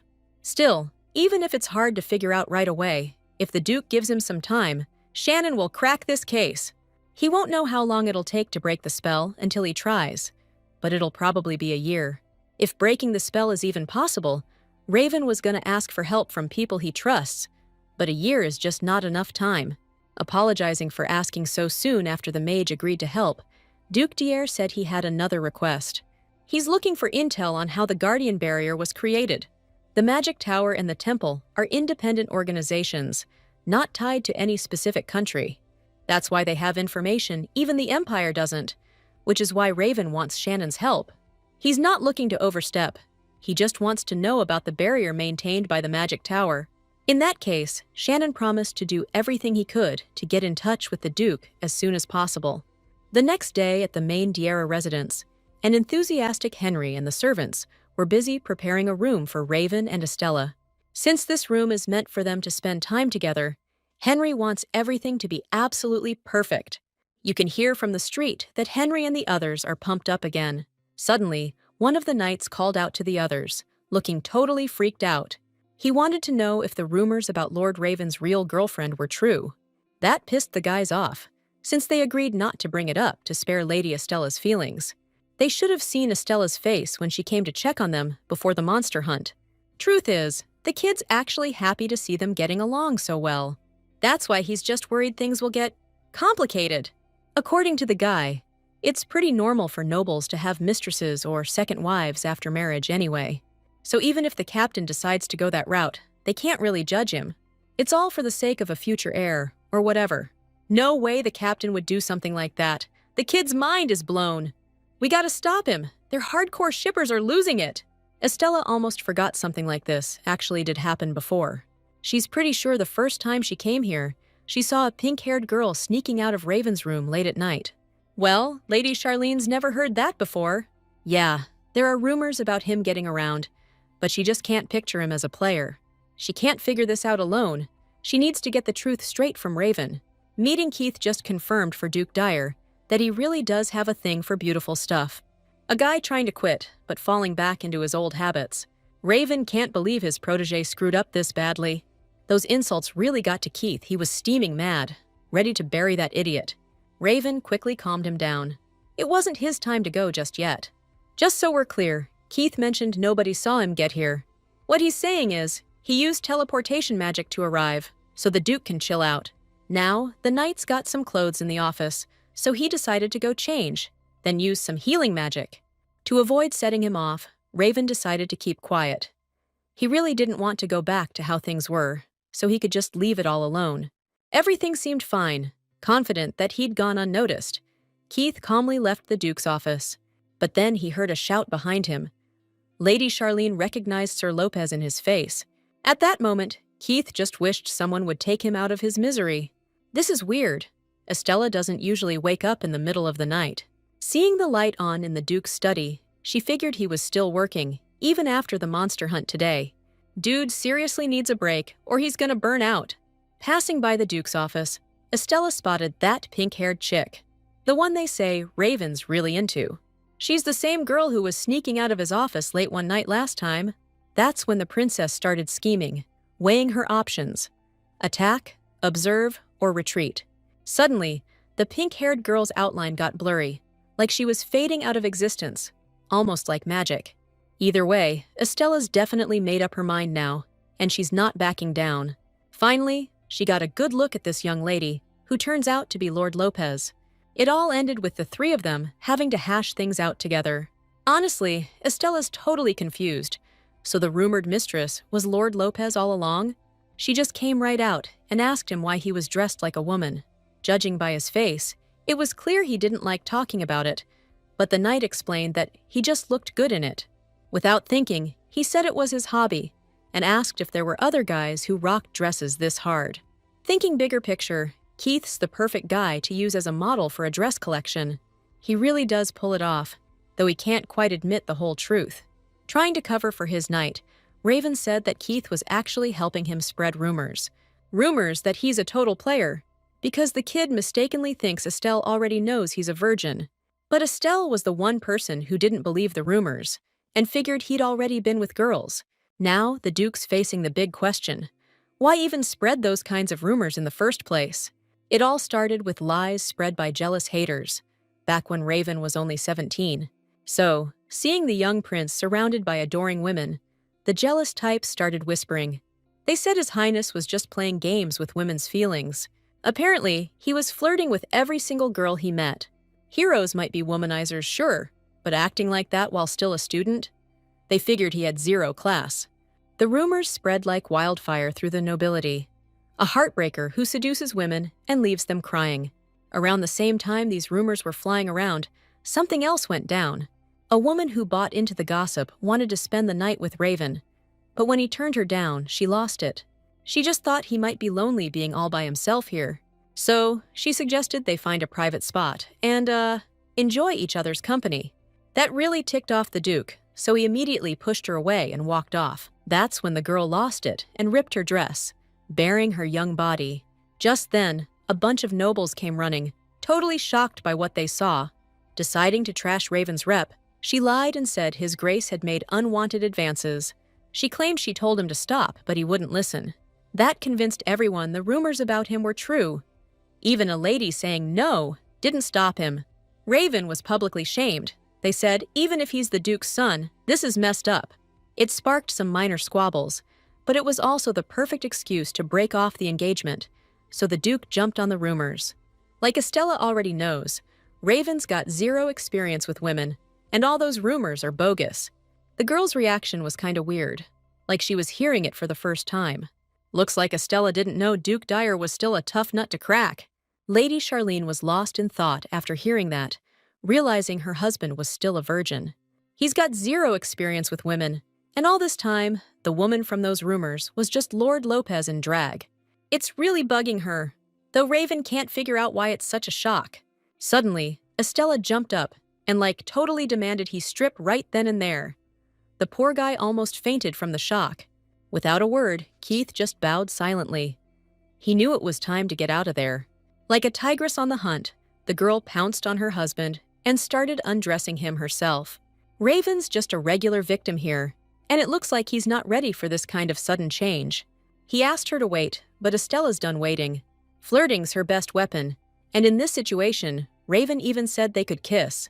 Now, Lady Charlene's absolutely sure she has to make him desire her, make him overcome his inner turmoil. Raven's buddies from the academy showed up from the imperial capital before long. Raven Dyer greeted them warmly and thanked them for making such a long trip.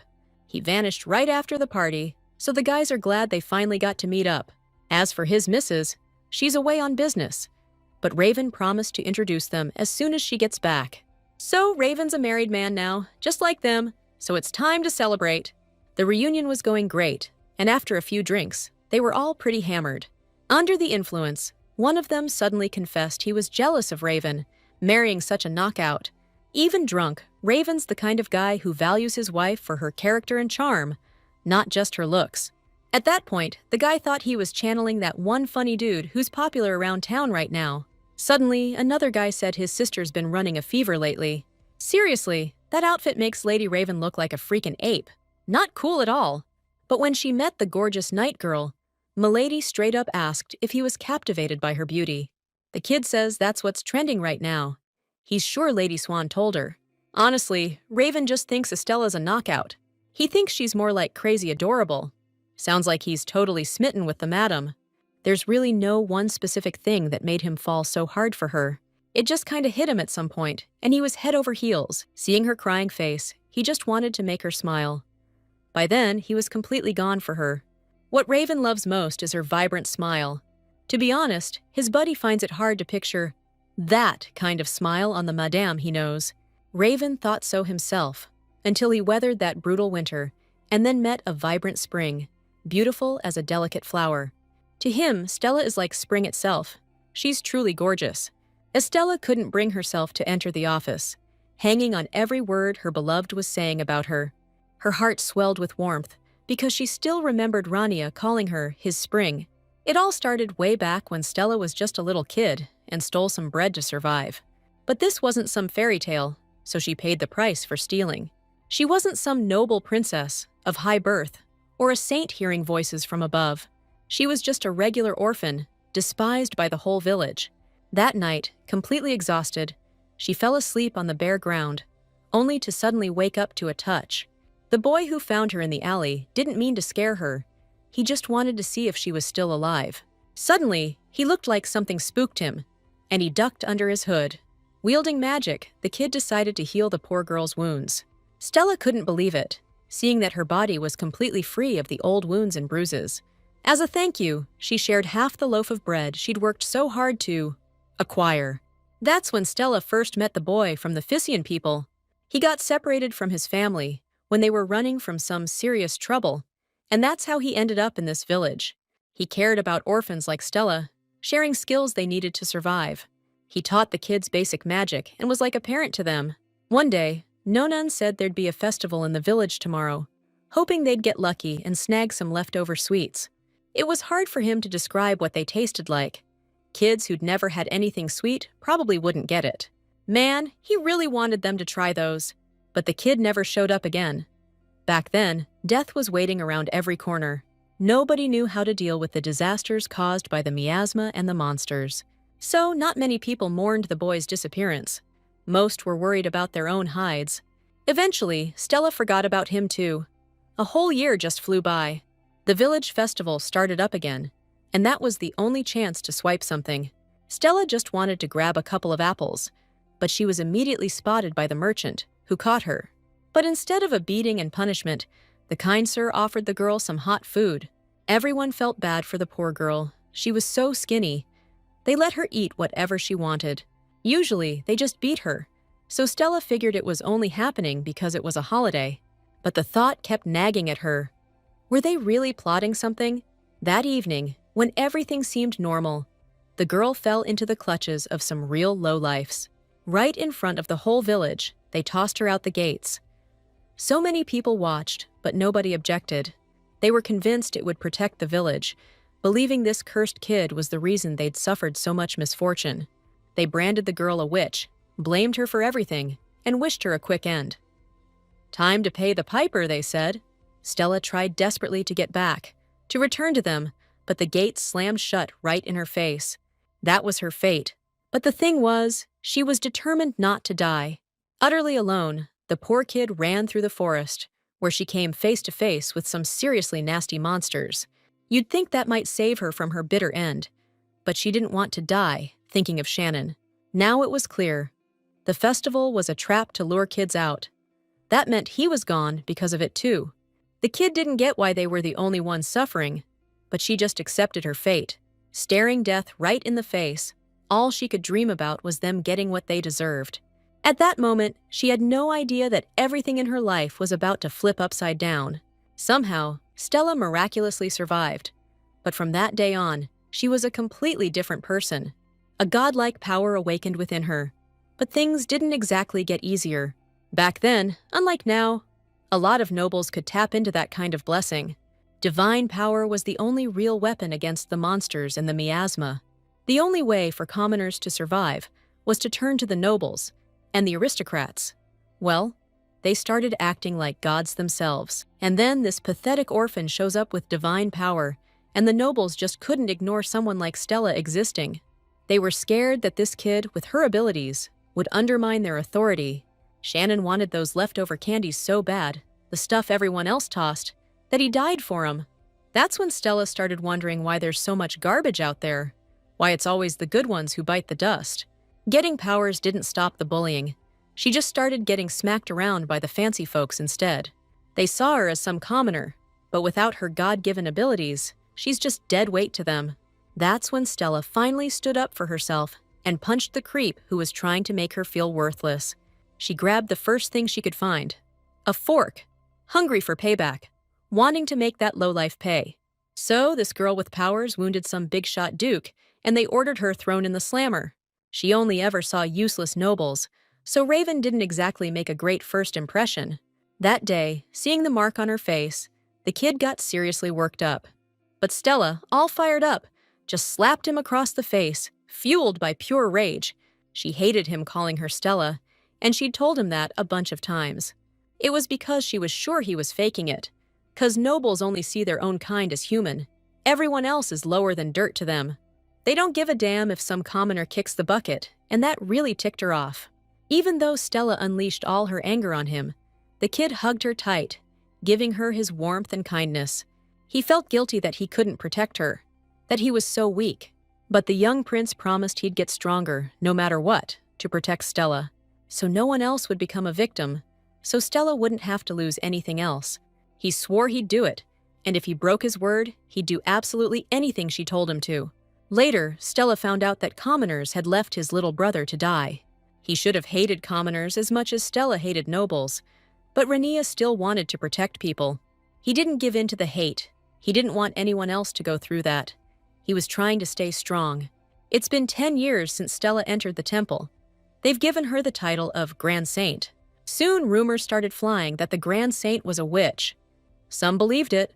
Others said she wouldn't be able to use her powers if she was. Then people started saying she was a witch pretending to be the Grand Saint. But not everyone thought that way. Some defended her reputation, saying they shouldn't waste time on that kind of garbage. There were those who wanted to keep Stella under control. That's why they started spreading rumors, to undermine her authority. Right when those rumors were at their peak, Master Rania shut that crap down. He insisted that it didn't matter if she was a witch or not. He convinced everyone to remember how many lives she'd saved, and that's what they should focus on. Turns out, one of the priests caught wind of a rumor that the Grand Saint would be participating in a monster hunt. Shortly after that, Master Rania finally met up with his sweetheart. He set up a surprise for her.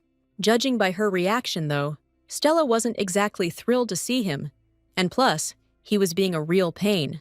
The guy's always been pushy and determined, just like when he decided to kiss her. But Stella shot him down then too, smacked him good across the face. Truth is, he was beat. He'd wrapped up all his work and just wanted to chill here. Stella told him to just go home then, saying he wouldn't get anything good out of being with her. She was about to walk away when Rania suddenly grabbed her and pulled her back. It's not about what I get. Stella's the reason I'm getting stronger. On this beautiful day, Rania confessed his feelings. He really loved this girl. In that moment, it felt like they were inseparable, like he didn't need anyone else but her. Years later, the Great Saint was finally allowed to participate in monster hunts as a full-fledged combatant. The Holy Saint's attention was growing, and her existence was becoming less and less convenient for the aristocrats. They started worrying about their own protection and introduced a new knight to participate in the monster hunts. To protect Stella, Rania gave up his noble title and became the Holy Saint's guardian knight. After hearing this, Stella decided to ask him personally why he decided to become a guardian knight. That's when she met Rania's second younger brother, the future first Duke Deer. After the introduction, he left right away, wishing his brother farewell and to enjoy his new life. The truth is, Rania just does whatever he wants, and that really ticked off the holy saint. She never heard anything about him planning to give up his title and become a holy knight. It's not uncommon for noble children who don't inherit a title to become priests, but they never participate in hunts. Usually, they aim for the next archbishop title and get rich off the church. So Rania, this high-ranking nobleman, the dude who was supposed to be the next Grand Duke, just joined the Holy Knights. Rania was hoping Stella understood what she was getting into by hunting monsters. That's why he needed to know what she thought would happen if she kept going it alone out there. Stella actually knew exactly what Rania was trying so hard to tell her. The nobles didn't just let her join the hunt out of the goodness of their hearts. They've got an angle.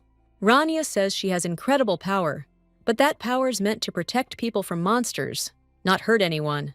If someone attacks Stella during the hunt, you know some jerk is gonna try to make it look like an accident. Rania swore he'd protect her, and now he's doing it because he flat out wants to. Plus, he had another reason to give up his title. That day, Rania, straight from the heart, asked her to marry him. Up until now, knights who were basically blue-blooded aristocrats were the main force fighting the monsters. But the common-born knights risked their necks the most. They were always sent in first. The casualties were insane. Ever since Rania joined the knights, though, the death tolls dropped big time. 2 years later, people started calling him the Guardian Knight. He totally won them over. The aristocrats' plans were falling apart. The names of the Great Saint and the Guardian Knight were on everyone's lips all over the continent. Rania officially popped the question. Honestly, Stella was stoked to hear it. She wanted to tell him she loved him, but she couldn't let her feelings get the best of her. Then, rumors started flying that Mr. Rania was marrying the Great Saint and would become the next pope.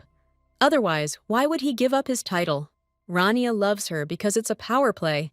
Stella looked for any excuse not to get hurt. So, she soon made the call to break off the engagement. She realized it was all a lie, and was glad she never believed him in the first place. Back then, the Great Saint didn't know she should fear not pain, but endless sorrow and despair. The pain of betrayal is nothing compared to the emptiness after losing someone you love. Those wounds never heal. Her world turned upside down when she heard that Lord Rania had perished in the line of duty. Everyone had a hard time believing it, even though he often got carried away during battles. Still, Stella couldn't fully accept that he was really gone. She learned from a maid that a memorial service would be held in 3 days for those who died during the hunt, but Stella just couldn't bring herself to attend. 3 days later, the maid asked again if she wanted to participate, but Stella refused again. She didn't know if there would be anyone there who truly loved him. The only thing the saint realized was that they weren't connected anymore. After the funeral, a huge thunderstorm rolled in, like the sky itself was mourning and weeping for the departed. That's when Stella ran into the knights. They asked why she hadn't been there, but she didn't get why she should have been. Everyone was super surprised. It seemed like Stella wasn't grieving for Rania at all.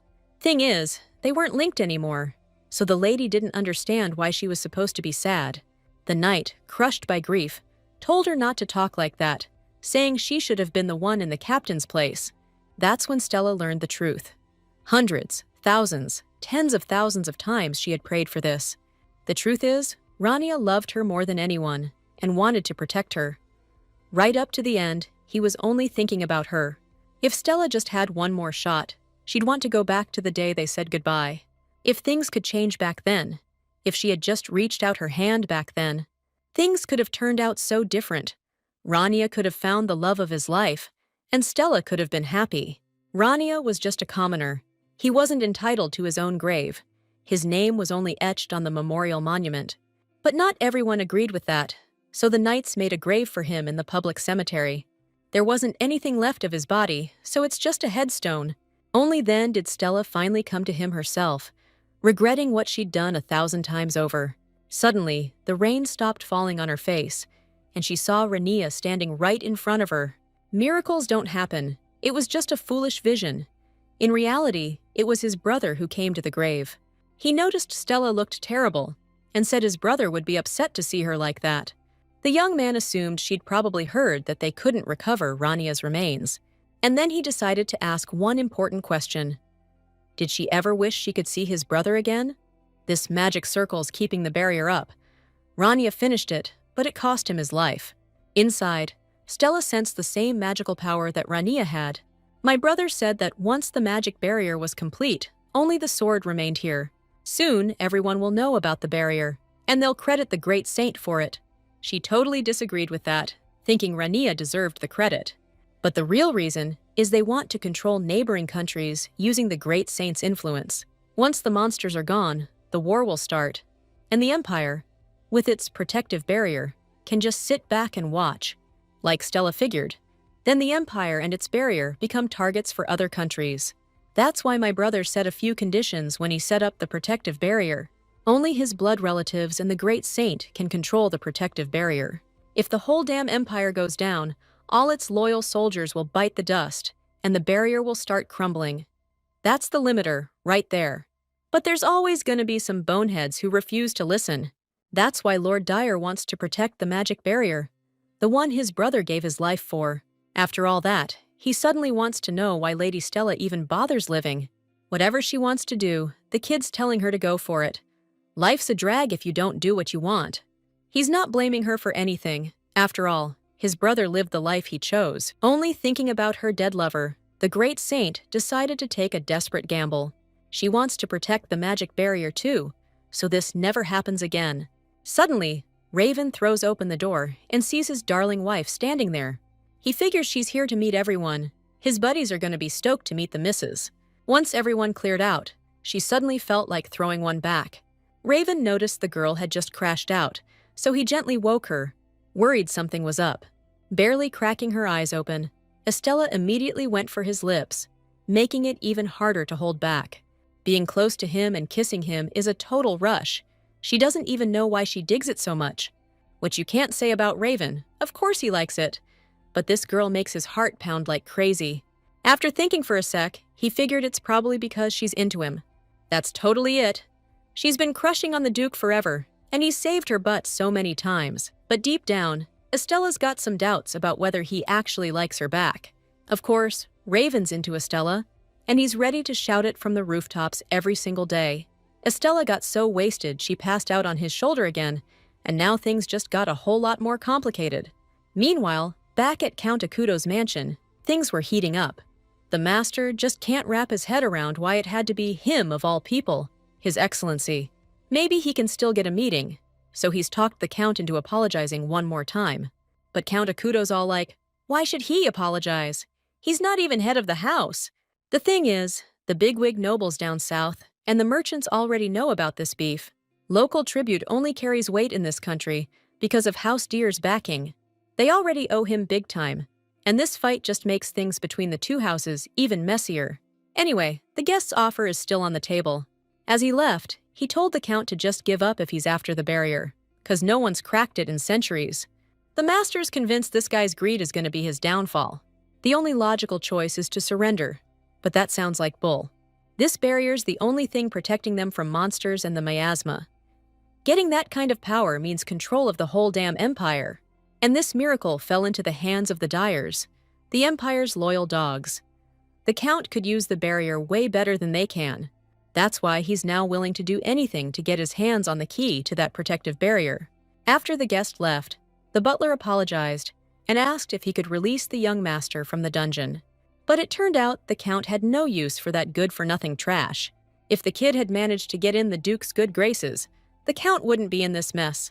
Meanwhile, Naru's father, Viscount Shabest, realized he'd be swimming in gold by now if the boy hadn't run off to Duke Dyer.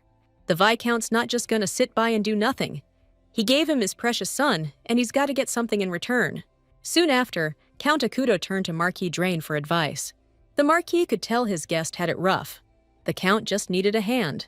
Better to join the big shots in the capital than rot in the south. He'd get way more out of it. All he had to do was somehow get on the Marquis's good side. According to Mr. Drain, nobles often disagree, but it usually doesn't come to outright brawls. Offering the Count help outright is like admitting there's a beef between him and the Duke's house. If the Marquis helps settle the dispute between them and young Lord Dyer, some people might get the wrong idea. But the Count's convinced that if they leave things as they are, their family's toast. This is seriously bad news. The Marquis was thinking it would be nice to have some kind of excuse to get involved. Right then, The Count realized he needed to set up a situation where the Marquis stepping in wouldn't look weird. He said he was the main one being wronged, so he could be asked to provide evidence. Raven looked especially flustered today. Estella noticed right away that something was up with him. The last thing she wanted to think about was that she'd screwed something up last night. He'd been watching her all morning, so Estella figured he thought she'd gotten wasted yesterday. The Duke was really bummed out by that. He'd hoped his wife remembered what he'd said last night. He couldn't deny it bothered him, wondering if she remembered her confession. And the worst part is, this wasn't the first time this had happened. Looks like nothing's changed this time either. And even though Raven thinks they haven't met before, that's not true. Sometimes when he talks to Estella, it's like she's looking through him, seeing someone else entirely. It felt especially strong at the beginning, so he figured she didn't like him. It was something he never considered before. Looking at his pensive expression, Estella thought he was sulking, so, just in case, she decided to make up for it with a passionate kiss. She thought he seemed down about something, so she hoped that would cheer him up. But Raven started acting like he was plotting something, suddenly wanting to know what would happen if she said no. And again, their lips met in a kiss. The whole vibe changed, and you could practically smell the love in the air. Even that wasn't enough for the greedy Duke. He's all worked up, and it didn't make him feel any better. He's still upset, so he told her not to touch him until he says it's okay. Tender kisses moved from her lips down her neck, his kisses landing on Estella like snowflakes on a frozen window. Things were heating up. It's the best feeling in the world when desire takes over. Soon after, the Duke got a letter that sent chills down his spine. When his friends showed up, he decided to find out the real reason they came. Look, the nobles in the capital are backing Marquis Drain, and it stinks to high heaven. It's got Dad worried sick. They came to give an old friend a heads up. Best to watch your back right now. But they also wanted to get together. All three of them come from noble houses in the capital, but they're playing it neutral since they've got ties to the provincial nobles too. But if Marquis Drain goes after the Dyer family, it'll affect everyone. Things will never be the same again. Soon after, they held a council where they brought up how the young Lord Dyer had gone too far. The capital nobles think snatching a kid without the parents okay looks like a total slap in the face. But the southern nobles don't see a problem. It was agreed he'd live at the Dyer estate temporarily, as a student. The reason they're arguing is the young Lord Dyer's selfish behavior. So now everyone's on pins and needles waiting for the Duke of Dyer to make a decision about this. In the past, they brought up the situation of women in society and suggested ways to support noble women. That subject caused quite a stir back then. But I don't get why this guy's bringing it up now. Clearly, they're just having a hard time accepting change, or they want to keep women under their thumb. Unlike them, Duke Dyer never needed to control anyone like that, so he doesn't get it. This guy actually thinks women can't handle life on their own, that they need a man to guide them. From what he's saying, His Majesty figures he thinks a woman's worthless without a man. So, he decided to ask if they even knew who he values most in this world. As everyone knows, that's Her Majesty the Empress and Her Highness the Princess. This Earl's so caught up in his own stuff, he can't even keep his own house in order. The Marquis feels bad. He thinks this whole thing's got everyone so worked up. They're not thinking straight. But he doesn't see any problem with supporting talent that could be a real asset to the country. The nobles are worried the young lord's gonna get caught up playing guardian and forget about his real duties. Word is, he even took Lady Atella monster hunting with him. Hearing that, Lord Dyer officially gave his daughter the okay to join the hunt. He figured they're all adults, but somehow the young lord's decisions make more sense to him. According to one noble, they only ever sent the guard out hunting before, and now the young lord's dragging their sons into it. This made the emperor realize some people are questioning the young lord's abilities, so he suggested they join the monster hunt themselves. It's weird the nobles are so surprised, considering they're not happy with how things are going now. His Majesty's convinced they should show everyone how it's done right. They're all so useless. Guess we're sending the sons who joined the guard. Maybe then they'll finally get how lucky they are to have Lord Dyer watching their backs. After everything that went down, Raven suddenly felt this crazy pain inside, like his whole body was being ripped apart. The pain in his chest, burning right through him, was unlike anything he'd ever experienced. A cool breeze helped a little. The pain faded into this empty feeling. When he got home, he went out to the garden and saw Estella in the gazebo. knew he'd find her there. She was so into that book, she couldn't even look up. Even when Raven sat down next to her, she was totally lost in the story. Just watching her, even when she's quiet and lost in thought, is amazing. While planting, all of Raven's thoughts are about Estella. Up until now, he hadn't been scared. He knew he wasn't going to live long, and just went with the flow. But now that the Duke knows he's in love with her, death scares the crap out of him. He's terrified of losing this bright light in his life, the one who changed him. Estella didn't get what was suddenly up with him, but she didn't say no, so Raven decided to kiss her again. Maybe the lady wasn't saying anything, but she definitely wasn't against the kissing. 2 letters arrived at the estate, one from His Majesty to the young master, and one from Duke Sharon to Lady Estella. Henry decided to deliver both letters right away, not thinking anything bad would happen. But the moment he got closer, he walked in on a seriously heated moment. The butlers served the Dyer family for decades, and finally, spring has sprung for the young master. Henry's been waiting for this for so long, he'll protect their privacy with his life. Seeing him, the Duke and Duchess immediately knew he was at it again. Then they took the letters. 2 days later, Prince Raven Dyer paid a visit to the Imperial Palace. The Emperor mentioned they'd dispatch several squads of the Imperial Guard to hunt down monsters. If Raven was too lazy to deal with it, His Majesty offered to help, but the young man thinks he shouldn't get involved. Speaking of which, there's still one issue they haven't sorted out. But Duke Dyer claims he sent a letter. The Emperor finds those two insufferable. It's ridiculous, especially since Raven's sitting right across from his dad. Since the Duke won't talk, His Majesty decided to ask himself. He's fed up with the father-son squabbling. So, in that very moment, Raven received an offer to inherit the dukedom. He immediately remembered that his marriage to Estella would last until the moment he received the title. Under those conditions, Prince Dyer agreed, and they signed a magical contract. Now the decision rests solely with him, because the Emperor is ready to hand over the title right now. By the laws of the Raven Empire, he's got to get hitched to inherit the title. So, the prep for inheriting the title starts after the wedding. But his wedding with Estella was less than a month ago. The kid doesn't get why the rush. Usually this takes at least, half a year. And it bugs him that his old man used Swan's marriage as leverage. Clearly, there's some reason he wants to hand over his title ASAP. Honestly, Raven wasn't ready for this convo at all. He needs time to think it over. That's why His Majesty told the Duke to discuss everything with Raven beforehand. But no sweat. If the kid doesn't have an answer right away, the Emperor said he can come back when he's thought it through. Meanwhile, Duke Charlemagne summoned Estella, and Naru was brought to the villa in the capital. The princess doesn't understand why they decided the guard would participate in the hunt after all. Besides, she's betting there's another reason why her old man called her in. Like maybe Dad doesn't want his little girl playing Monster Hunter. The Earl gets that she's worried about his grace. But this time, he really can't let it slide.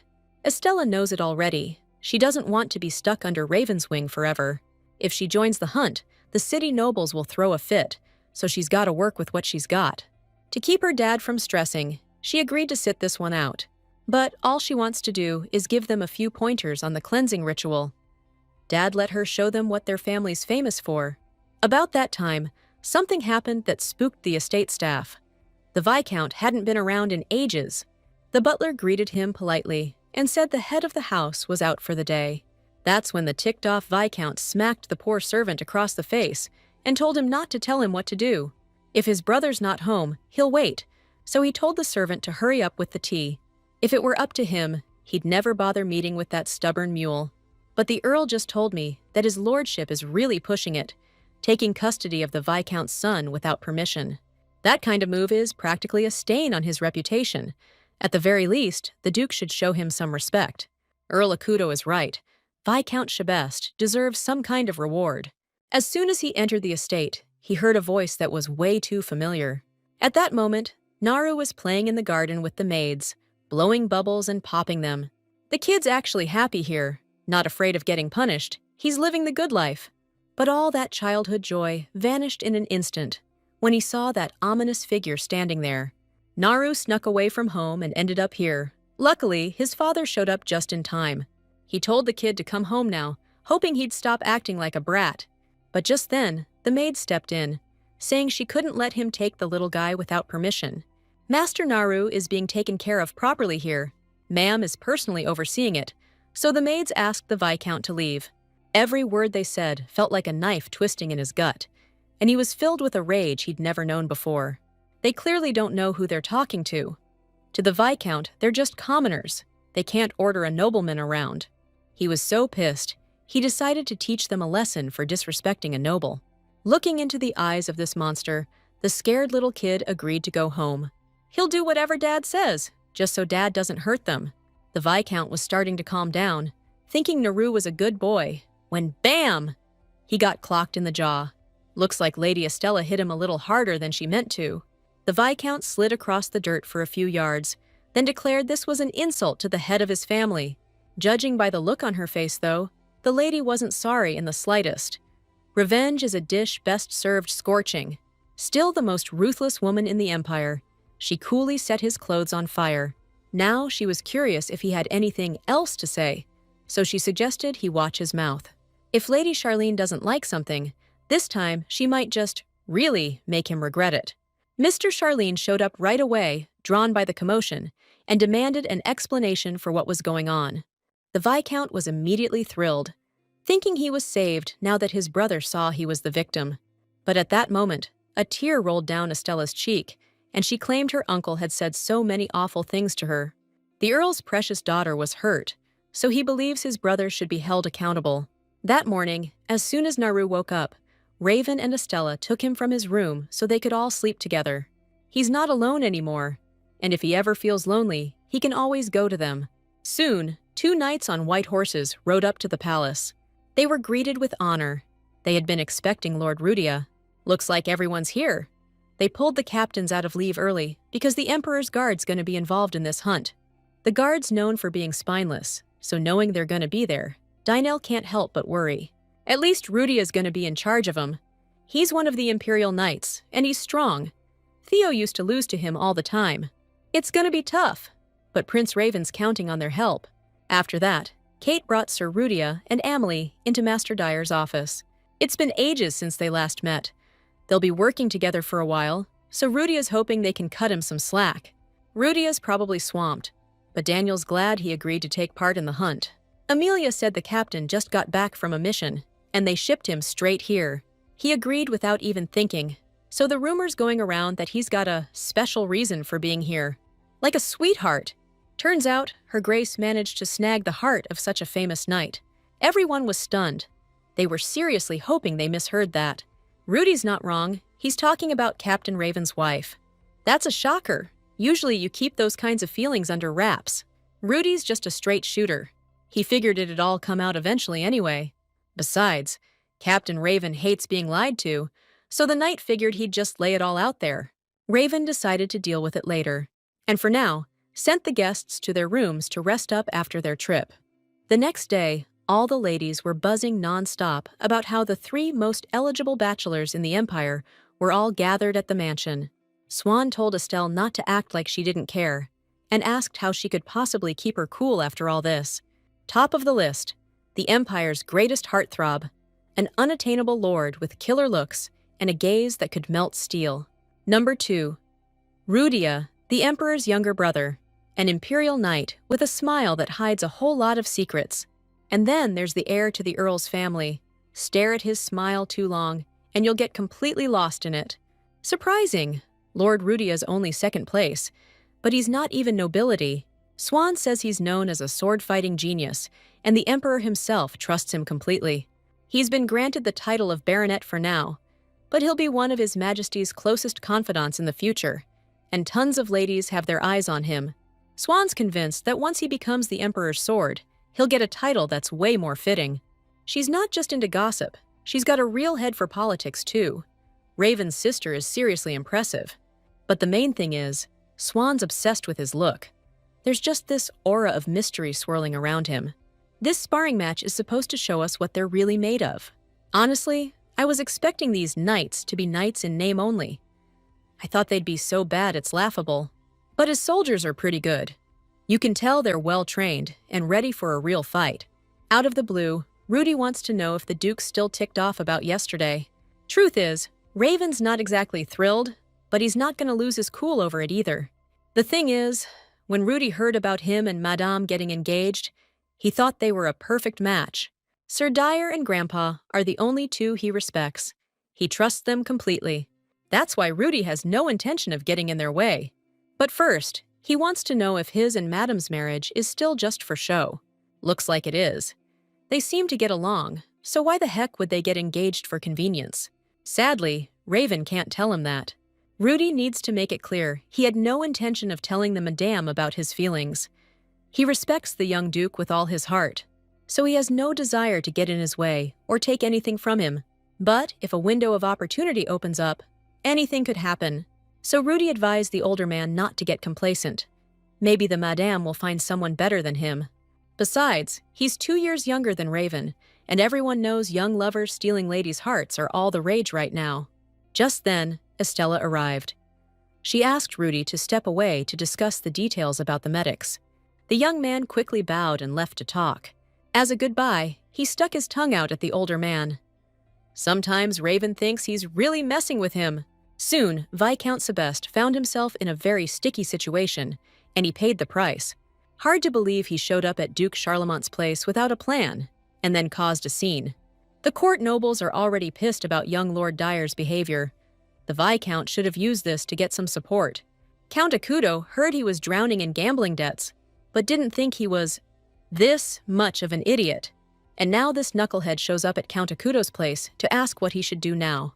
The Count advised him to start by meeting with people who see things his way. Like Mr. Acuto, Sebeste has suffered from his Grace's selfish behavior, and there are many like them he should talk to. All in all, everything's going according to plan in the Dyer Duchy. No problems so far. With that, Raven thanked Nathan for helping with the move and told him to reach out if any issues came up. They didn't travel all this way from their lands to the capital for nothing. Among the knights who are traveling with them, there might be someone looking to get their hands on that barrier. They just got home and immediately took off for the capital. Estella figures it's because Raven's worried about the barrier. That's part of it. But it's not just the barrier. The Duke doesn't want anyone he doesn't trust hanging around the main house. After all, from now on, that's going to be his and Estella's place. She swore she'd protect their home, and she's not letting any outsider set foot in there. Either way, Raven still can't shake Rudy's last words. Even if it's true, there's nothing he can do about it, really. Meanwhile, down at the training grounds, 2 of the junior guys are already there. It's kinda weird, but they're strikingly similar. Both junior assistants, both got cute faces, and both are shorties. When Raven showed up, he noticed Rudy wasn't there yet. Daniel said he went to clean the practice swords, but that dude's got 0 sense of direction. Since the guest might get lost, Raven decided to go fetch him. On the way, he heard a familiar voice around the corner and saw Rudy talking to Estella.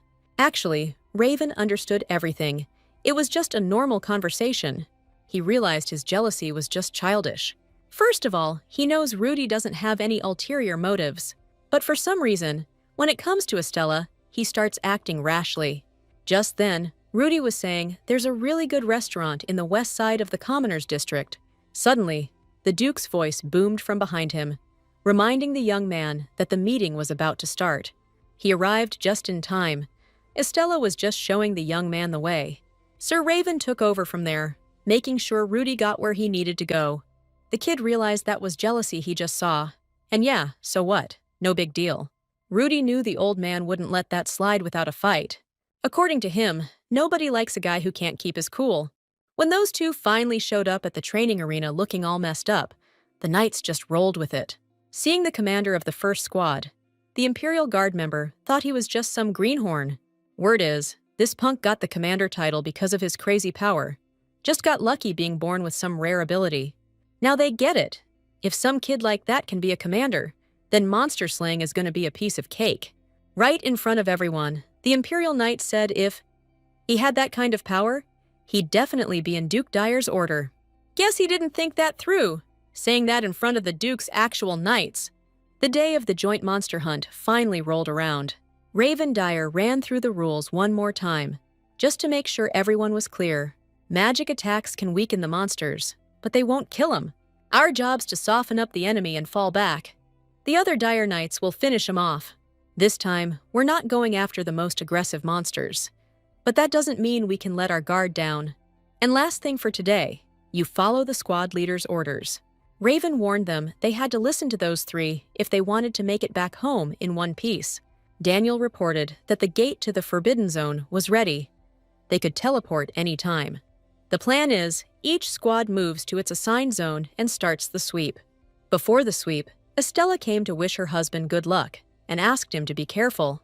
With no one around, Raven grinned and gave his sweetheart a big hug goodbye. Before the sweep, Captain Theo told the knights to stay sharp, even after weakening the monster. He'll be watching, so let's split into teams and get this cleanup started. For the rest of the time, the knights bravely stuck to the plan, wiping out monsters in the Forbidden Zone. The Imperial Knights were thinking this was all a little too easy. That's because they're stuck dealing with the small fry, and they're even annoyed they're being looked down on. It was expected. It's not even about the first squad's commander. They take anyone hunting, even the ladies.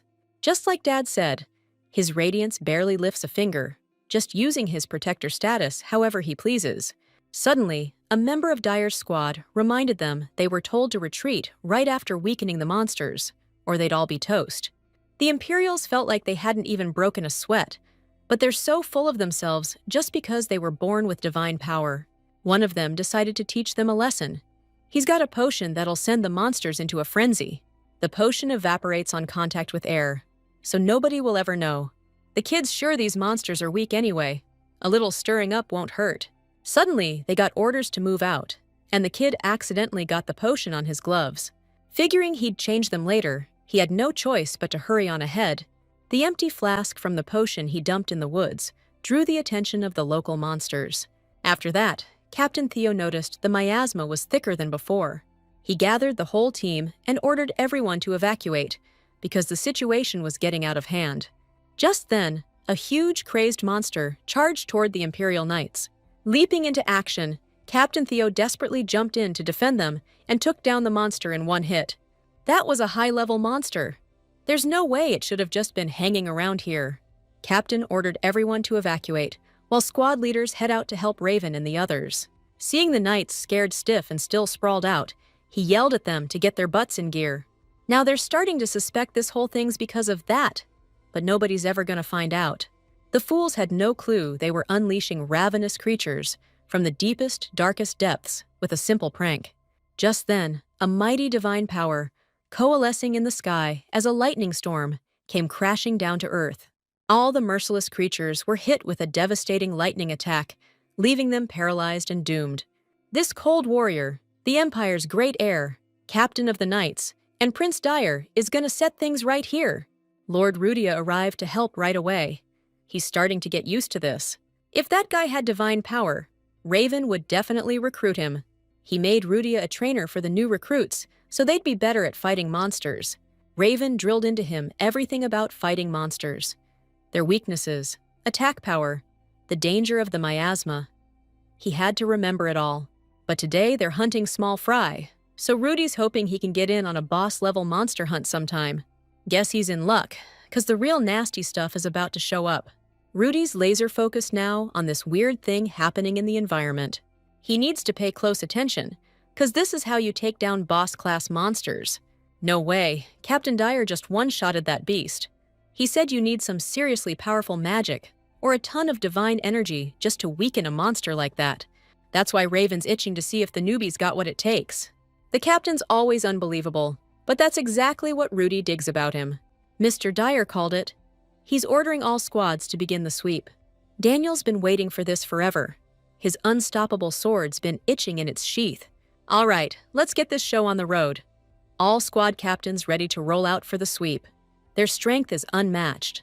They're the embodiment of willpower, fearlessness, and loyalty. They're ready to protect the weak, serve their empire, and fight evil, even if it costs them everything. Raven figured he and Rudy could do with mopping up the remaining boss monsters too.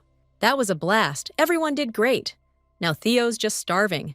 Lady Estella arrived at the tail end of the sweep to lend a hand and told anyone who hadn't been cleared to wait over there. Seeing her sweetheart, the girl's face lit up with a smile, her gaze as warm as a summer breeze. Rudy, standing right in front of her, couldn't believe his eyes. He actually thought she was happy to see him, but his heart just sank when Estella ran right past him and threw herself into her husband's arms. They were out on that op for so long, she started to sweat it. A lot went down. After saying they needed to be cleansed too, Emily noticed Rudia looked bummed. During the sweep after the takedown, they found a vial. Even before the op, Raven warned his people that if anyone started acting out of pocket, just let them think they're getting away with it. And now the captain wants to know if Theo's cool with having some city guard in his squad. Since Theo's good with it, Lord Dyer's counting on him. Theo only didn't stop them because of orders. Those boneheads did the one thing Captain Raven hates most. A bunch of morons. Guess it's time to move out. Actions have consequences. When Lord Dyer made the accusations, the Imperial Guards demanded proof they did it. Raven showed them the empty vial, hoping they'd recognize it. 7 years ago, a similar incident went down. A couple of high society types forced some contestants to spread around, something. House Misha, House Claire, House Shogun. 7 years ago, their houses suddenly went to ruin. Out of the blue, Raven decided to find out if they knew what happened to those aristocrats afterward. Hearing that, the guards immediately started apologizing, swearing they didn't want things to go that far.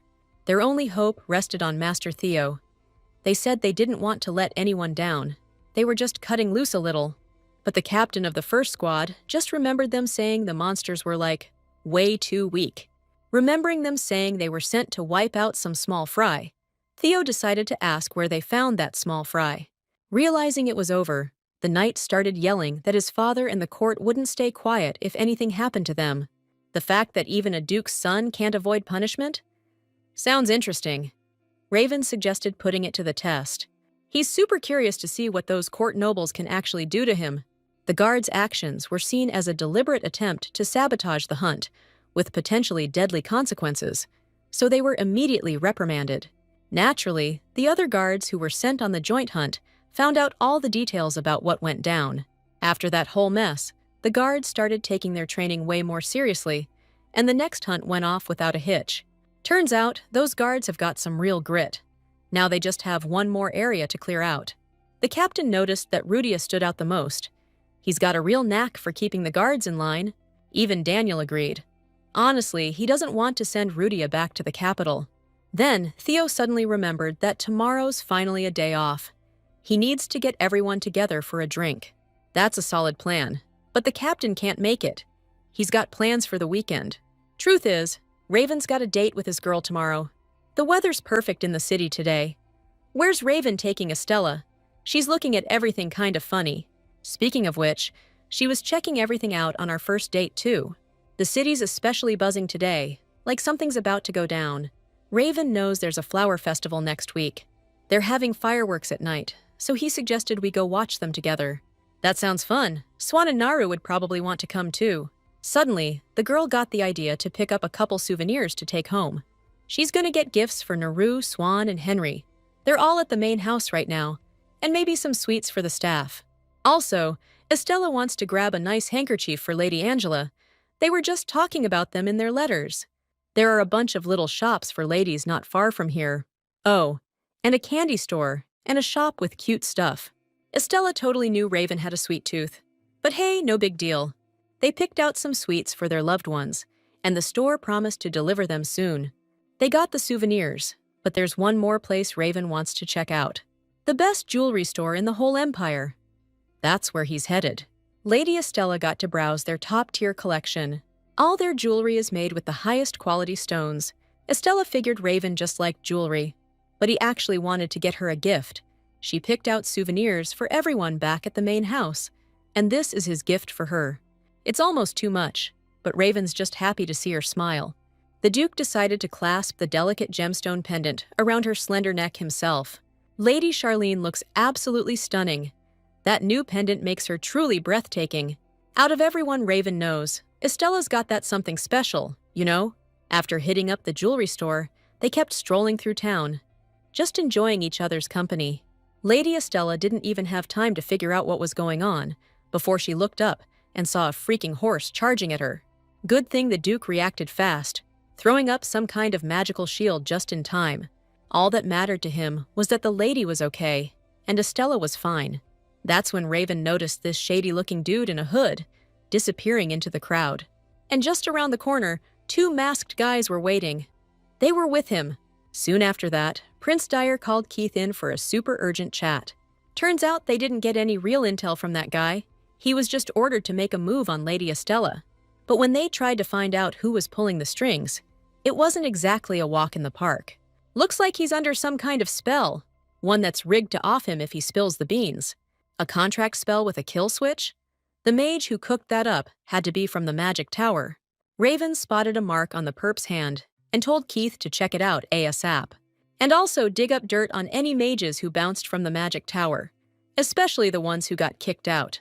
Before long, Raven finally got back to the estate, where Estella was already waiting with any updates.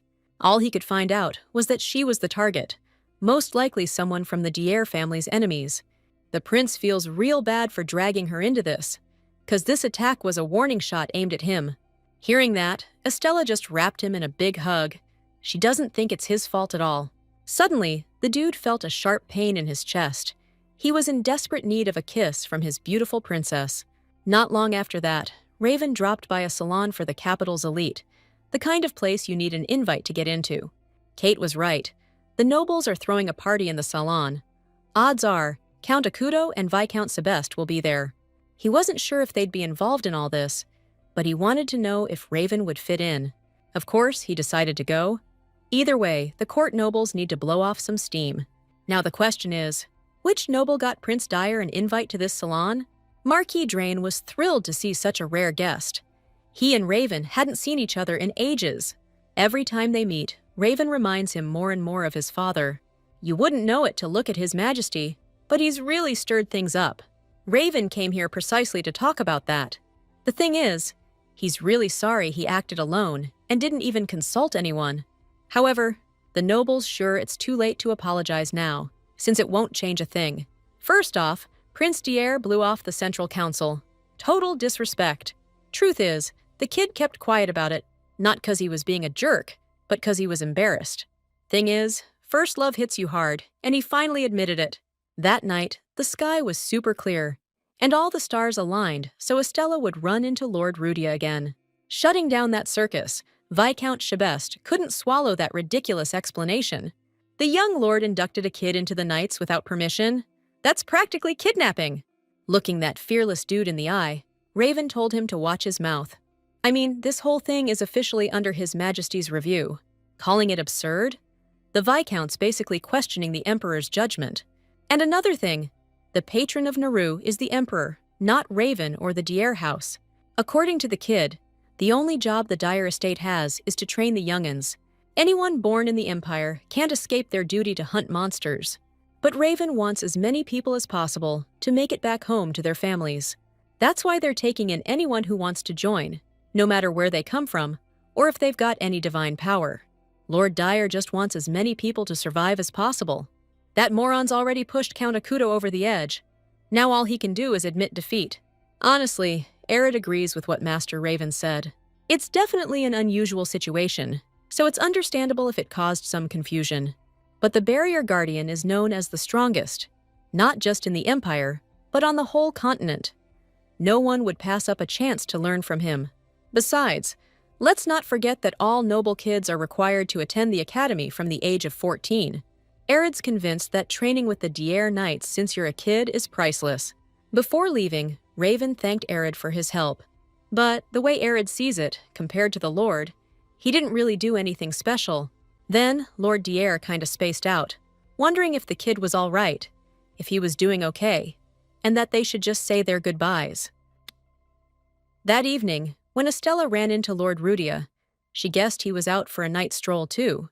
Actually, he was just about to head in, so he made to move aside, but she asked him to talk. First off, she apologized for pulling him away from his business. But honestly, she's curious what Raven was like back in his academy days. Rudy first met him at the academy, and back then, they thought he was way too cocky for a commoner. Back then, the guys told him that poor folks should know their place and not get too big for their britches. They figured they'd teach this commoner some manners and challenged him to a duel. That was a good idea.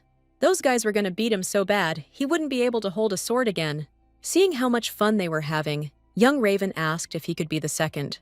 That made the guys happy, since anyone who caught Mr. Raven's eye didn't usually last long at the academy. Still, if this was a duel, Raven figured this kid wasn't afraid to, kick the bucket. He asked about it, not the guy getting his butt kicked by those jerks, but the one doing the kicking.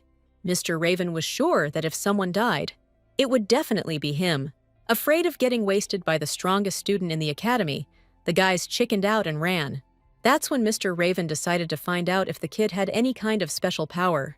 Since the kid said he didn't have anything, Raven decided to bail real quick. But he gave him some advice before leaving. Rudy was strong and had nerves of steel, so he'd definitely make it through the academy. But young Dyer asked him to remember that his grandfather wasn't like that at all. Like nobles do, they look for each other's weaknesses and exploit them. Clearly, Rudy hates nobles, and he's got a temper, but his actions could hurt the people he cares about. Then, the young man asked if his grandfather would be safe if he just silently endured it all. At that, Raven laughed. This kid sure knows how to get right to the point. He decided to ask his name, and that's how they became friends. Back at the academy, Rudy loved to slack off, not like now, and he was way more cynical. Rudy figures it was some kind of teenage rebellion. Raven always looked out for him, and Rudy could always go to him for advice, and he's grateful for that. Now, Estella finally found out what Raven was like when he was younger. But now, the Duke's jealousy at the sight of them together wouldn't let him stay. For the first time, he left without a word.